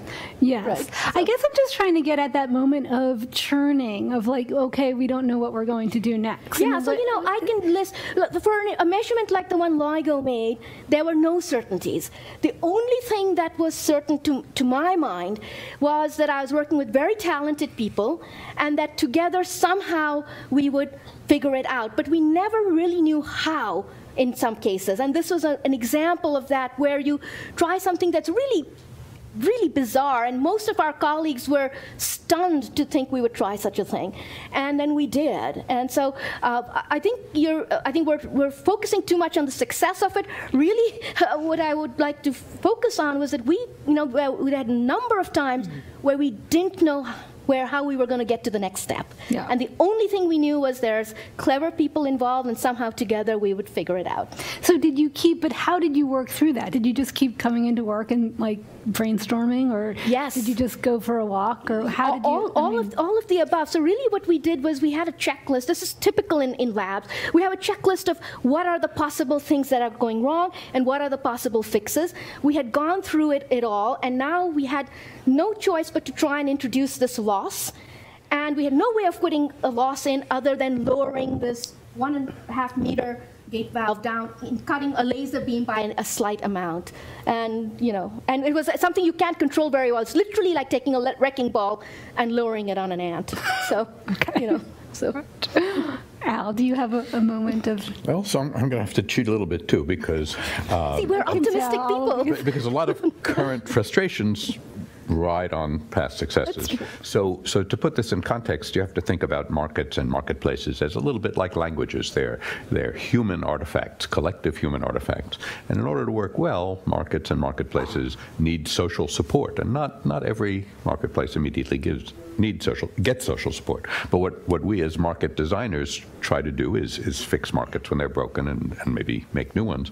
And one of the problems that my colleagues and I faced was that kidney disease is a big killer around the world, and the treatment of choice is transplantation. But in the developed world, the developing world is a somewhat different story. The big problem is that there's a shortage of organs. So this morning, for instance, we have 100,000 people in the United States on the waiting list for deceased donor kidneys for transplant.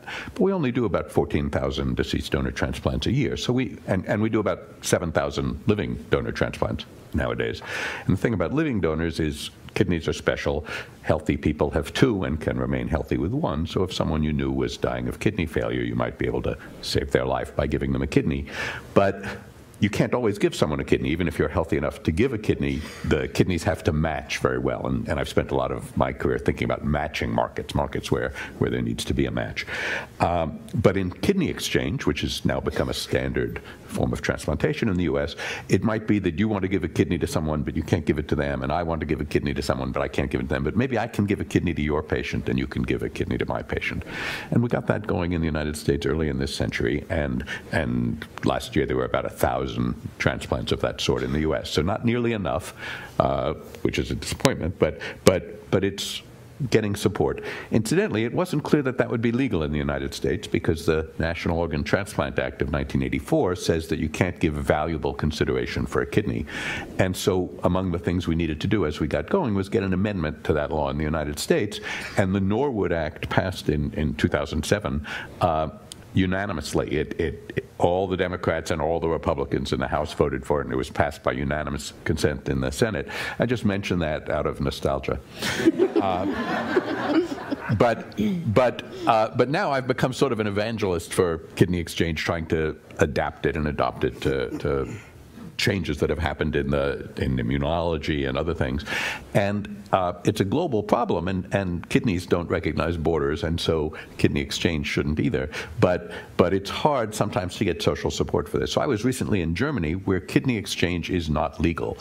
And I debated a member of the Bundestag about this, and you know, it seems silly that it shouldn't be legal, but his position was, you know, it sounds like a good idea, but we can't burden the German people with too many new laws at a time, so this will just But it's not legal because there's a fear of like people being for the pressured German to sell law, their the German law says I can't give you a kidney. You can only receive a kidney from a member of your immediate family, and which interferes, of course, with kidney exchange. But you're quite right. What they're worried about is that if I wanted to give you a kidney, it would be because you had bought my kidney. And buying kidneys is against the law just about everywhere in the world, with the single notable exception where there's a monetary market for kidneys being the Islamic Republic of Iran.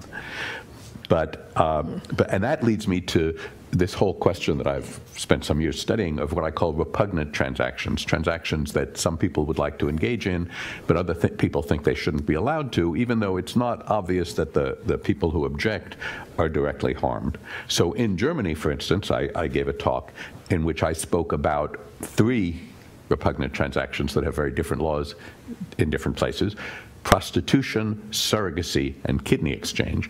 And the reason those were interesting to speak about in Germany is the German laws are exactly the opposite of the American laws. So in California, where I live, the only one of those 3 transactions that's illegal is prostitution. And that's the only one that's legal in Germany, where both surrogacy and kidney exchange are illegal. So there's a lot that we economists don't yet understand about how markets get public support and what kind of social support they need to work. Because not only do markets need social support to work, bans on markets also need social support to work. So although surrogacy is illegal in Germany, German couples who need surrogates come to California, where there's fully legal surrogacy and you can have your names on the birth certificate. And then they have to struggle with family courts in Germany about bringing their children home from California. But we, of course, know that not only do markets need social support, bans on markets need social support. Because think about the discussions we're now having in the US about marijuana or about heroin, right? We all agree heroin is a terrible thing. But the bans on heroin have not stopped us from having 60,000 opioid overdose deaths a year in the United States. And it's possible that if we treated addicts more like patients than like criminals, that we would have fewer overdose deaths, as, for instance, Portugal does.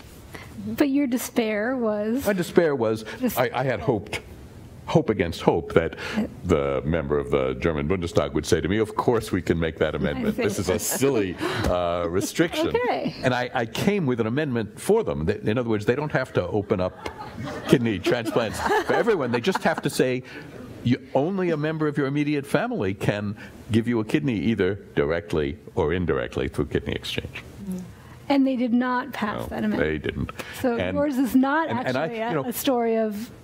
Earlier this year, I was in Canada, where they have a very successful kidney exchange program, but we don't cooperate with each other across borders because our medical privacy laws and their medical privacy laws make that difficult. And I urged them, that we should cooperate. That would make lots of sense.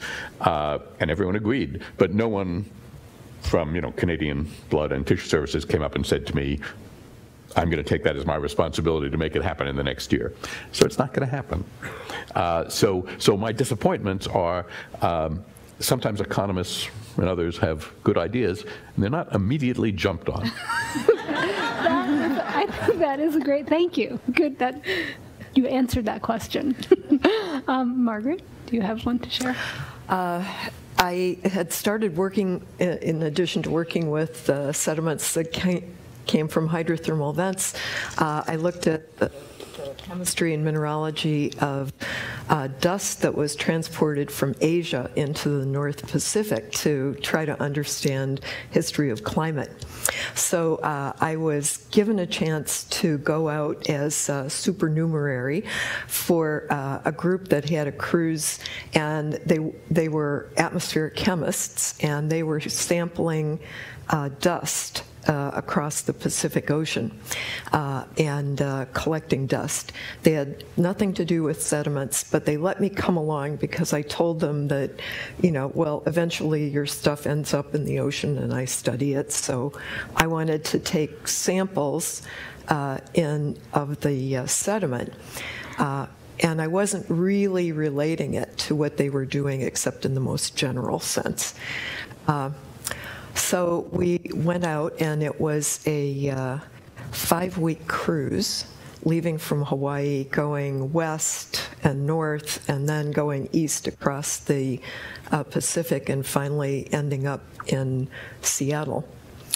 And on the very first site where I was given a little time to take my sample, and the sample is taken with what's called a piston core, which is a huge weight, you know, about a ton, on top of a long stainless steel set of pipes screwed together so that you have about 30 meters of pipe. And you lower it to just above the seafloor and then release it, and the weight drives the pipe into the seafloor. Then you pull it up. So the people that I went out with had never done this work before, and I had myself and a technician, we were doing it, and we lost the core, which is the danger of putting anything over the side of a ship that you hope you will come back. So, of course, we had a spare, and they didn't have time for me to stay at that same station and do it. So we had a lot of time to get ready and get ourselves all organized. We went to the next site, and we lost the second one. Oh, no. So I was looking at a month in the North Pacific, unable to get any samples for myself with a bunch of atmospheric chemists. Wow. Why did you, what happened? Why did you lose the... Why did we lose them? Yeah. It turned out that it was a problem with the particular setup that they had on the ship. So it wasn't, you know, it wasn't incompetent scientists, but it was actually a problem with the device that controls the tension on the wire, and it was incorrectly set, and so it was putting more tension on the wire than the wire could take. And the weak point was the connection between the wire and this huge weight as it was coming out of the seafloor. So what happened as a result of that was a lot of discussion about whether I could take other kinds of samples. And eventually I wound up taking a lot of large filter samples of the dust that they were collecting. They were chemists, they weren't mineralogists. I was a mineralogist. So I wound up developing a new sideline of my research, which was the mineralogy of atmospherically transported dust. So there was a silver lining to there that was a one, silver but lining. But it was pretty, the day that we lost the second core was really one of the low points. Thank you for sharing that. I appreciate that. Do you have a low point? Oh, yeah. Although I hasten to add, and I preface it by saying that I don't think any of us would be up here if we didn't succeed ultimately in what we wanted to do. So there are low points, but I tend to think that they help us, in the end, get to where we want to go, and we learn from these low points. But so getting back to this Event Horizon Telescope idea, to make a telescope as large as the Earth, you need some collecting area here let's say in Hawaii, and you need some collecting area in California or Arizona, and you need to combine the data together. So we record data, we fly them back with 747s because nothing beats the bandwidth of a 747 filled with hard disk drives, and you bring them to a central location, and you compare them together. And so it's as though the light hit here, reflected back, and you can compare them together, and you get a telescope as big as the distance between these two radio dishes. Okay, so it sounds pretty simple, but the problem was that the best source that we had to maybe resolve this ring of light around the black hole is the 4 million solar mass black hole in the center of our Milky Way galaxy. And nobody had ever seen a size that was this small towards the center of our galaxy. We needed to see something that was about the size of an orange if it was sitting on the moon, or your favorite citrus fruit. And so we said, well, we're going to make this measurement just to see if there's something that small. We didn't have the ability to make an image yet. We were going to see if there was something tiny enough so we could image it in the future. And so we set up this whole suite of instrumentation in Arizona. And we set up a whole suite of instrumentation in Hawaii. We had the submillimeter telescope in Arizona and the Caltech submillimeter observatory on the top of Mauna Kea on the big island of Hawaii. And then we left our homes. And I think many of us will understand this, but you leave your home, and when I tell my wife black holes are really nothing, there's nothing there, you can't see them, and I'm going to be away for 4 weeks to study nothing. Often the response was, well, you may come back to nothing, you know, you may, have fun with that, kind of thing. And, but we went off, and it was a dedicated small group. We were still a very small team back then. And we got everything running in Arizona, everything running in Hawaii. We needed atomic clocks to time tag all of the radio waves that were coming from this black hole so we could measure its size. And then we took the data, and again, we had no idea if the experiment had worked or not. And so we shipped all the data back to the MIT Haystack Observatory in Massachusetts, and we started crunching the data. And we crunched the data. And nothing. We spent months looking for a signal, and we didn't see anything. And that's when the despair set in. Because to have worked for so many years to build this instrumental system, to finally deploy it, and then have nothing, was very difficult for me personally and the team to endure. And the problem with this technique is that you don't quite know where your dishes are. You need to know where the dishes are to a wavelength of light, which in this case is a millimeter. So you need to know exactly how far apart this telescope is in Arizona from the telescope in Hawaii to the millimeter. So you search. And we kept thinking there was something wrong with our search, that we weren't looking in the right place, for example. And it turns out that then some people did an experiment in Hawaii, and they found out that the receiver, the camera we had used at this telescope, had malfunctioned. But it took us 6 months to figure out that this had happened. And for that 6 months, we were just despondent. We had been sustained by small NSF grants. Hats off to the National Science Foundation for believing in us, even at that early level, to get this work done. But we were kind of running on fumes. And to pick ourselves up after that failure in 2006, and to say we're going to try it again in 2007 was very difficult. We had to motivate the team. We had to reanalyze all the instrumentation to make sure we were really ready the next time. And thankfully, there's a silver lining here, as there always is. With the silver lining. In 2007, we repeated the experiment, and we did measure the size of the black hole in the center of our galaxy. And that's when the Event Horizon Telescope really started, because then we knew there was something to see. But that 6 months to a year was one of the most difficult periods that I've ever experienced, and I think many people experienced. So the question was, should we continue? And what were you thinking? I mean, were you thinking that your whole premise was wrong, or did you think that there might have been an equipment failure, or what were your kind of... So the big question was it going to be too big? So we knew that Einstein's theory said, look, there's got to be a ring there, but was the ring going to be scattered?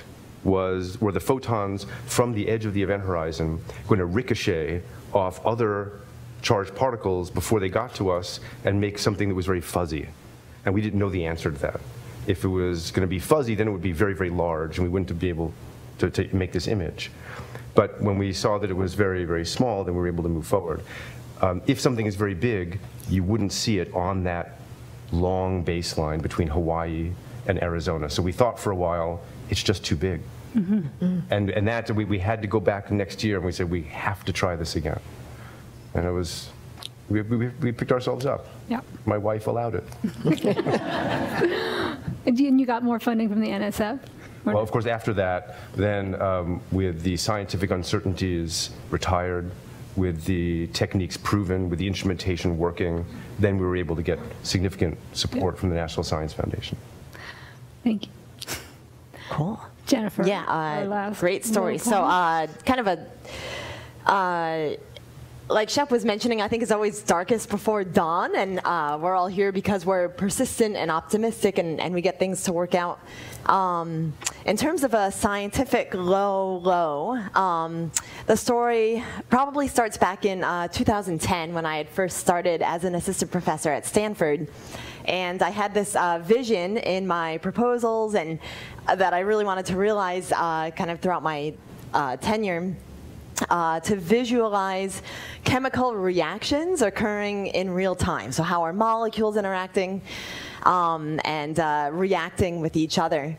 And I think part of this interest was driven by my sheer lack of understanding in freshman chemistry or inorganic chemistry, where all these different mechanisms were proposed for how different molecules were interacting. But I was like, wow, like it's great to have mechanisms that you can infer from kind of ensemble observations, but wouldn't it be cool if we could see how these atoms and molecules are interacting and how electrons are being transferred and how we're actually getting the products that enable our modern economy. At the time I'd started at Stanford, there was a brand new electron microscope, and I was like, well, electrons allow us to visualize matter with really high resolution. And this particular microscope was outfitted with gas ports, so we could, in principle, do in situ or environmental electron microscopy. So for those of you familiar with the advances in cryo-electron microscopy, that allows you to do really high-resolution imaging, but you have to freeze the sample. This particular microscope was designed in such a way where you'd be able to look at environmental processes, so you don't have to freeze your sample, and you can introduce different gases, potentially even different liquids. So I spent the first handful of years working with students trying to figure out what or how to observe these reactions occurring. And a particular subset of reaction that we were excited about is a photocatalytic reaction, so similar to photosynthesis, light coming in and producing a fuel. So we needed to figure out a way to not only introduce gases into the microscope, but also light. And the reason why this is tricky is because normally electron microscopes are under vacuum, so we have the gases that kind of complicates how you do the experiments and the resolution. But to introduce light or optics into and out of the experiment, there's only a few millimeters of working space, less than 5 millimeters. So we needed to figure out how to engineer mirrors and fiber optics and objectives to fit into such a small space. So we spent probably about 7 years engineering everything, getting small publications out along the way, and we finally were about to get some really exciting results. But it turns out our kind of optical sample holder, so we held the sample with the light optics around it, fit it all in 5 millimeters. Had a bit of a leak where some of the liquid nitrogen that was coming into the system to remove the gas was basically condensing on the holder. And it would have been another 7 years to engineer that. And I was like, oh, it's not so much for me that the delay is bad, but in mentoring students and postdocs, you want them to be able to also see the fruits of their labor within the time span of their PhD and their postdoc, and also to go off to very exciting careers. So it was kind of a low, and I spent kind of like a was mentioned earlier with LIGO, like many months thinking about how we can fix this. And then, thank goodness for really bright, creative students and postdocs. But one of them one day was like, hey, I fixed the problem. And I was like, oh my gosh, what did you do? And she's like, I brought in my hairdryer. So Revlon was the silver lining. And she just hooked it up on the outside and it just whisked the condensation away. Wow. So that was about 3 years ago. And to this day, we still have the Revlon hairdryer helping us to do these experiments. That is a good silver lining. I have to say, so I mean, why did no one, how long had it been between when she did that and when you felt that it wasn't going to ever work and couldn't be re-engineered? I mean, was it a long time? It was about several weeks to months. It was a while because we were thinking about how we could maybe engineer some of the electronics in the holder. But like I said, this is the space we have is so confined that thinking about how to get an extra part in there, really, in our opinion, we thought it was going to require a lot of like engineering prowess and redesign, and then it turns out it's the simplest thing, the hairdryer, that just solved the problem. But I'm just gonna, because I keep doing this, gonna rewind to the little despair moment, which wasn't that long, but like, right? So I mean, did you think at that point, this whole area is going to be, I just can't do this anymore, or did you think? I mean, what were you? How? Was it fine because you had lots of other research going on? I mean, we still how despairing. Yeah, I mean, it was it's an important enough goal for me where I'm sure we would have figured out an alternate solution. But it was nice to have that silver lining right away.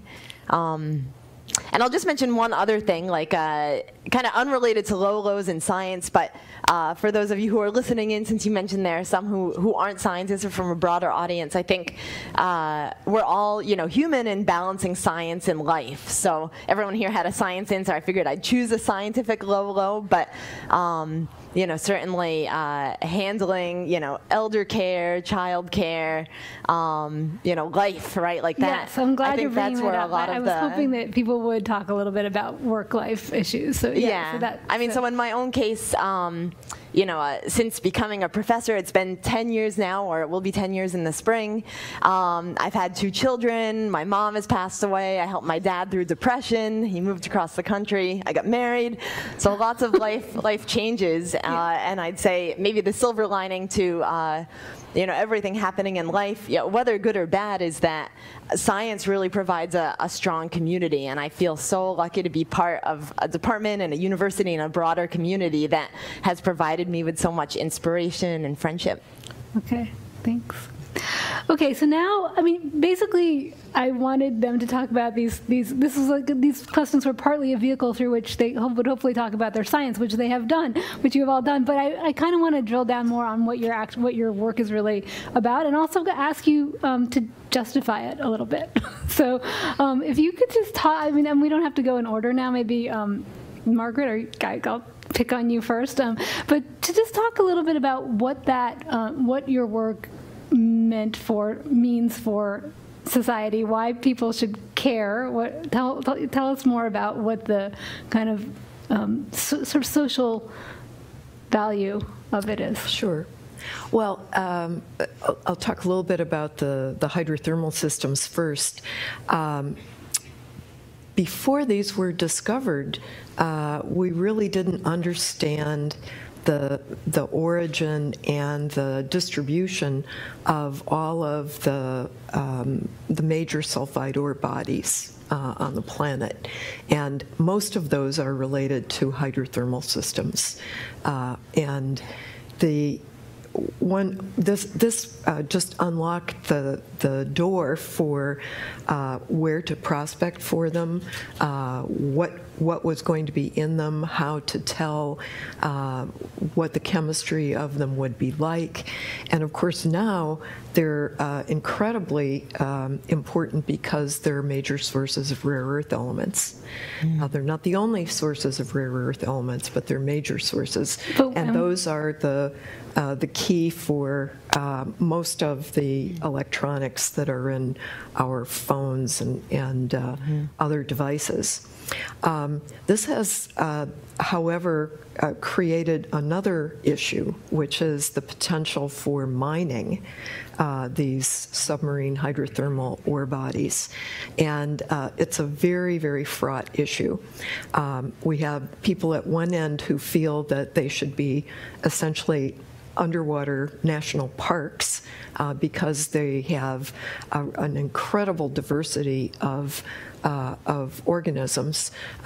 You can probably, well, we still, just a couple of months ago on a cruise in a hydrothermal system in Costa Rica, found over 100 new species in the first week. So here you have this incredible biodiversity as well as a very unique environment, and you're talking about, you know, essentially eliminating it. On the other hand, you have there are leases that are already in place in the Pacific Ocean for areas for deep-sea mining, not only of hydrothermal ore bodies, but of deep-sea deposits associated with manganese nodules and other crusts and so forth. And so this has really set up a very interesting question that raises a lot about the science, and just as much science in what is the composition, what's the control, what's going to be there, can we use this resource, as the other side, which is the ecosystems, what's there, what do we know about it, what would be the impact of mining these. So it's been a very interesting path and set of questions. Okay. Al, I'll ask you. I mean, your work does have sort of some clear direction, clear social value, but you don't have to, like, I'm not only asking about, like, you know, obvious social applications, but you can, I mean, you've already talked about it too. You could talk about sort of the broader. So, you know, economics, what economists do is study economic interactions, which are the way human beings coordinate and cooperate with each other. And we're pretty interesting and worth trying to understand. and economics is still an early stage science, so there's lots of things for us to understand. But when you look at all the material prosperity in the world, for example, that's a sign that we are able to coordinate with each other. That, you know, much of what we see around us is a built environment, but we often look at markets as if they were natural phenomena, as if we just had to suffer along when they weren't working well, or you know, regret the ones that are missing, or you know, think differently about how markets and corporations and families and nations interact with each other. But those aren't things that we should be helpless about as we understand those workings better. These are all human artifacts. And so when markets and marketplaces aren't working well, we should fix them. And learning how to fix them is important for people. Thank you. Okay.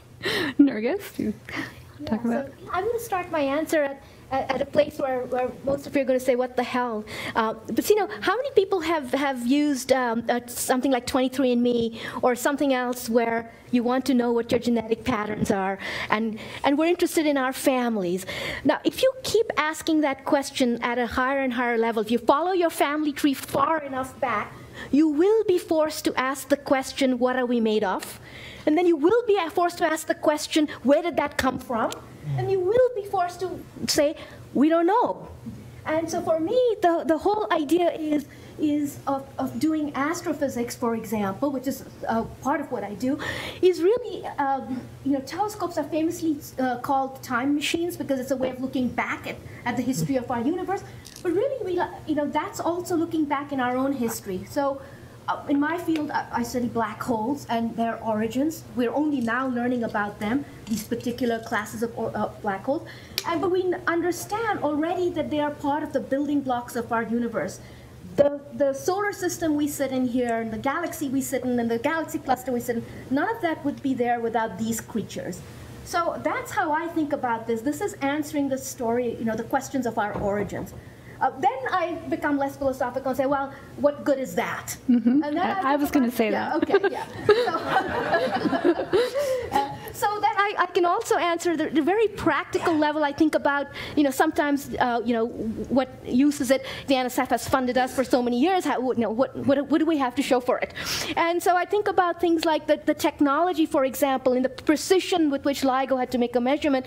The same technologies we use in our lasers is the technology that would make GPS more precise. So if you want a more precise GPS, you need a narrow line width laser, and we know how to make narrow line width lasers, and in fact have driven that technology. So I also think of it in a more practical dimension. There's one other way in which I think about it, which I think is really important, especially for what the NSF does and what academia does.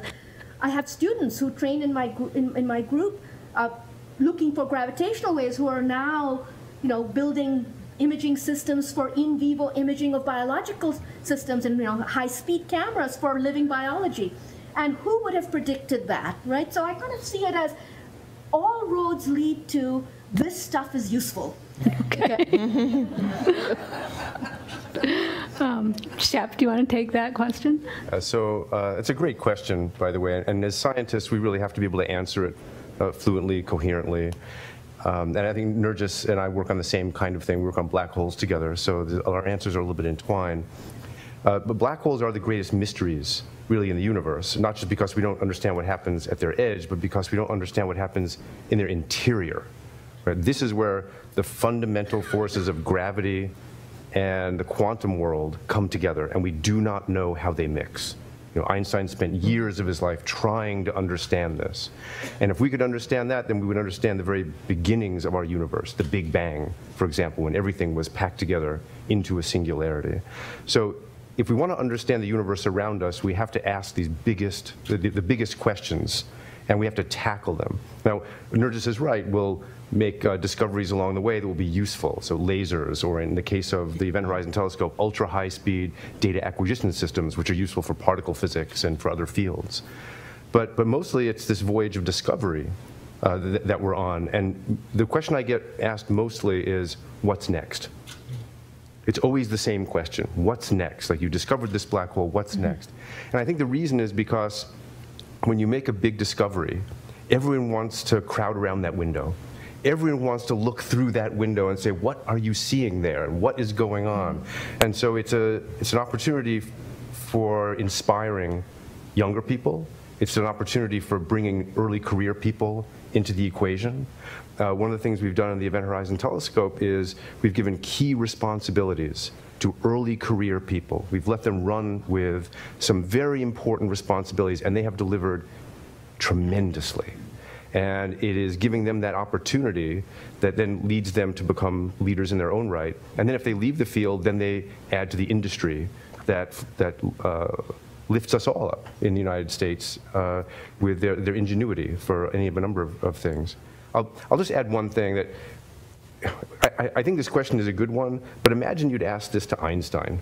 Let's go back 100 years and you say, Professor Einstein, what good would your theory of general relativity have been? And I think he would have had not much of an answer. And then you could have said, well, fast forward 100 years, Professor Einstein, you'll be able to take your phone and you'll be able to use GPS, which uses your equations of general relativity to locate yourself anywhere on the Earth to within a few meters. And I imagine he'd be so excited, he'd say, what's a phone? Because that's how far we've come, It's like he just wouldn't have had the tools to understand what GPS would be. Sometimes you have to wait 100 years before the fruits of basic research become evident, but it never goes out of style. It's always a good bet. But it's still okay to ask about it. We have to ask about it. We have to ask about it. Jennifer, do you have a... First of all, I just wanted to mention that I loved Diane's quote this morning that she took from Reagan, saying that basic science is the most practical endeavor of our country, and I think that's so true. Maybe an antidote that I often teach my students is that many of the technologies we enjoy today come from basic scientific inquiry. If we think about, antibiotics and the discovery of, Fleming or penicillin by Fleming, that was just a chance encounter of bacteria no longer growing on a petri dish that he left out. Or if we think about discoveries of chemotherapy, that started off with scientists just trying to understand what happened to bacteria growing under an applied electric field. And they found that with a high enough electric field, a large enough battery attached to bacteria, it stopped growing and replicating. And turns out it wasn't the electric field, it was actually a molecule that was forming by virtue of the platinum electrodes and some ammonia that was in the air and some chlorine that was in the buffer they were using, and that's cisplatin, which is now used in a lot of chemotherapeutics. So I think a lot of these basic scientific questions have the potential to translate into technologies that we can't even imagine now. But kind of maybe complementary to Shep and Nergis and to a certain extent Al and Margaret, I think a lot of us work on platform technologies. So even though they're within the realm of basic science, they have the ability to translate into other fields. And in terms of where my own work is headed, I mentioned I'm really excited to visualize molecules interacting with each other and visualize chemical reactions. Right now we're actually really excited to understand how immune cells in our immune system interacts with pathogens, in particular bacteria. And it's actually a really fascinating interaction. Like the immune cell kind of seeks out the pathogen and then latches onto it, forms what's called an immune synapse, a lot like the synapses in our neurons, but this is between, you know, immune cells. And that latching between the two cells lasts for several hours, in some cases 5 to 10 hours, and the immune cell is literally like ripping open pores in the pathogen so it can insert cytotoxic chemicals that ultimately target the pathogen for death. And a hypothesis out there and a question that we have is, like, to what extent does the force exerted by the immune cell determine how effectively the pathogen is killed? And you would imagine the larger force, probably it's going to be killed more effectively. But maybe it's the case that certain pathogens or cancer cells evade immune attack because there's not a large enough force. So it's a cool hypothesis. The challenge is it's really difficult to visualize forces. We usually feel them, but how can we see forces occurring between two cells? So we're trying to develop technologies that allow us to visualize those forces optically. And then once we know what the forces are, how can we control them so that way we can enable a more effective immune response for certain diseases? Okay. All right, I have 2 more questions that I'm going to combine into one so that we leave enough time for your questions, but so I'm just telling you, you can start thinking about your questions. So my last 2 questions were, I wanted to know how you got into science. Why, was it your family? Were your parents pushing you? What kind of forces got you to what you're doing now? And the other is the inevitable what's next question. So I do want to ask, like, what is next for each of these projects, these areas that we've heard about? But you can just answer both of them at the same time, and then we'll turn it over to questions. Go ahead. Go ahead. So my story, I'll start with my parents. So neither of my parents went to college, so I am what in modern parlance would be called first generation in college. They were very interesting. They sort of had sort of lower middle class jobs, but they were very clear that I and my sister were going to go to the best schools when we were growing up, and we were going to go to college. I grew up in Pakistan. We were going to go to college overseas because that's where opportunities were, and that's where their girls were going to go. And that was it. They put us on that path, and that was the gift they gave us. In some sense, if you looked at these 2 people, my parents, you would not think their daughters would do this. On the other hand, they did. They put us on this path. So, gratitude, Mom and Dad. The question of what next. So, there's a lot of beautiful science still to be done in my field. It's just begun. Really, we've seen the first of these gravitational waves, and the universe is filled with them. And I'm very excited about that. But I want to add one other thing to the answer. I also personally, and I will pick up on something Jen said earlier too, I've also become very sort of a strong advocate for thinking about making science more inclusive, and that's something that I think is really important. And it's not it's certainly the right thing to do. But Subra earlier today also said something that really strikes with me, that there are economic reasons to do it, and we should do. If you don't want to do the right thing, just do it for the economic reasons that are out there. So that's for me personally, those are the things I'm really excited about. Okay. We'll ask our economist. So my parents were both New York City high school teachers, and so there were a lot of books in our house, and it was clear we were always going to be educated. But I think my ambition to be a scientist actually came from my older brother. He was 4 years older than me, and we were both still children. He decided that being a scientist was a cool thing, and that sounded good to me. Did he become a Sputnik scientist? was being launched when I was entering first grade, so science was in the air. In terms of what I'm working on, I'm spending a lot of my time trying to expand kidney exchange and help it work better. But that's also causing me to think a lot about this question I mentioned earlier about which markets get social support and which don't. And I would like to understand that a lot better. I think it's a question that economists should study more. It's too important to be left to the philosophers. Thank you. Margaret? No scientists in my family, and neither of my parents had gone to one of them hadn't even gone to high school, but neither of them had gone to college. And I wasn't interested in science until I went to high school. And I had a remarkable high school science teacher that made all the difference in my life. And I made a big point of going back to see him several times to tell him what a difference he's made in my life. Just an extraordinary person. What I'm working on now. So one of the things, for years, oceanographers have been trying to tell people how important the ocean is for climate and how important it is for sustainability. And people finally heard the message.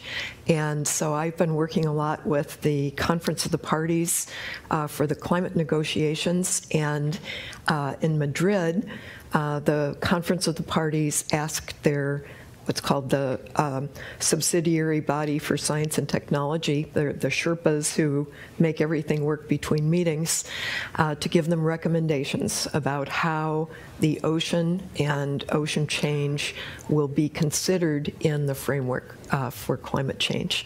And that was the word ocean was never in any negotiating document for climate, in spite of the incredible role that the ocean plays in climate.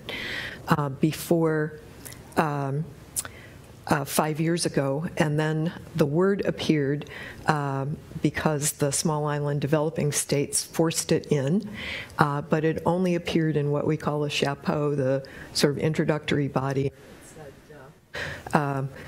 Sort of recognizing that Mother Earth and ocean are important. I mean, literally, those were the words. We've come a long way since then in just 4 years, and now we're going to be part of the negotiations. So I think it's an extraordinary change, and it's going to mean a lot for the oceanographic community to step up to the plate and to help the UN understand how to look at acidification, deoxygenation, warming, sea level rise, and all of these things that are going to be part of the negotiation. Cool. Well, you've been asked this before, apparently, but what's the next question? Because you said that, but also tell us how you got here. Why this? Why you? Well, I took a little bit of a non-traditional path to get here. My father was a high school physics teacher. He actually taught me in one of my classes. Awkward. Oh, wow. And my mom did a lot of things, but she really did push me in a certain way. And she passed just recently, and so I've had a chance to reflect on that. And it was very interesting, her pushing, but ultimately I think it got me a little bit to where I am today. And then there were some other formative experiences. I did winter in Antarctica, so I got used to doing things without a Radio Shack down the road to go buy some things with. One had to work with duct tape and wire and whatever was available, so I kind of love that aspect of it. So what's next for us is a continuation, but an amplification of what we're doing. So we're not content just to have a telescope as large as the Earth. We want to add more telescopes so that we can make movies of black holes. So think of going from still images to movies. Imagine having a front row seat to black hole cinema. That's where we're headed, so that we can tell not just how light bends around the black hole to give you a snapshot, but how matter orbits the black hole. Because, of course, light moves at the speed of light, but matter can move at any speed under the speed of light. That gives you a completely different test of Einstein's theory of gravity, and will give us a really good idea of how black holes energize the cores of most galaxies in the universe. And then we want to, of course, launch satellites into space so that we can make a telescope much larger than the Earth. So, and there are a lot of reasons to do that, mostly so we can really test some of the fundamental theories of gravity at even finer scales, and look at the masses of black holes across all of cosmic time, getting back to Nergis's question of where do we come from. So that's where we're headed. All right. Jennifer? Cool. Well, I'd say my science spark probably came from FBI special agents Fox Mulder and Dana Scully. All right. Yeah, growing up, I grew up in Rhode Island. My mom was a nurse and my dad's a construction worker. And they were really incredible role models, but they'd work hard during the day and then come home and want to watch TV. So after I finished homework, I'd watch TV with them. And watching X-Files really inspired me, I think, to become a researcher. I was like, oh, you get to... Or I wanted to be a paranormal researcher for a long time because I thought that was the only type of research you could do. But it's really neat how they get to investigate, you know, what was unseen and unknown, and, you know, come to a conclusion at the end of each show. In terms of what's next, you know, if Shep is a kind of cosmic photographer, videographer. I view myself actually as a nanoscale photographer and videographer, and I was talking with Amy beforehand saying that a lot of times when I go to cocktail parties, if people ask me what I do and I respond that I'm either a scientist or a professor, the conversation ends right there, but I find that if I tell them I'm a photographer or videographer, I often get a lot more questions about what I do, and then I can share with them what we're working on. And I think it's because images teach the public about, you know, the beauty of nature and the importance and urgency for working together to try to preserve it. So in terms of what's next, it's really hard to create images at the nanoscale, even harder to create movies at the nanoscale, but we're trying to do so, you know, hopefully in order to enable a more sustainable future and a healthier population. Thank you. All right, are there any audience questions? Oh, I have time for only one question. Oh, okay. Who will be the one question? That depends if this thing's on. Yes. Okay. You asked what's next. This is for the two physicists, Nergis and Shepard, right? You found black holes. You took a picture of black hole. Now you ask what's next. What I think we should do is find the white holes and announce that breakthrough to humanity. Do you have any ideas on how to find a white hole? Wow. So there are a lot of, first of all, it's a great question. Every question is a great question. We're in the business of looking for things in the unknown, right? So we are really explorers. I work for the Smithsonian Institution, so I really do feel as though we are exploring the universe, and it's our sacred compact with the population to come back and tell the story. Right, so this is exactly what we're supposed to be doing. We saw a black hole, we're going to tell the story. And there are exotic constructs out there. There could be that what we're seeing is not a black hole. It could be a gravistar, it could be a boson star. There are some really exotic constructs out there, and they get to the fact that we truly don't know what happens when gravity meets the quantum world. I mean, that's really where the rubber hits the road. What I can say is that by sharpening our focus on the event horizon, by really studying whether this is a black hole, whether it could be something else, that will be one step on the way to seeing any of these exotic constructs, white holes or a wormhole or something else like that. All right, if you allow me, I'd like to present an idea and a concept. Actually, can I just add something to that? So to add to what Shep said, so really, as humans, part of what our job, part of the compact, is also to always be making more and more precise instruments. The more precise our instruments get, the more deeply we can probe nature, and that's really the job ahead for us. So, I think I've been given a severe warning about cutting this, about being to time. So if you've asked. You can come talk to us later. Yeah, I'll talk to you offline, but in one word, The W map is a picture of all the white holes in our universe. It's a concept based on the black holes have two event horizons. The inner event horizon, which sucks in matter, and the outer event horizon, which expels anti-gravity, antimatter, known as dark matter. We could talk more later. I want to have a drink with you later. Well, thank you all for. Thank you very much.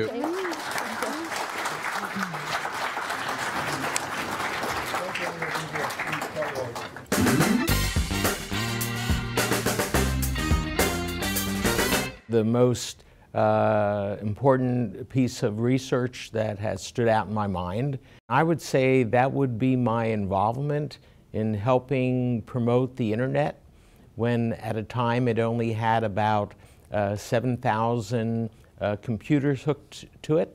And I was over here when in 3 years it grew to about 2 million.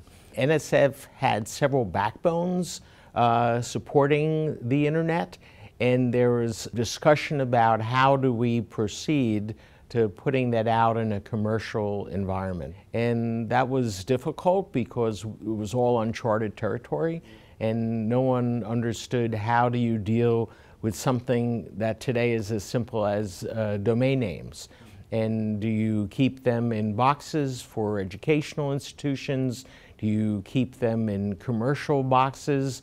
And we all hoped we knew what we were doing, but it was a great time to think about how you can structure a whole new way of doing business and communications with people. And the rest is history.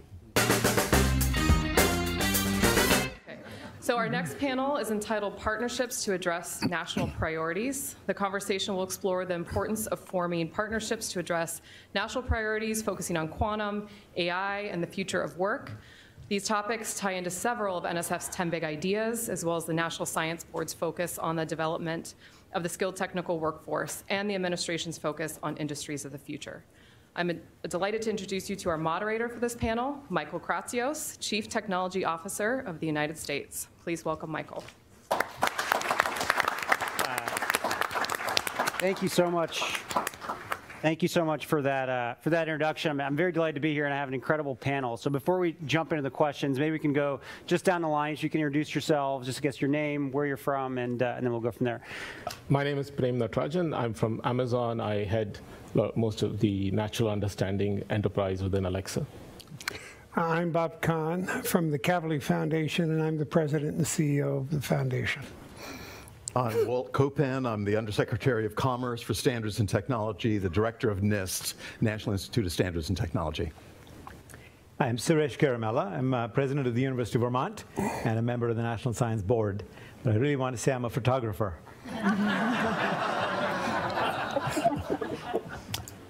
I'm Paul DeMar. I'm Undersecretary for Science at the Department of Energy. And I'm Marcia McNutt. I'm the president of that organization that has Einstein on the corner, the National Academy of Sciences. So if it wasn't obvious from our selected lineup here, we wanted to stress the fact that in order to make successful partnerships, you need to have true sort of cooperation between all parts of the ecosystem, from the federal government to the private sector to academia and to also philanthropy. So to kind of kick things off, I wanted to do, I don't know, a lightning round, maybe not the right way to put it, but more concise answers. If we wanted to sort of think a little about the strength of our S&T ecosystem to advance all the things we think are so important, things like economic prosperity, health, security. You know, it's impossible for one sector of the ecosystem to go at it alone. So from each of your vantage points, what discovery, capability, or innovation do you think was only possible by partnering across sectors? And what about that partnership made the effort succeed? So let's begin with you. So in my mind, I think of two transformative technologies that we're all experiencing. One is networking, and the other is AI and ML. And I think both of these have come from a partnership of both trying to understand the theory of it well, whether it's the Shannons of the world and others, and the more practical folks like Alexander Graham Bell, who are just trying to complete a telephone call, right? And somewhere in the middle of it was this big chasm of saying, there is a revolution to be had. And so all of these sectors had to come together, the practical inventors who are putting out products, the theoreticians who are trying to understand the theoretical frameworks, and then that most important community of all the translators who go from one to the other and do it. So in my mind, both of these transformative technologies we're living through today, and even though you said, what has brought us here today, just looking into the future, I'll say that I think quantum is one of those places where I'm starting to see that sort of exciting blend happen, where we sort of don't fully understand how to build quantum computers at scale, but there are also already really ambitious people who are saying, that's okay if I only have 50 qubits and they're only stable for so long. How can I accelerate certain GPU functions using just that much limited capability and do some new things I couldn't do before? And somewhere in that intersection of bias for action and desire to understand will be sort of new breakthroughs that accelerate us along. Wonderful. Well, I represent philanthropy. I think the one representative of philanthropy, at least on the panel. And I would maybe pick a couple of examples of partnering that has made an extraordinary difference. And I'll try to pick one from the physical sciences and one from the biological sciences. So in the physical sciences, we've heard a lot about astronomy today because NSF has had such a central role in it all, including LIGO. But if you go back to American preeminence, and I'll emphasize preeminence, in astronomy, astrophysics, and cosmology, you really go back to a philanthropist. You go back to the founders of Caltech, and then you go to Carnegie. And Carnegie in 1914 provided $1 million to build the 100-inch telescope on Mount Wilson, and then he gave him a $15 million endowment so the payout could run it. That's about $250 million in 2020 dollars. Discoveries, well, the universe is not static, it's expanding. Edwin Hubble in 1927, and I could rattle through. And so the partnering of philanthropy with science and with our higher educational systems was one partnership. Another partnership came after the war when Vannevar Bush got really put into place, and still sticking with ground-based astronomy. Telescopes got built by private philanthropy. They got operated and run through grants by, for example, the National Science Foundation. So the Rockefeller Foundation was behind Palomar, which until 1989 was the largest optical telescope on the ground. We continued with Keck, the two twin Keck telescopes in Hawaii, again, built with private money, philanthropy, and then supported by grants from NSF.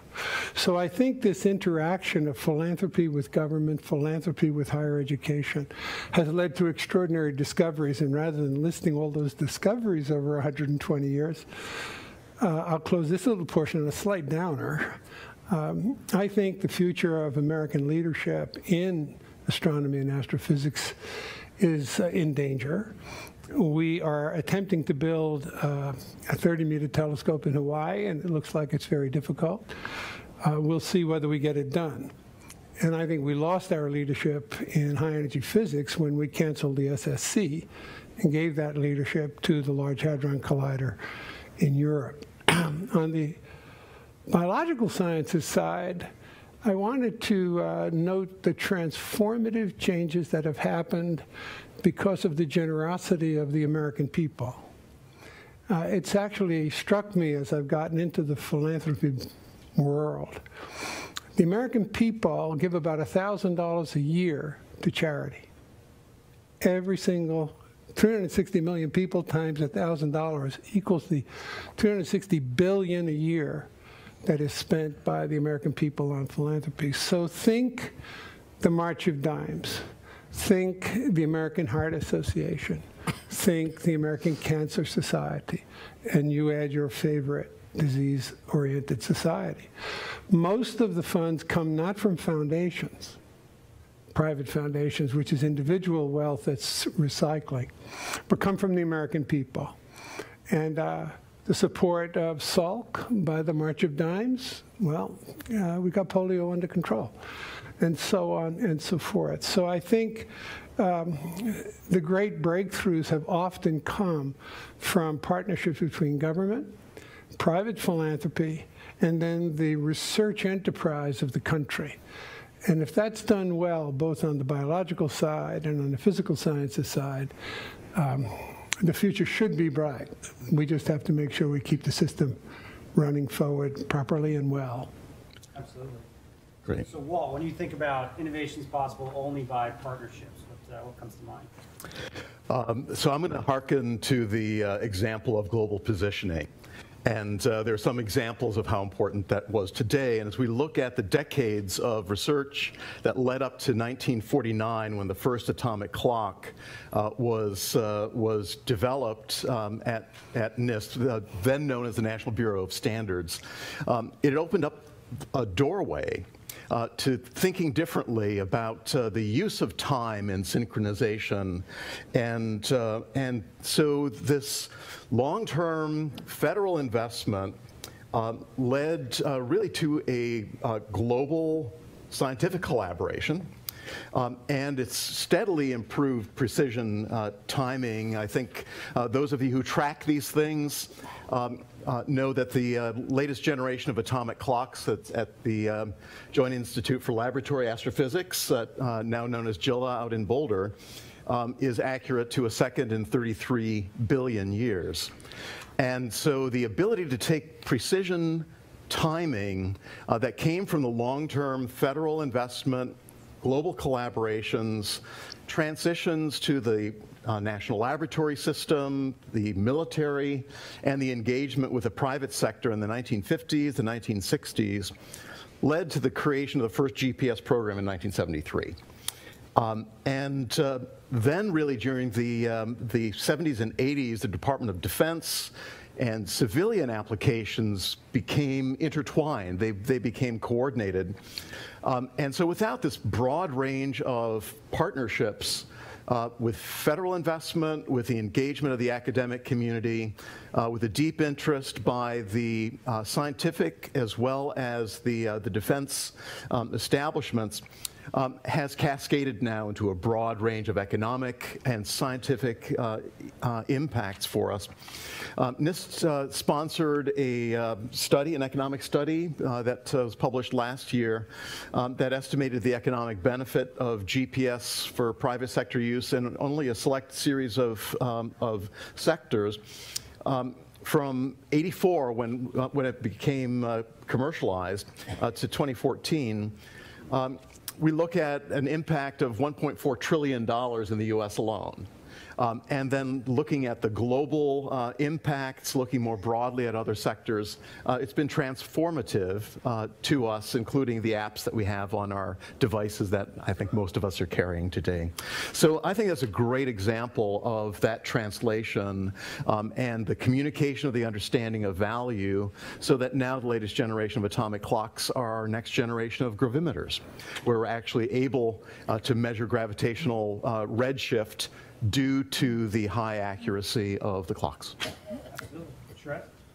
Michael, I think one example for the partnership, for the kind of partnerships you're talking about that I've had some involvement with is the Nano Hub. And that's funded by our own National Science Foundation. This was a very interesting example where hundreds of universities and partners came together. They serve millions of users. So this is an area where the US was investing a couple $2 billion a year. Lots of research, lots of data, lots of software coming out of it. But it wasn't accessible to a broad range of users. And so for this accessibility, what we did was to convert these resources into usable apps. And this was before the iPhone, before the cloud computing thing. So apps have become very common today, but this made these apps available to a global user base.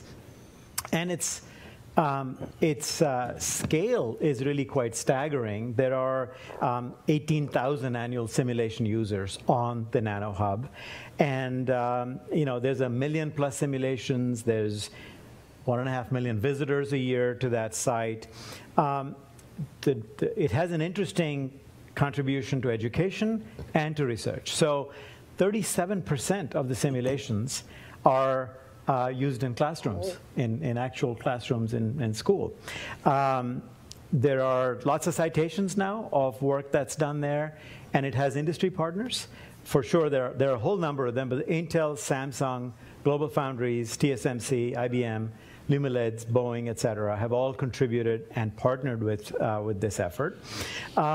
We created a whole new business unit at Purdue University in this case called Hub Zero, which helped host a program like this. And it was important that we had professional staff and not academics that were trying to put it together, because that's what we needed to do.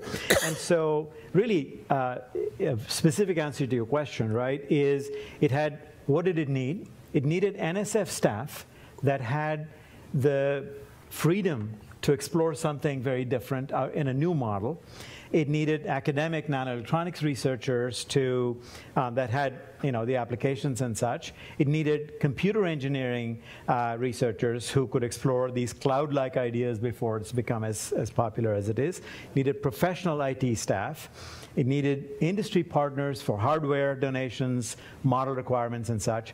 And it needed national labs because the model requirements and the early supply of community codes came from there. So it was really a great confluence of many partners coming together that has made this great resource available. Oh, that's great. Paul? Yeah, I mean, first of all, I'd like to comment to the partnership of a lot of people around this room. France, Walter, and I, leadership of Michael here. For those of you who don't know, we get together on a regular basis to talk about all our cost-cutting, and it's been a wonderful partnership over the last few years, and really appreciate the opportunity for all of us to get together on a regular basis and do the partnership, Michael, that you were just asking about. So, from my perspective, the way I kind of think about partnerships is that at least a portion of the federal footprint that I'm a part of is that there's a tremendous amount of money going into a discrete number of locations to a large degree. We have funding, but not quite as large as NSF across the nation. And we have these very concentrated areas of national labs, the 60,000 people, and we develop ideas, but we literally have fences around them, and to actually move them out the door, we can't do it by ourselves. And so, how do we build communities with the academic community and other researchers on how to do it? I'll give two examples, kind of great historical examples of the complex. Obviously, we are the Manhattan Project, right? We're the inheritors of the Manhattan Project. When you look at Fermi and Szilard and Oppenheimer, obviously, tremendous numbers of people with a lot of different backgrounds in materials and chemistry and physics and so on. But one of the things that came out of it was obviously all of nuclear physics. And nuclear physics ended up in nuclear power, nuclear medicine, nuclear imaging, isotope production for many different aspects, none of which could have been done by my organization. It needed ultimately to work with Westinghouse or work with medical imaging companies to develop those things. Second, I think, great example is Human Genome Project, which there was a lot of work with NSF on this. For those of you who may know, the Human Genome Initiative preceded the Human Genome Project. It started at Lawrence Livermore National Lab as kind of an outgrowth of nuclear and looking at radiation damage. And from that, basically taking a look at the ability to do the imaging and ultimately sequencing. Started off kind of off behind a fence, but ultimately working with UC Berkeley, with NIH, and others to actually get it done on a partnership basis. And another great example with NSF, where both of us funded Jennifer Dauda at the early stages at Berkeley. That has turned into an area of genomics and all the impact of that we're just beginning to see. is an example that couldn't have happened without tremendous amount of cross support and partnership. Yeah, and even when we think about sort of coronavirus and the work that all of us, all different pieces of the ecosystem are working towards in the last few weeks is a good example in the health domain. So Marcia, I think how about you over there? What do you think is a good example of partnerships? Well, being perhaps the contrarian on the panel, rather than give you a specific example of a discovery or innovation from a particular field, I'd rather talk about a type of organization that was innovative that only happened because of a partnership, and that is the modern research university in this country. And we already heard earlier today from the history of the science, the endless frontier, how the modern research university emerged from that report, and it would not have happened without a partnership. And it was a partnership between the funding agencies, NSF, DOE, NIST, NIH, all of the federal partners, but it also took many other partners, increasingly private philanthropy that has played an important role in sustaining the innovation, but also the states were important parts of this partnership.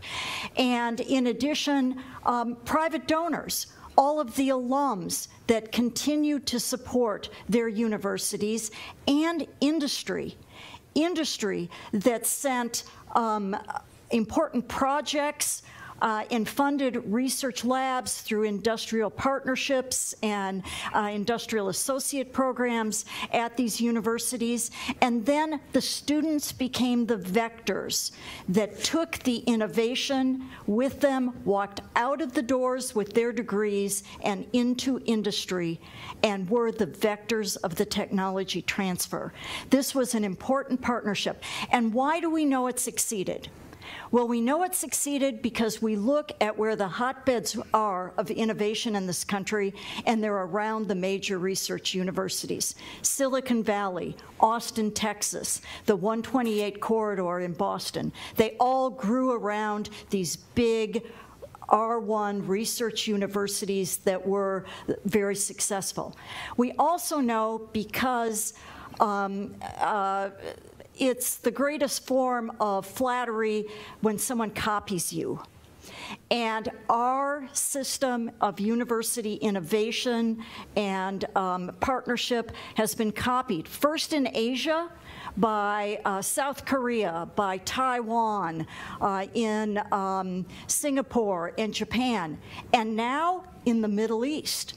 At the Academy, we're increasingly getting requests from Middle Eastern nations that see the writing on the wall. The oil is running out, and they can no longer live forever off just mining their natural resources. They're going to need an innovation economy, and they need to build their research universities in the pattern of those that we have here if they're going to survive. Absolutely. By far, I think we all certainly could agree our university system is the envy of the world, and it's something that probably one of our proudest exports. So I wanted to kind of to go down the line and kind of dig in a little bit, given the expertise in your domain. So kind of beginning with you, Prem, I think one thing that you may be aware of, one of the largest administration pushes in science and technology has been a focus on ensuring American leadership in the industries of the future. This belief that the United States must lead the world in the next generation technologies like artificial intelligence, 5G, quantum computing. So when you think about those larger priorities and kind of where you are at Amazon, how can government, academia, nonprofits engage and partner better with companies to advance priorities like these? Yeah, and let me tap into what Marcia was just saying, which is, the great American Research University is a product of all these sort of coordinated missions over the years among these different sectors. But in the kind of capitalist system we are, we sort of rely on that coordination because there's a lot of independent activity going on. And through policy frameworks, through philanthropic things, through individual initiatives, we've sort of had this serendipitous outcome in some sense of being the world leader economy, because somebody else could have just sunk in a huge amount of money and taken the lead, which arguably happened in space. And so the fact that we endured that setback and is because of this partnership. Now, when I look here from an Amazon perspective, so one perspective we bring to, sort of a common theme we bring to anything we undertake is working backwards from the problem we're trying to solve. What is the problem we're trying to solve? What is the advance we're seeking to achieve?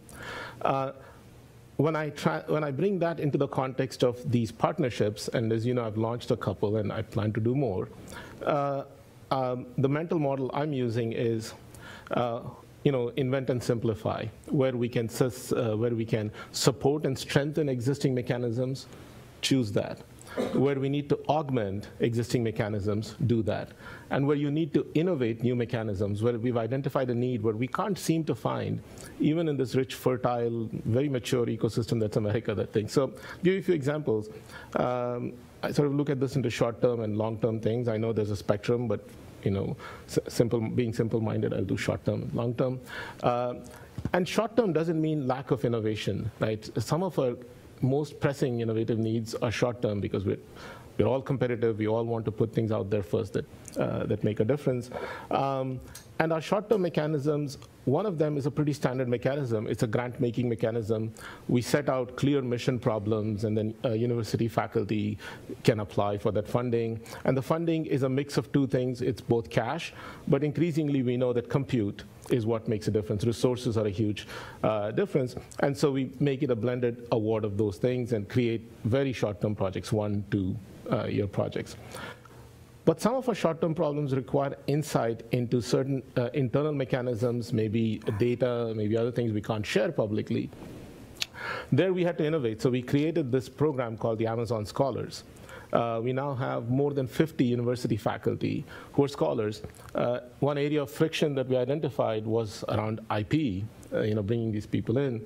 So we had to work with universities to say, we don't want to eat our seed crop, right? Because if we just hire faculty and bring them in, then we don't get the PhD students coming in from the back end, et cetera. It sort of slows down. So the scholar thing was a response to saying, how can I benefit from the expertise of these top faculty, leave them intact in the current ecosystem to continue to exert the impact they're exerting, but then also solve problems for my customers. And so they get to maintain their full-time appointment in this thing, and then they get it either 1 day, 2 day, 3 day, and it's flexible. It can change. In the summers, you spend 3 days a week with Amazon, et cetera, but you become an Amazon employee as well. It took us a while to work out the IP around it, but given that we have 50+ scholars. Yeah. Now, the long-term problems, of course, that's where so many innovation opportunities exist. And so there we are taking sort of 3 tiers of approaches, multi-sector initiatives, like the partnership with NSF on fairness in AI. We identified fairness as a really long-term problem that I fundamentally believe can only be solved at its root through diversity of perspectives. No single organization can bring them in. So we said, what's the mechanism to tap into? It's the NSF merit review process. Give the money to NSF. We don't participate in the selection process. NSF makes the selection awards, and we're just granting the money away, right? We don't participate in the selection at all. So the second one is sort of institutional partnerships with places like our tier 1 universities, Berkeley, et cetera. The Berkeley area, AI lab called BEAR, with Michael Jordan is a big new initiative. Big grants to Rise Lab and Amp Lab are yet another thing. Just sort of wrap by saying there are also niche problems. Like we might be interested in conversational AI, where a conversational agent can have an interaction with a human for 20 minutes. That's a really long-term problem. And so we launch things like the Alexa Prize, where we fund universities and students. We really need the extreme, almost reckless risk-taking of graduate students to solve problems at that end. And the last thing I'll say is, my definition of long-term, may, in some contexts, fall short of NSF's definition of long-term, for example, autonomy, etc. And so, but that's why it's multi-sector. There are people who have different perspectives, and they can seed initiatives in this way. Well, no, I think from what I'm hearing, I think you're as a company, you're attempting to leverage the different parts of the R&D ecosystem that are most valuable to use, in the sense of, NSF has an incredible, world-renowned sort of merit-based process in doing selections of grants. So, having them assist in driving some of this AI fairness work to be very important. As just a quick follow-up, with regards to the Amazon Scholar, I think we have sort of some university folks on the panel and so on. This idea of kind of breaking the mold. I mean, Walt and I work a lot on how you can sort of like shake up the system here in federal government to get things out more quickly. And I don't know if kind of what are some of the roadblocks you've hit with universities and you're attempting to sort of create these dual hat roles? I think two, right? One is earning trust. When you show up at somebody's door and say, look, I've identified this as a problem. We don't want to eat our seed crop, and we want to create this partnership. You have to earn trust in that thing by sort of creating a mechanism. There's no reason for somebody to trust you when you come to the table with an offer that looks on the face of it like too good to be true. And so, the one roadblock was articulating our understanding clearly that here it's not actually altruistic. Here's the benefit we see for ourselves. It's that we really do want to hire these PhD students. There are really these problems we want to solve. And so the first few arrangements. The second roadblock, as you know, Michael, always IP arrangements.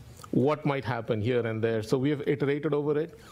We've been very flexible to the point of where we have allowed faculty to say, I will manage my conflict through my standard university conflict process. So sometimes we have arrangements with the university, other times it's just an arrangement with the faculty that is disclosed to the university so that they're saying, okay, we trust this person to it. So, and I see all of these as a way of establishing trust. The Scholars Program is now maybe a couple of years old, slightly longer, more than 50 faculty. I think as people start seeing it in operation, it's been accelerating. Like the first year we had just a few. The next year we got several more. Last year we have a couple of dozen. So I think on this blocker that we identified of earning trust with the academic community, saying we really need to partner, we get it, right? We need to strengthen you while we are driving benefit for our customers. That's the... Yeah, I think you're totally right. I think I saw Jim Croce in the audience somewhere, and I think it was kind of a long process to get to the arrangement regarding AI fairness, and I think we've sort of established that trust now, and hopefully there are things you can build on, and I think trust is key across all partnerships. That's right. Absolutely. Thank you. So Bob, a question for you. I think the NSF has recently put out some numbers, and they say that over $20 billion in R&D is essentially funded by philanthropies. This is a huge amount annually in the United States. And you guys have worked on all sorts of interesting areas, from astrophysics to nanoscience, neuroscience, theoretical physics, and obviously your prize. Now, how would you say nonprofits and the foundation specifically are leveraging partnerships across sectors to advance your mission and generally drive broader American S&T leadership? Well, I want to focus on the last piece, science leadership. Technology for the Kavli Foundation will follow. And the $20 billion number isn't just private foundations, but I think it's everything. So as I mentioned earlier, when the American Heart Association, which is private, gives money to support heart research, that gets counted in that number. The best we can come up with, by the way, for support for basic science is about $5 billion a year. Science, technology, applications coming closer now to 15 to 20 billion. I want to take a slightly different approach to answering this, the way Marcia took a different approach in the first round. At the Kavli Foundation, we support basic science with a deep belief that the discoveries of basic science will be transformative to society and will help society be better. We can't tell you how, we can't tell you when, we just know from history that it will happen. And so the mission at our foundation and most of the partnerships are actually with what we already talked about, the great American research university system. And what we do is an unusual form of partnering with those universities, so it's partnering, but it is transfer of wealth. And what I mean by that is that we literally are making endowment gifts to the universities. We're not giving them grants. And two of the people here, Harry Atwater's name came up in the earlier panel, and Nergis is at a Kavli Institute at MIT. Harry Atwater's at one at Caltech.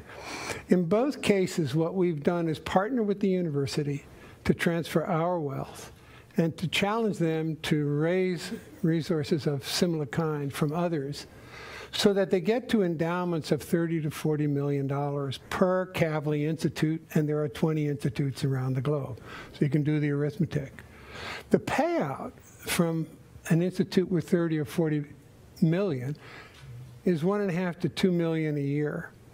And the key, I think, to the partnering with the research enterprise of our great universities is to give them the free energy at the front end of discovery. So I'll give you an example from Yale, which has gotten its endowment up to $40 billion for its neuroscience focus, and one from UC San Diego, which is also in neuroscience. And we do neuroscience, nanoscience, astrophysics, cosmology, and theoretical physics. But the one at UC San Diego was really very interesting. We don't place any constraint on what they do with the payout. We have to trust in the scientific enterprise and the people at the places where we have invested to make the right decisions about the use. They set up a program of giving $50,000 to $100,000 a year to faculty and students from the payout. And they might do 6 or 7 of these each year. We asked them over a 5-year period, how much did you put out and what did it lead to? Now, these are ideas that are not ready for prime time. If they were to just sit down and write a proposal to the good NSF, they probably will be rejected. They don't have enough meat on the bones. And even though NSF is very generous in looking at very basic work, you got to get some meat on the bones. We all know that. So the bottom line is that they had, over a period of 5 years, put out between $2 and $3 million to their faculty. And I asked, without another dime from us or anybody else, you made a grant to the government. What was the success rate, and how much did those grants sum to? They summed to 25 to 30 million. So if you're in venture capital, I know you know people in that business without naming names, right? That's a 10x return on investment. But I'm not talking about economic investment. I'm talking about intellectual and thought investment. So I think that model of philanthropy partnering with the universities, enhancing their endowments, giving them the freedom to do the things before they're ready for Amazon, before even they might be ready for NSF or NIH. That's the seed corn that's going to keep us out in front. Yeah, sort of just to build on that, I think it's, you make a very good point that oftentimes philanthropies can fill a gap a very early stage when even NSF or anyone else isn't quite able to give money yet. And I think one example that comes to mind with sort of Paul on the panel here is the funding for LSST, and now that's received over $30 million from a number of foundations before any federal dollars came in. Now, do you see philanthropies continuing to do that kind of work, or are there? Yeah, I think I do, and I think it's fundamental. And I would add not only Gates and Sony, but I'd remark Jim Simons and the Simons Observatory. Very major commitment to radio astronomy and to looking back at the cosmic microwave background. You know, there was one other example I might give here of also filling gaps you talked about. Front-ending research discovery, but also filling gaps when great ideas are there, but you have a problem. And TESS, T-E-S-S, is a stunning success. It's a satellite run by MIT that basically does a survey of where will the planets be that are most likely to be the candidates to find life. The TESS satellite was launched in 2018. It's been a phenomenal success. It took almost 20 years to get it done. we had a Kavli Institute at MIT, and in the downturn of 08, 09, and 10, NASA said, we don't have the money. And they came to us and asked, could you help us bridge the gap? And we did, get separate money, and the administration put money in. 2 years later, NASA came back. The satellite is launched. We lead. That satellite will point all the telescopes coming down the pike. So there was a case where philanthropy filled a gap when the government had a difficulty. That's a fantastic story. Yeah, that makes me happy. Oh yeah, Tess is out there, and your MIT colleagues and all the rest working on it did delight. So I want to turn to you, Walt. I mean, we've been working for a couple years on this larger issue of technology transfer, and it's something that you've been part of your entire career and extraordinarily passionate about, bringing incredible energy to the interagency on this. You worked very hard on the green paper coming out of NIST, if you haven't seen it, from last April, which speaks a lot about tech transfer. Can you highlight a couple of key findings relating to partnership and actions that are being taken or really need to be taken in order for us to see measurable results in tech transfer? Right. Yeah, thanks, Michael. And it's been truly an all-of-government effort. It's brought together the private sector, the academic sector, the investment community to look at the benefits of investment in foundational research, but also to ensure that we are providing the greatest possible opportunity for benefit to be created for the American people, for our economy, and for quality of life. And so we've recognized, and some of these have been long-standing issues ever since the foundational legislation, the Stevenson-Weidler Act, the Bayh-Dole Act of 1980. They have been transformational and have opened up the door to great collaboration. But that legislation was written well before the digital economy. There are many new models of innovation development, the importance of building entrepreneurial ecosystems, and also addressing some of the systemic barriers in that old legislation and policy to remove the barriers, to create the greater agility that's necessary for the research enterprise in the United States to partner more effectively in the future and to have a higher proportion of research actually available to create economic and societal value. So it's addressing systemic issues, and they fall in several categories. One is simply the regulatory and administrative impediments that have been in place in many institutions for federal technology transfer. So there are new approaches now, new models of engagement that are being proposed as part of a legislative and regulatory modernization journey that we're on. And we're thrilled at the support, bipartisan support from the Congress in the House and in the Senate. And the second factor that we're looking at is create new opportunities for engagement with the private sector. That involves not only reducing the barriers, but creating greater incentives for engagement. Part of this journey that's been proposed is to revisit our research and development tax credits, all the way from investment in early stage enterprise to investment by the corporate sector at the interface between our universities, our federal labs.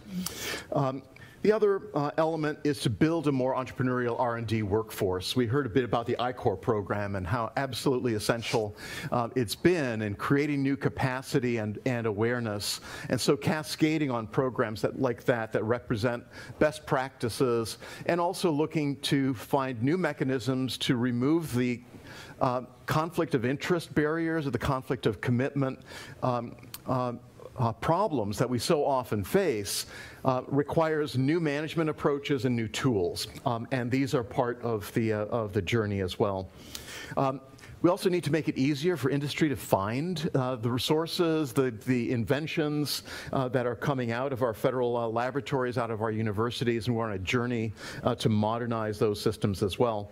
And also to continue to benchmark with the brightest and best globally to ensure that we have the best system for U.S. innovation in the future.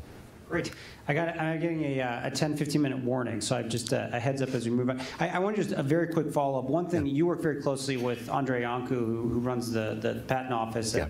Is there anything related to patents that you think is relevant in this space of partnerships? Yeah, absolutely. We know that that the research enterprise does create intellectual properties, and so providing greater clarity for intellectual property owners and investors, the ability also to remove some of the uncertainties regarding intellectual property rights, clarity with the Patent Trial and Appeals Board. So we worked very closely together also on guidance around standards essential patents, which are so important to industry and to entrepreneurial enterprise to develop. And just yesterday there was an announcement published in the Federal Register about rule change to encourage persons, small businesses, and nonprofits to collaborate with the federal sector. So it's a change in the regulation for small entity status that's been challenging to many entrepreneurs and investors as they've been trying to work with the federal sector. So those are just a few examples that have come out.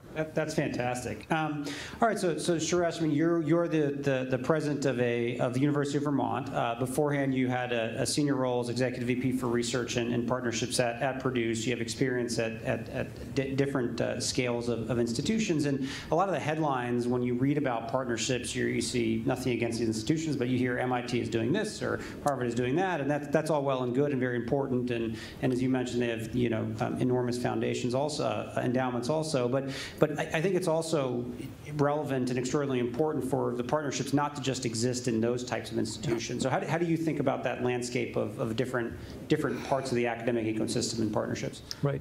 Thanks, Michael. I think we've talked a lot in the last few days here about geographic diversity and reaching those populations that we're not actually accessing that would add to our workforce significantly. So I think it is on everyone to get this right.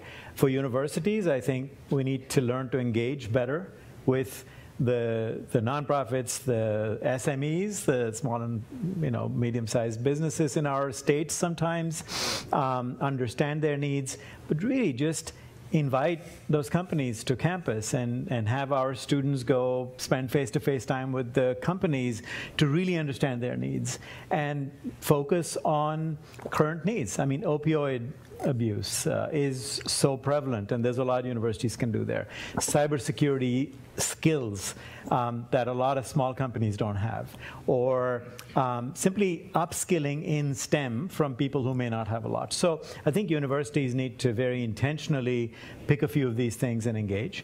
But on the company side, I'll give you an example. So Google recently picked UVM, the University of Vermont, for an open-ended project in open source.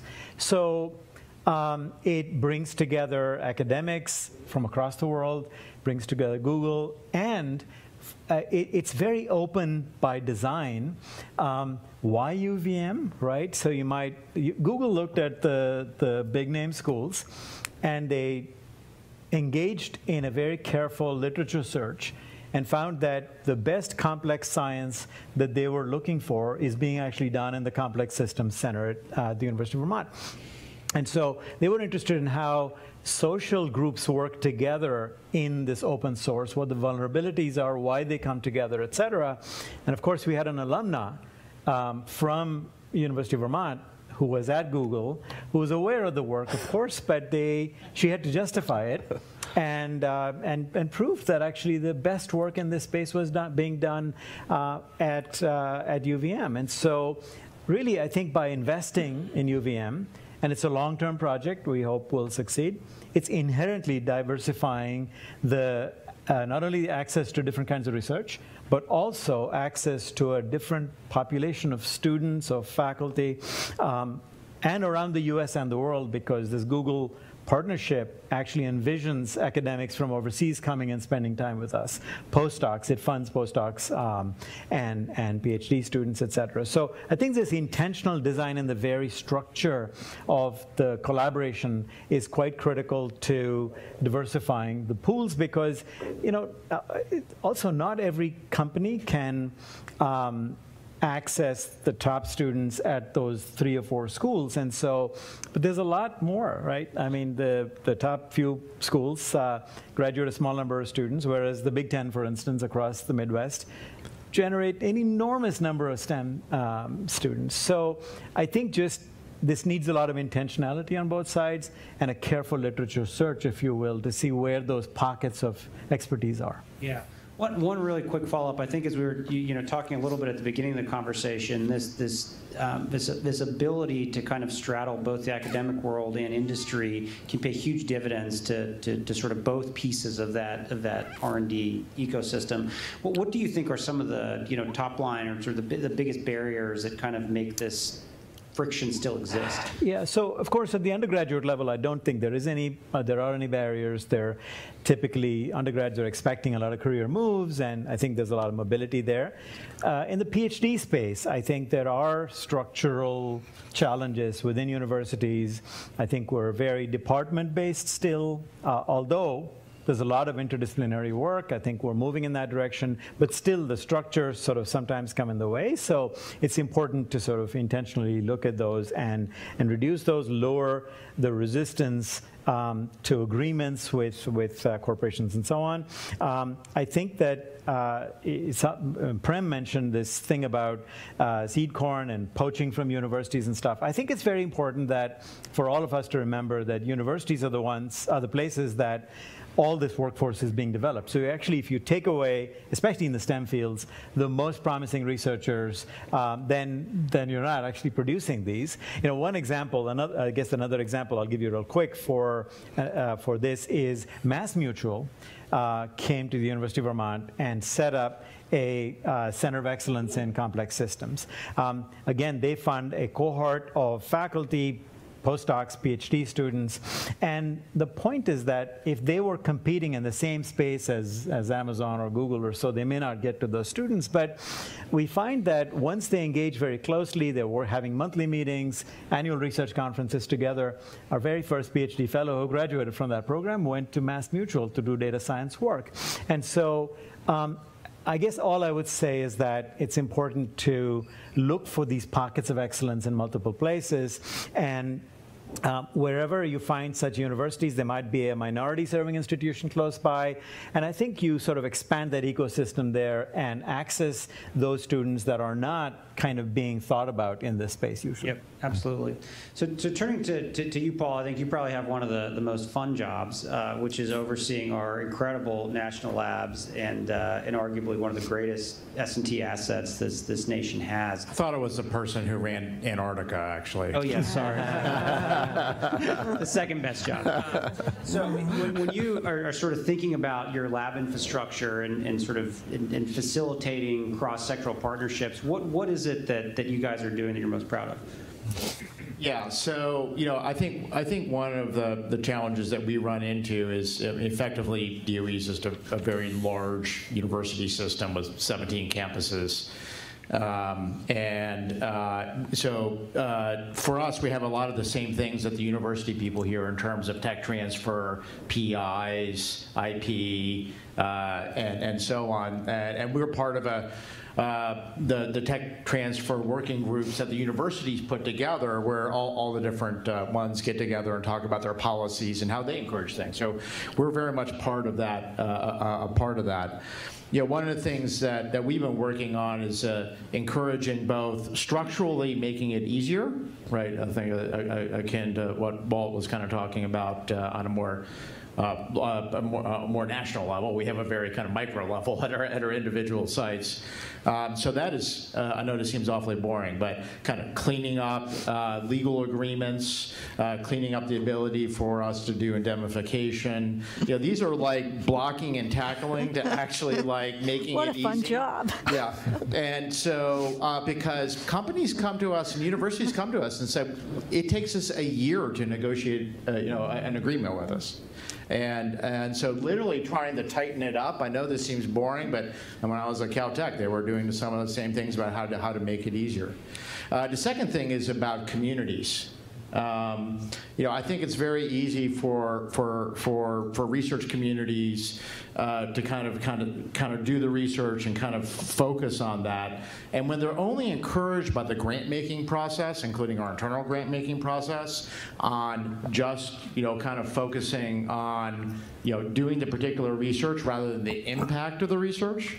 When you're motivating them just to do one thing without thinking about the other, then it makes it hard for them to grow in communities. Literally, people will come to us and say, we've invented things that absolutely can make an impact, but I can't actually go talk with anyone because, except on my own personal time on the weekends, because I have to only spend my day working on the grant, on the dollars, and I can't figure out any time how to actually, to do that. So creating a new environment in order for for people to have the ability to make a connection on what they're inventing, I think that's a clear aspect of that. Just a closer. Is there a particular partnership at the labs that you're sort of most proud of, or you think sort of exemplifies what partnerships can do for the lab ecosystem? Yeah. So I'll comment to quantum, and I'll give two kind of quick examples. The first one, including the philanthropy topic. So one of our kind of clusters around Chicago, Argonne, Fermi, University of Chicago, has kind of gotten into what I would call the virtuous circle of kind of self-funding across all the different areas. I'm not quite certain who started it, but in a period of about 6 weeks, we saw Tom Pritzker and the Pritzker family donate a significant amount into the quantum area. The second thing that happened within that 6 weeks was the University of Chicago decided to pull down endowments specifically to fund this. Then we announced a whole series of FOAs around the topic. And then lastly, the governor of Illinois announced construction of buildings specifically to support this. So I think a lot of what was said earlier, right, by Marcia, is you got the state, you got philanthropy, you got the university, you got the federal system, all in one example that happened in a very tight period. So that's the first one. The second one in quantum is something that was just literally posted today that NIST, OSTP, ourselves, and NSF just did. So we just did some postings publicly about the planning session that was held in New York yesterday and today for mapping the entangled quantum internet for the country. And I wanted to just everyone kind of think about that for a quick second. And that planning session was completed here just a few hours ago, and there's a number of things that we're moving forward with that's kind of bit and pieces, too much to kind of get into here. But based on the history of NSF with ARPANET and funding associated with it, obviously a lot of NIST work and history around these particular topics. There were over 40 different institutions in New York here in the last 2 days. At universities all across Caltech and MIT and all major entities represented, and the defense labs. And a number of private sector, so IBM and others were there talking about how we map this. And this has, this shows the kind of the mixture between universities, the federal footprint, and drawing on the history of ARPANET. And I think it's an example of something that that will be moving forward relatively nicely soon. Yeah, and I think for these big, large-scale projects, you need all parts of the ecosystem together. So, as a closer, I think we could not have a better person on our panel. You, Marcia, have sort of a bird's eye view of the nation's S&T enterprise as a president of the National Academy. So, when you, from your vantage point, look out onto what I consider kind of the most amazing innovation engine that the world has ever seen, what are the opportunities and challenges that our country faces over the next 20 years, which you think can be addressed through multi-sector collaboration? Right. Well, Michael, I could talk forever on the big problems of our time, like climate change or environmental health or resiliency to natural and human disasters. But it occurred to me from the conversation this morning that there's something far more fundamental that we have to address right now. And unfortunately, I think it's our K-12 education system in this country. And if we don't get on that right now, and I'm afraid it's going to take a multi-sectoral partnership in order to do it. We've left it so far to the states and local jurisdictions to educate our children, and I'm afraid it's not working. And why do I think it's not working? So for many decades, since Science: The Endless Frontier, the U.S. S&T enterprise has thrived by counting on cherry-picking the very best people from all over the globe to populate the top spots in innovation in this country. And those very people are in this room. The very best and brightest. We've brought them into our universities, we've kept them here, and we have prospered because of it. But guess what? That's not going to happen anymore because they have great opportunities back in their own countries now because everyone's copying us. There are great opportunities in China, growing opportunities everywhere else. We can't count on that to make us great anymore. We're going to have to educate our own. And so I go to fabulous universities like Riverside, Irvine, Arizona State, and I ask the people there. They do great jobs at finding students of diverse backgrounds and bringing them into the universities, and I say, how well are they prepared for university education? And every one of those presidents and provosts say, oh, well, we got to spend an entire summer ahead of time or the first fall quarter trying to do remedial education. And I'll tell you, that is the absolute worst way, the most expensive use of our universities to make up for what those students didn't get as in their K-12 education. And France said almost as a joke, you know, here at NSF we want everyone to be scientists and engineers. Well, I do want everyone to be scientists and engineers. You know, maybe not professionally, but I want everyone to dream like a scientist. And I want them to think about, before they make some statement or accept something as a fact, where did that come from? Is there evidence to support it? Can it possibly be just because of someone's bias, or is this really something that is foundational in some kind of evidence? And I want everyone to have the discipline of an engineer, that they're intentional in their outcomes. An engineer, if they go out to build a bridge and instead they end up with a dam, they failed. So I want everyone to think before they do something, what is my outcome, and is my plan going to end up with the right outcome? So I think everyone knowing something about science and engineering would be a good thing.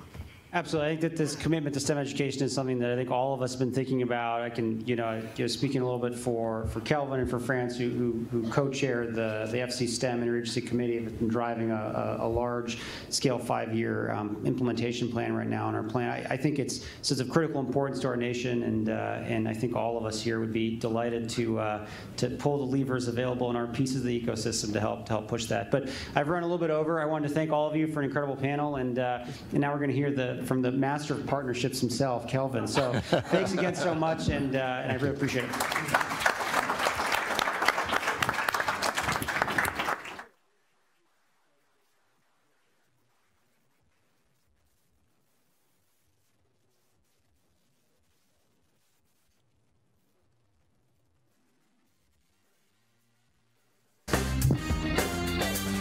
The most exciting memory for me of being here at NSF is witnessing the first ever image of a black hole. Not only because NSF played a key role in supporting the research that led up to this discovery, but also because NSF played a key role in bringing that discovery to the world stage. He gave no signal to start or stop. Driving from the press club over to the Rayburn Office Building where there was going to be a congressional hearing, we got in the car the news report that Ranking Member Lucas from the House Science Committee had given a press release in which he was congratulating the Event Horizon Telescope team on their announcement. And this really brought home, in my mind, the sense in which, for a brief moment, we had captured Washington's attention, and we had captured the attention of the entire world. So often, it seems like people are at odds with one another. There's divisiveness, especially in the realm of politics. But for a brief moment...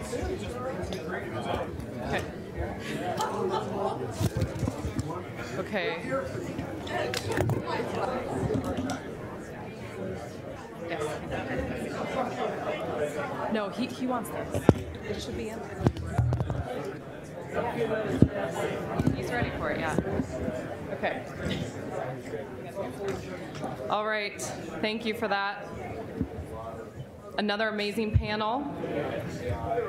Now I'd like to welcome our last presenter of the day. Guys, we've got the room. Okay, so I'd like to welcome our last presenter of the day, but certainly not the least, Dr. Kelvin Droegemeier, who's the director of the White House Office of Science and Technology Policy.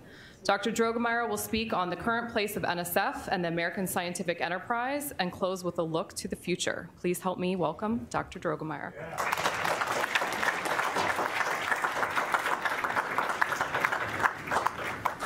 Well, good afternoon, everyone. It is such a privilege and an honor to be here. I just can't tell you, happy 70th anniversary NSF. What an extraordinary institution this is. Individual faculty think of this as a place they go get their grants funded, but NSF has such a huge role in the world, in international science activities. France chairs the IARPIC committee, the Arctic Interagency Committee on Research and Policy. There's the Antarctic. There's all kinds of ministerials. There's countless activities. And of course, NSF drives profound change in our enterprise, in our universities and in policy, and really directing where we're going to go as a nation. When I was privileged to lead one of the first 11 NSF Science Technology Centers, and NSF said, you guys are going to do K-12 engagement. We're like, what does that mean? What do you mean K-12 engagement? And now you see we've really seen an extraordinary transformation. As Marcia said, so many more things need to be done. But NSF is such a wonderful change agent. It's just such a privilege to be here as part of this great institution. And France, congratulations to you, and thank you for your undying service. The scientist, she's just an extraordinary leader. I had the privilege of serving with her on the National Science Board, and then also now in the White House, Paul DeBar and other folks. We have the best set of directors, Senate-confirmed presidential appointee agency heads I think that we've ever had, and it's really an amazing group. And Frances, she's tireless. I don't know how many dinners she goes to, at least 3 or 4 a night, I think, So I don't know how she does it. It's really amazing. But also, happy 75th anniversary to Vannevar Bush and Science the Endless Frontier.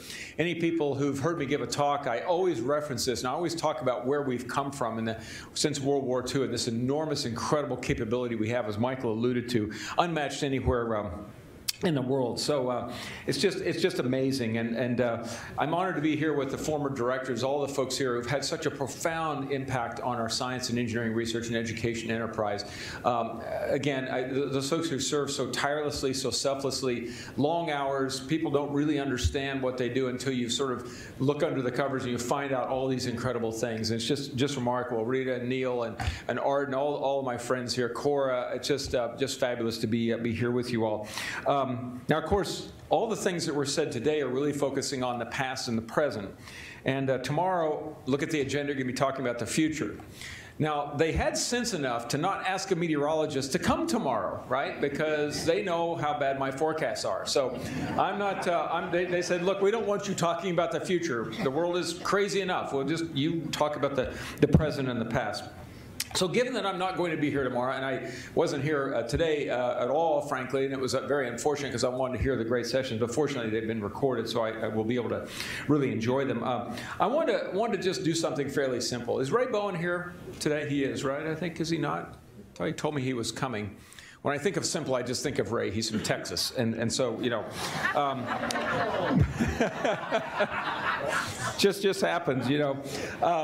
But I was especially going to use monosyllabic words, and I was going to tell Ray, well, that means one syllable, just in case you want to know.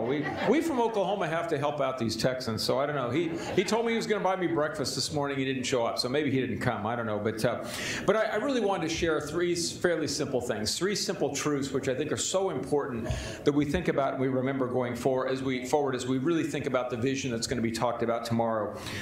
They're not surprising, are pretty simple, and they're true for scientists and non-scientists as well. But sometimes I think we tend to overlook the simple things, and it's good sometimes to just go back to the roots and say, okay, what are we really about, and what is this incredible thing, science and research? What are they really? What are they about? What do they allow us to do? So I'm going to just talk about three of those really briefly, and share a couple of personal stories with you about how these things have really impacted me. So the first of the truths is something that's, again, not surprising, and it's the fact that science inspires. You know, the word inspire means to encourage or to breathe life into, and it comes from the Latin word that means to inflame or to blow into. So when you think about inspiring something, you think about this flame, and you're kind of blowing air, blowing oxygen into it to make the flame grow. And you know, science, I think, works very much the same way. We kindle that flame of knowledge, and it grows as science advances. And a lot of times we'll add wood, we'll add some of that fuel to grow the flame, to grow the fire. And that's our ideas and our perspectives and our bold thinking and so on, and until we have the raging inferno.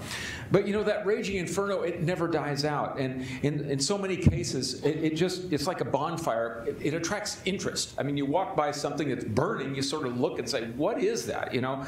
And think about the black hole image, the black hole shadow image. I mean, the NSF has this wonderful poster of all these newspapers from all over the world that had this image above the fold.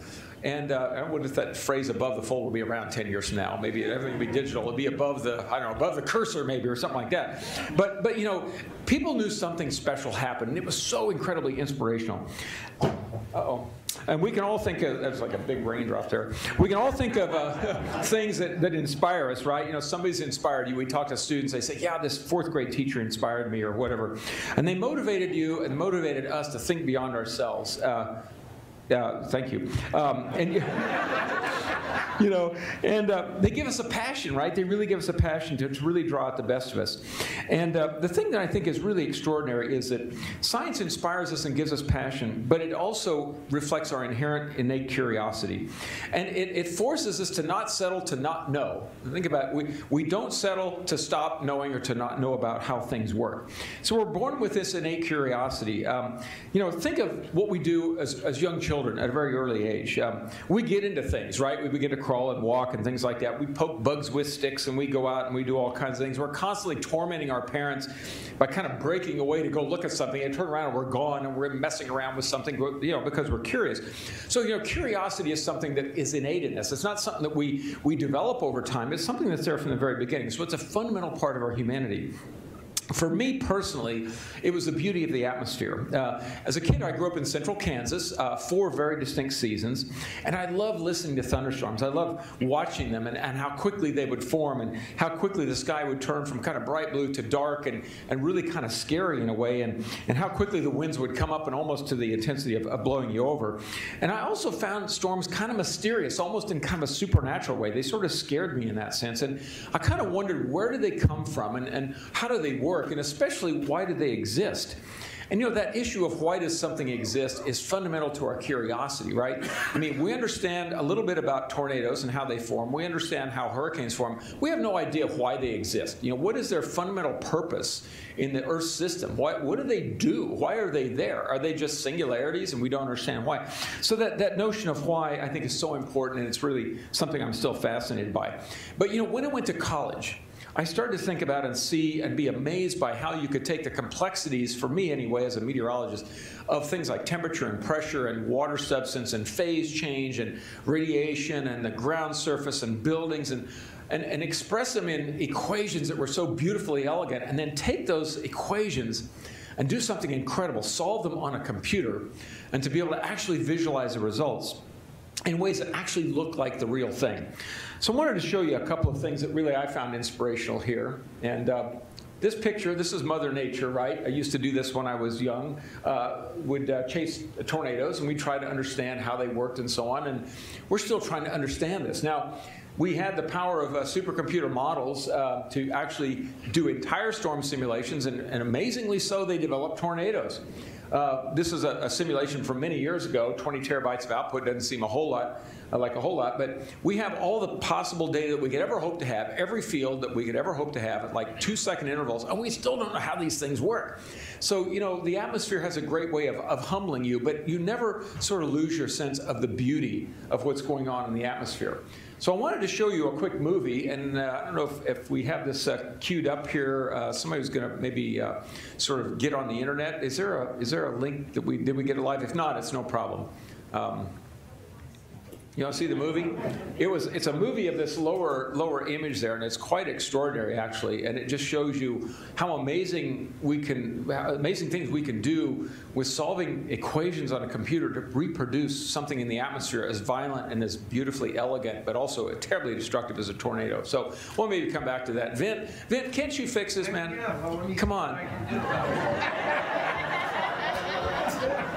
I think TCP/IP is failing me, Vint. Come on. No, it's fine. We'll come back to that. I promise. I promise. So, you know, okay, Vint, hang on, Vint. Okay, tell me which one of these pictures of radar images is real and which one is a simulation by a computer model. This is the Turing test, right? The right one, because it's got too much offshore. The which one? The right one has a lot of stuff offshore, and I don't think there's that much radar that goes that far offshore. Okay. The lower right one is a simulation. And the upper left one is a real radar picture. And so back in the day, when Eric Bloch was director of NSF, one of the first 11 S&T centers, people said, you know what, this is probably impossible. We don't think that you could actually use a model to predict individual thunderstorms. And to do it a few hours in advance, that's crazy. But if you're able to do it, NSF's going to take a big bet on a big idea. And they did that. And now this is just regular work. The Weather Service does this all the time. So NSF did something I think really profoundly important. They took a risk. They took a risk on a big idea that if we were able to do it, it would really profoundly have the potential to change transportation and construction and things like that. My forecasts are still horrible, by the way, but you know, the models are working really well. Nature-inspired design. I talk about inspiration. You know, science inspires. We're inspired by nature to design things based upon how nature works, which is really incredible. And of course, the black hole shadow image, which is really unbelievable. So, you know, you've seen commercials of kids that have cancer. I remember the young man at Purdue. Actually, he had very, very bad cancer, bone cancer, and he went to a Purdue championship game. He had the P shaved in the side of his head, and he wanted to see Purdue win the championship. And you know, you look at him and his incredible strength and resilience, and you're so inspired by that. And you know, it inspires us to do something about it. So here's the thing about science that I think why science inspires. It inspires us to not just sit still, but science gives us the tools and the capabilities to do something about these things. About the very challenges, this is interesting, the very things that inspire us, science gives us a tool to fix or address the challenges of the things that actually inspire us. And I was really touched by something Sudeep Parikh said. He's the new CEO of AAAS. I had lunch with him the other day, and he said something that really struck me. I said, can I share this with the group? And he said, absolutely. He said, and this is a quote, Sudeep, he said, I was judging the Yorktown High School Science Fair this morning. This was last Saturday. Those kids are a great antidote for somewhat depressing week in Washington and remind me of why I got into science in the first place.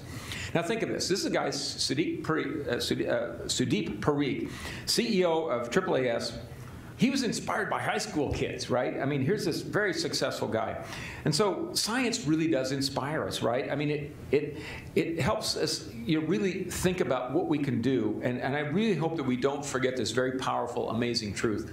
And don't forget about how inspirational science is to us and use it to inspire the next generation. Marsha's right. There's a lot of challenges that we have in K-12 in a lot of areas. But, you know, science inspires does something else. And that's the second point I want to make here, and that is that science unites. Unites means to join together to do something, to achieve something, or to cause something to be joined together to become one thing. And I love this because in my mind, it really epitomizes what science is about.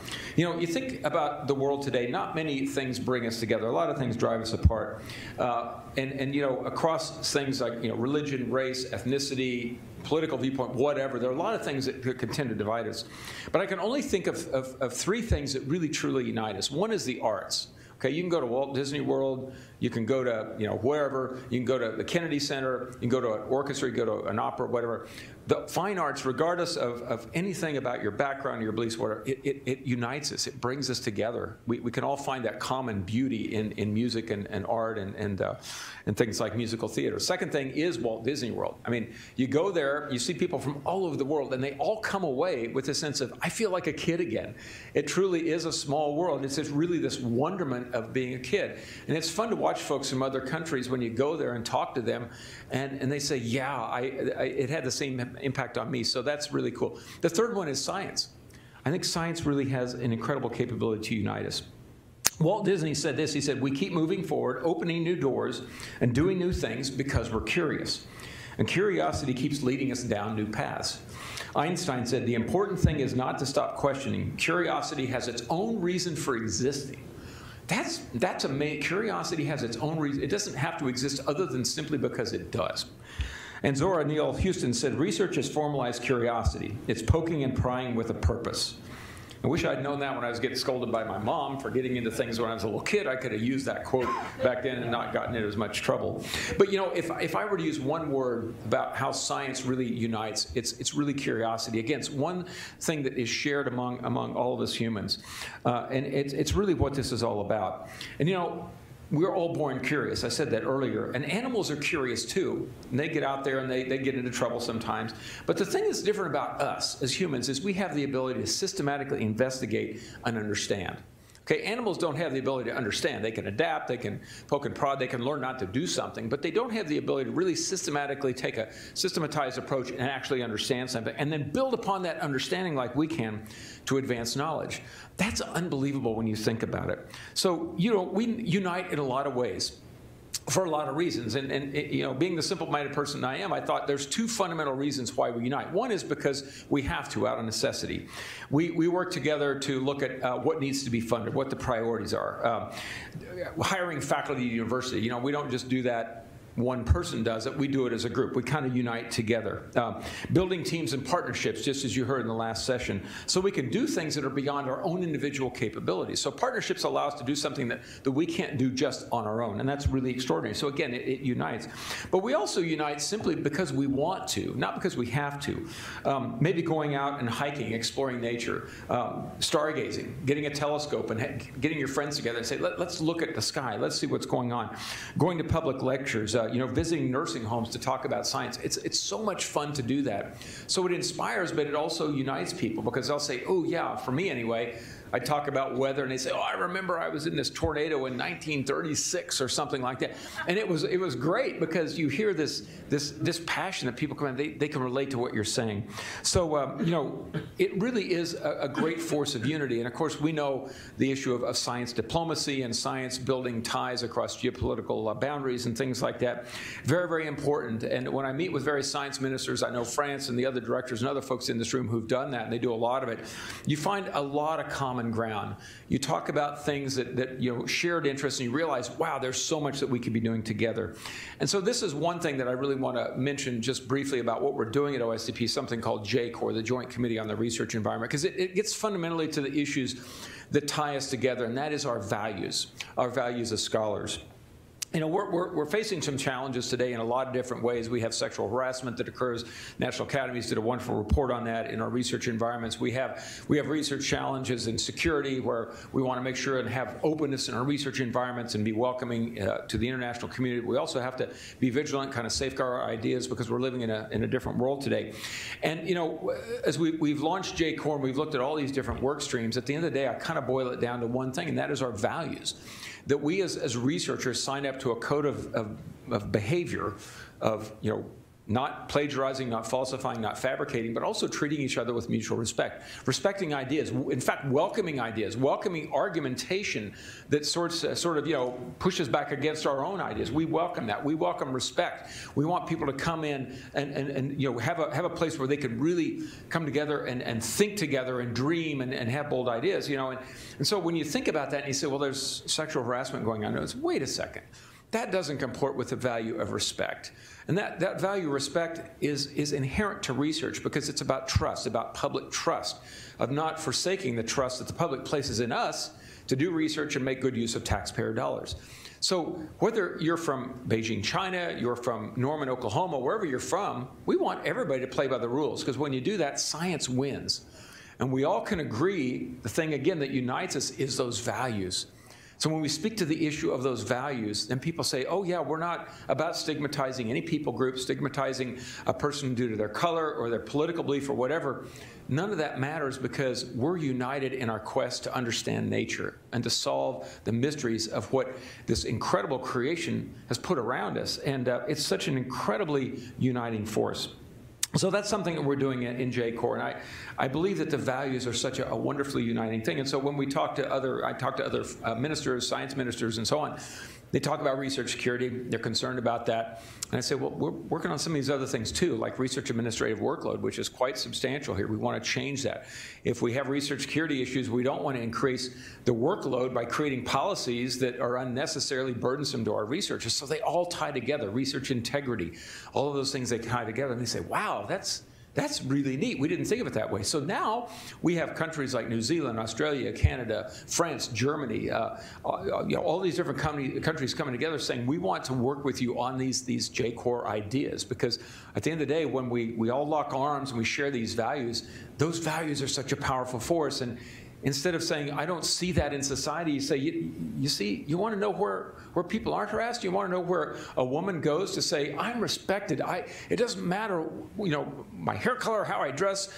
Somebody has a particular political persuasion. They say, that's where I'm valued. That's where I'm respected. Right there. You see that? That's called the research environment. That's where research takes place. We do that, we can be a beacon to the world. And that is really, I think, a great high calling that we have, is not just to solve some challenge of research security, very, very important though it may be, but it is to take the values that we as researchers hold dear and take those and promote those to everybody around the world. And then that can spread almost like a fire. So that'll be very, very exciting.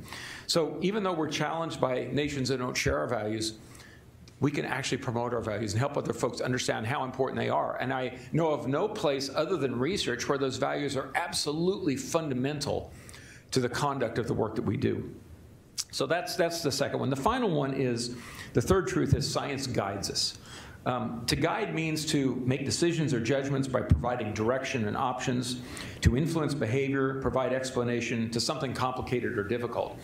Now, I think you all know historically science has played an extraordinarily important role in guiding decisions that this country and the world has had to make. And there are a lot of good examples of that across the spectrum, right?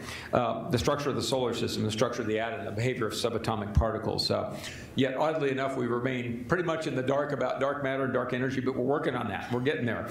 Development of vaccines and cures, polio, chickenpox, yellow fever, all those things, diphtheria, measles. Science really provided extraordinary direction and guidance as we as a society were dealing with that. Things like x-rays, CAT scans, MRIs, all the capabilities developed there, a lot of which traces its fundamental research in physics right back here to NSF. Things like numerical weather prediction, right? Hurricanes used to surprise people. We have satellites now. We have weather models that will tell us days in advance that something is coming and do a pretty good job of where it's going to occur and what intensity it's going to have. So, even right now, right today, we are turning to science to help us understand this terrible coronavirus, what its structure is, how it's likely to spread, if it has the ability to mutate, all these kinds of things. Science is the guide. Science guides our way. But at the same time, we have to say that, science has its limits, because if you think about it, the fundamental aspects of science, the scientific method, things like observation systems, the calculus, DNA sequencing, this was all developed by humans. So fundamentally, our understanding is both enabled by what we have developed as scientists, but also it limits us. I mean, there is a sort of a boundary beyond which we can't go, because fundamentally we created it ourselves. But what's really extraordinary is that boundary keeps expanding, right? So it's not like it's fixed. We keep developing new tools, new capabilities to do even greater things.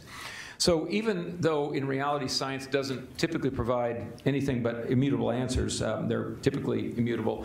They're not immutable, I mean. They really provide us what we know at a particular time.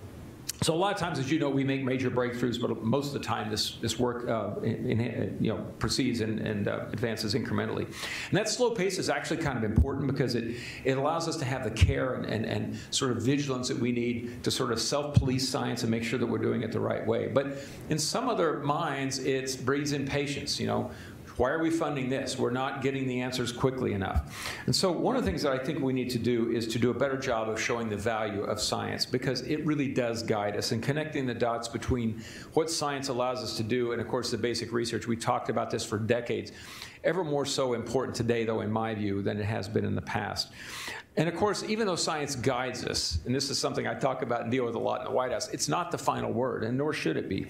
In policy, for example, a lot of other factors come into play, right? The economy, national security, politics, other things. Science is very, very important, but it's not the only thing in the equation. It's not the only voice speaking. So in order to allow science to guide, and to especially guide our policy and public opinion and so on, we have to make sure that it's conducted with the highest integrity. We do that well. That its results and uncertainties are really communicated well, and also the unsolved challenges are presented appropriately and thoughtfully. And just like we do in a published paper, we think about how a journal article is constructed. We start with the introduction, set the context, what's been done before, here's the work that's being done, here's the results, and here's what we don't know. And that's how we really ought to be portraying science. And so I think the important thing is that we have to continue asking questions. And for reasons that I think you all understand, phrases like the science is settled, I think are not particularly helpful because they tend to separate us. Science really should unite us, and those kinds of statements, I think, they tend to divide us. They're also fundamentally inaccurate because they grossly oversimplify what science is really about. And so we really, as scientists, try to understand incredibly complicated phenomena, and sometimes we boil it down and say, well, the science is settled. That does such a disservice to science. And there's a lot that we do know, but let's use the right wording and characterize the uncertainties and what we know and what we don't know, and I think science will be better for that. There's a gentleman named Lawrence Stern. He had this great quote. He said, "The desire of knowledge, like the thirst for riches, the desire of knowledge, like the thirst for riches, increases ever with the acquisition of it." So, it increases the more you do it, sort of. Desire for knowledge, you desire more, like the thirst for riches. Once you start getting rich, you want more money. And the thirst for riches, I think we all agree, often takes people down dark paths. But you know what? The thirst for knowledge never does, ever. The outcome and the purpose is always positive. Yes, science has had some troubled spots in its past, but I think for the most part, science is always extremely positive. So 3 things. Science inspires us, it unites us, and it guides us. Not one of those 3 words is negative. Think about it, right? Inspiration is not negative, guidance is not negative, and being united is not negative. And that's truly foundational and fundamental for science itself. It's always good if it's performed with integrity. And that last point's really important, and we had the joint NSB-PCAS meeting the other day, first time ever on Tuesday, a joint session, and I saw a wonderful statement that the Science Board is working on with its Vision 2030, and they said one of the kind of key pillars is the practice of science. I thought that was so beautifully worded because it really talks about integrity and intentionality and appropriate reproducibility and so on. And so I think that's what we need to be thinking about going forward, making sure that we retain that inspiration of science, that unity that science brings about, and it's something that doesn't just happen. I mean, it's there, but we can do a lot more to ensure that it happens. And then finally, letting science guide us by doing what the Science Board said, by being very, very intentional in the practice of science. So you know what? We hold the future in our hands. And I have no doubt that working together, partnering together, we can ensure that science continues to inspire future generations. It serves to unite us locally and globally. And that it also guides our way in challenging times, which are absolutely filled with amazing opportunities. So I really deeply appreciate the opportunity you gave me to be here today, and I'm really looking forward to working with all of you. It's all hands on deck need right now to make sure that we remain the global leader, the world leader in science technology, leading not just with our capabilities, but also with our values. Thank you so much.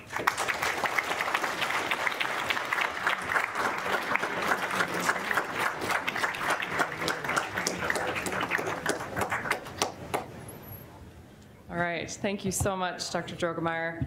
And thank you all for taking part in this exciting day. Just a reminder that we do have a private event here tonight, so we please ask that you do clear the room. We do have an amazing lobby downstairs with an awesome history wall. If you haven't seen that, I would encourage you to do so. You can also use room 2160 if you are staying around here for the reception. We do need to get things set up for the event. We look forward to seeing everyone tomorrow for day 2, which is focused on the future. And please stay dry tonight. Good night.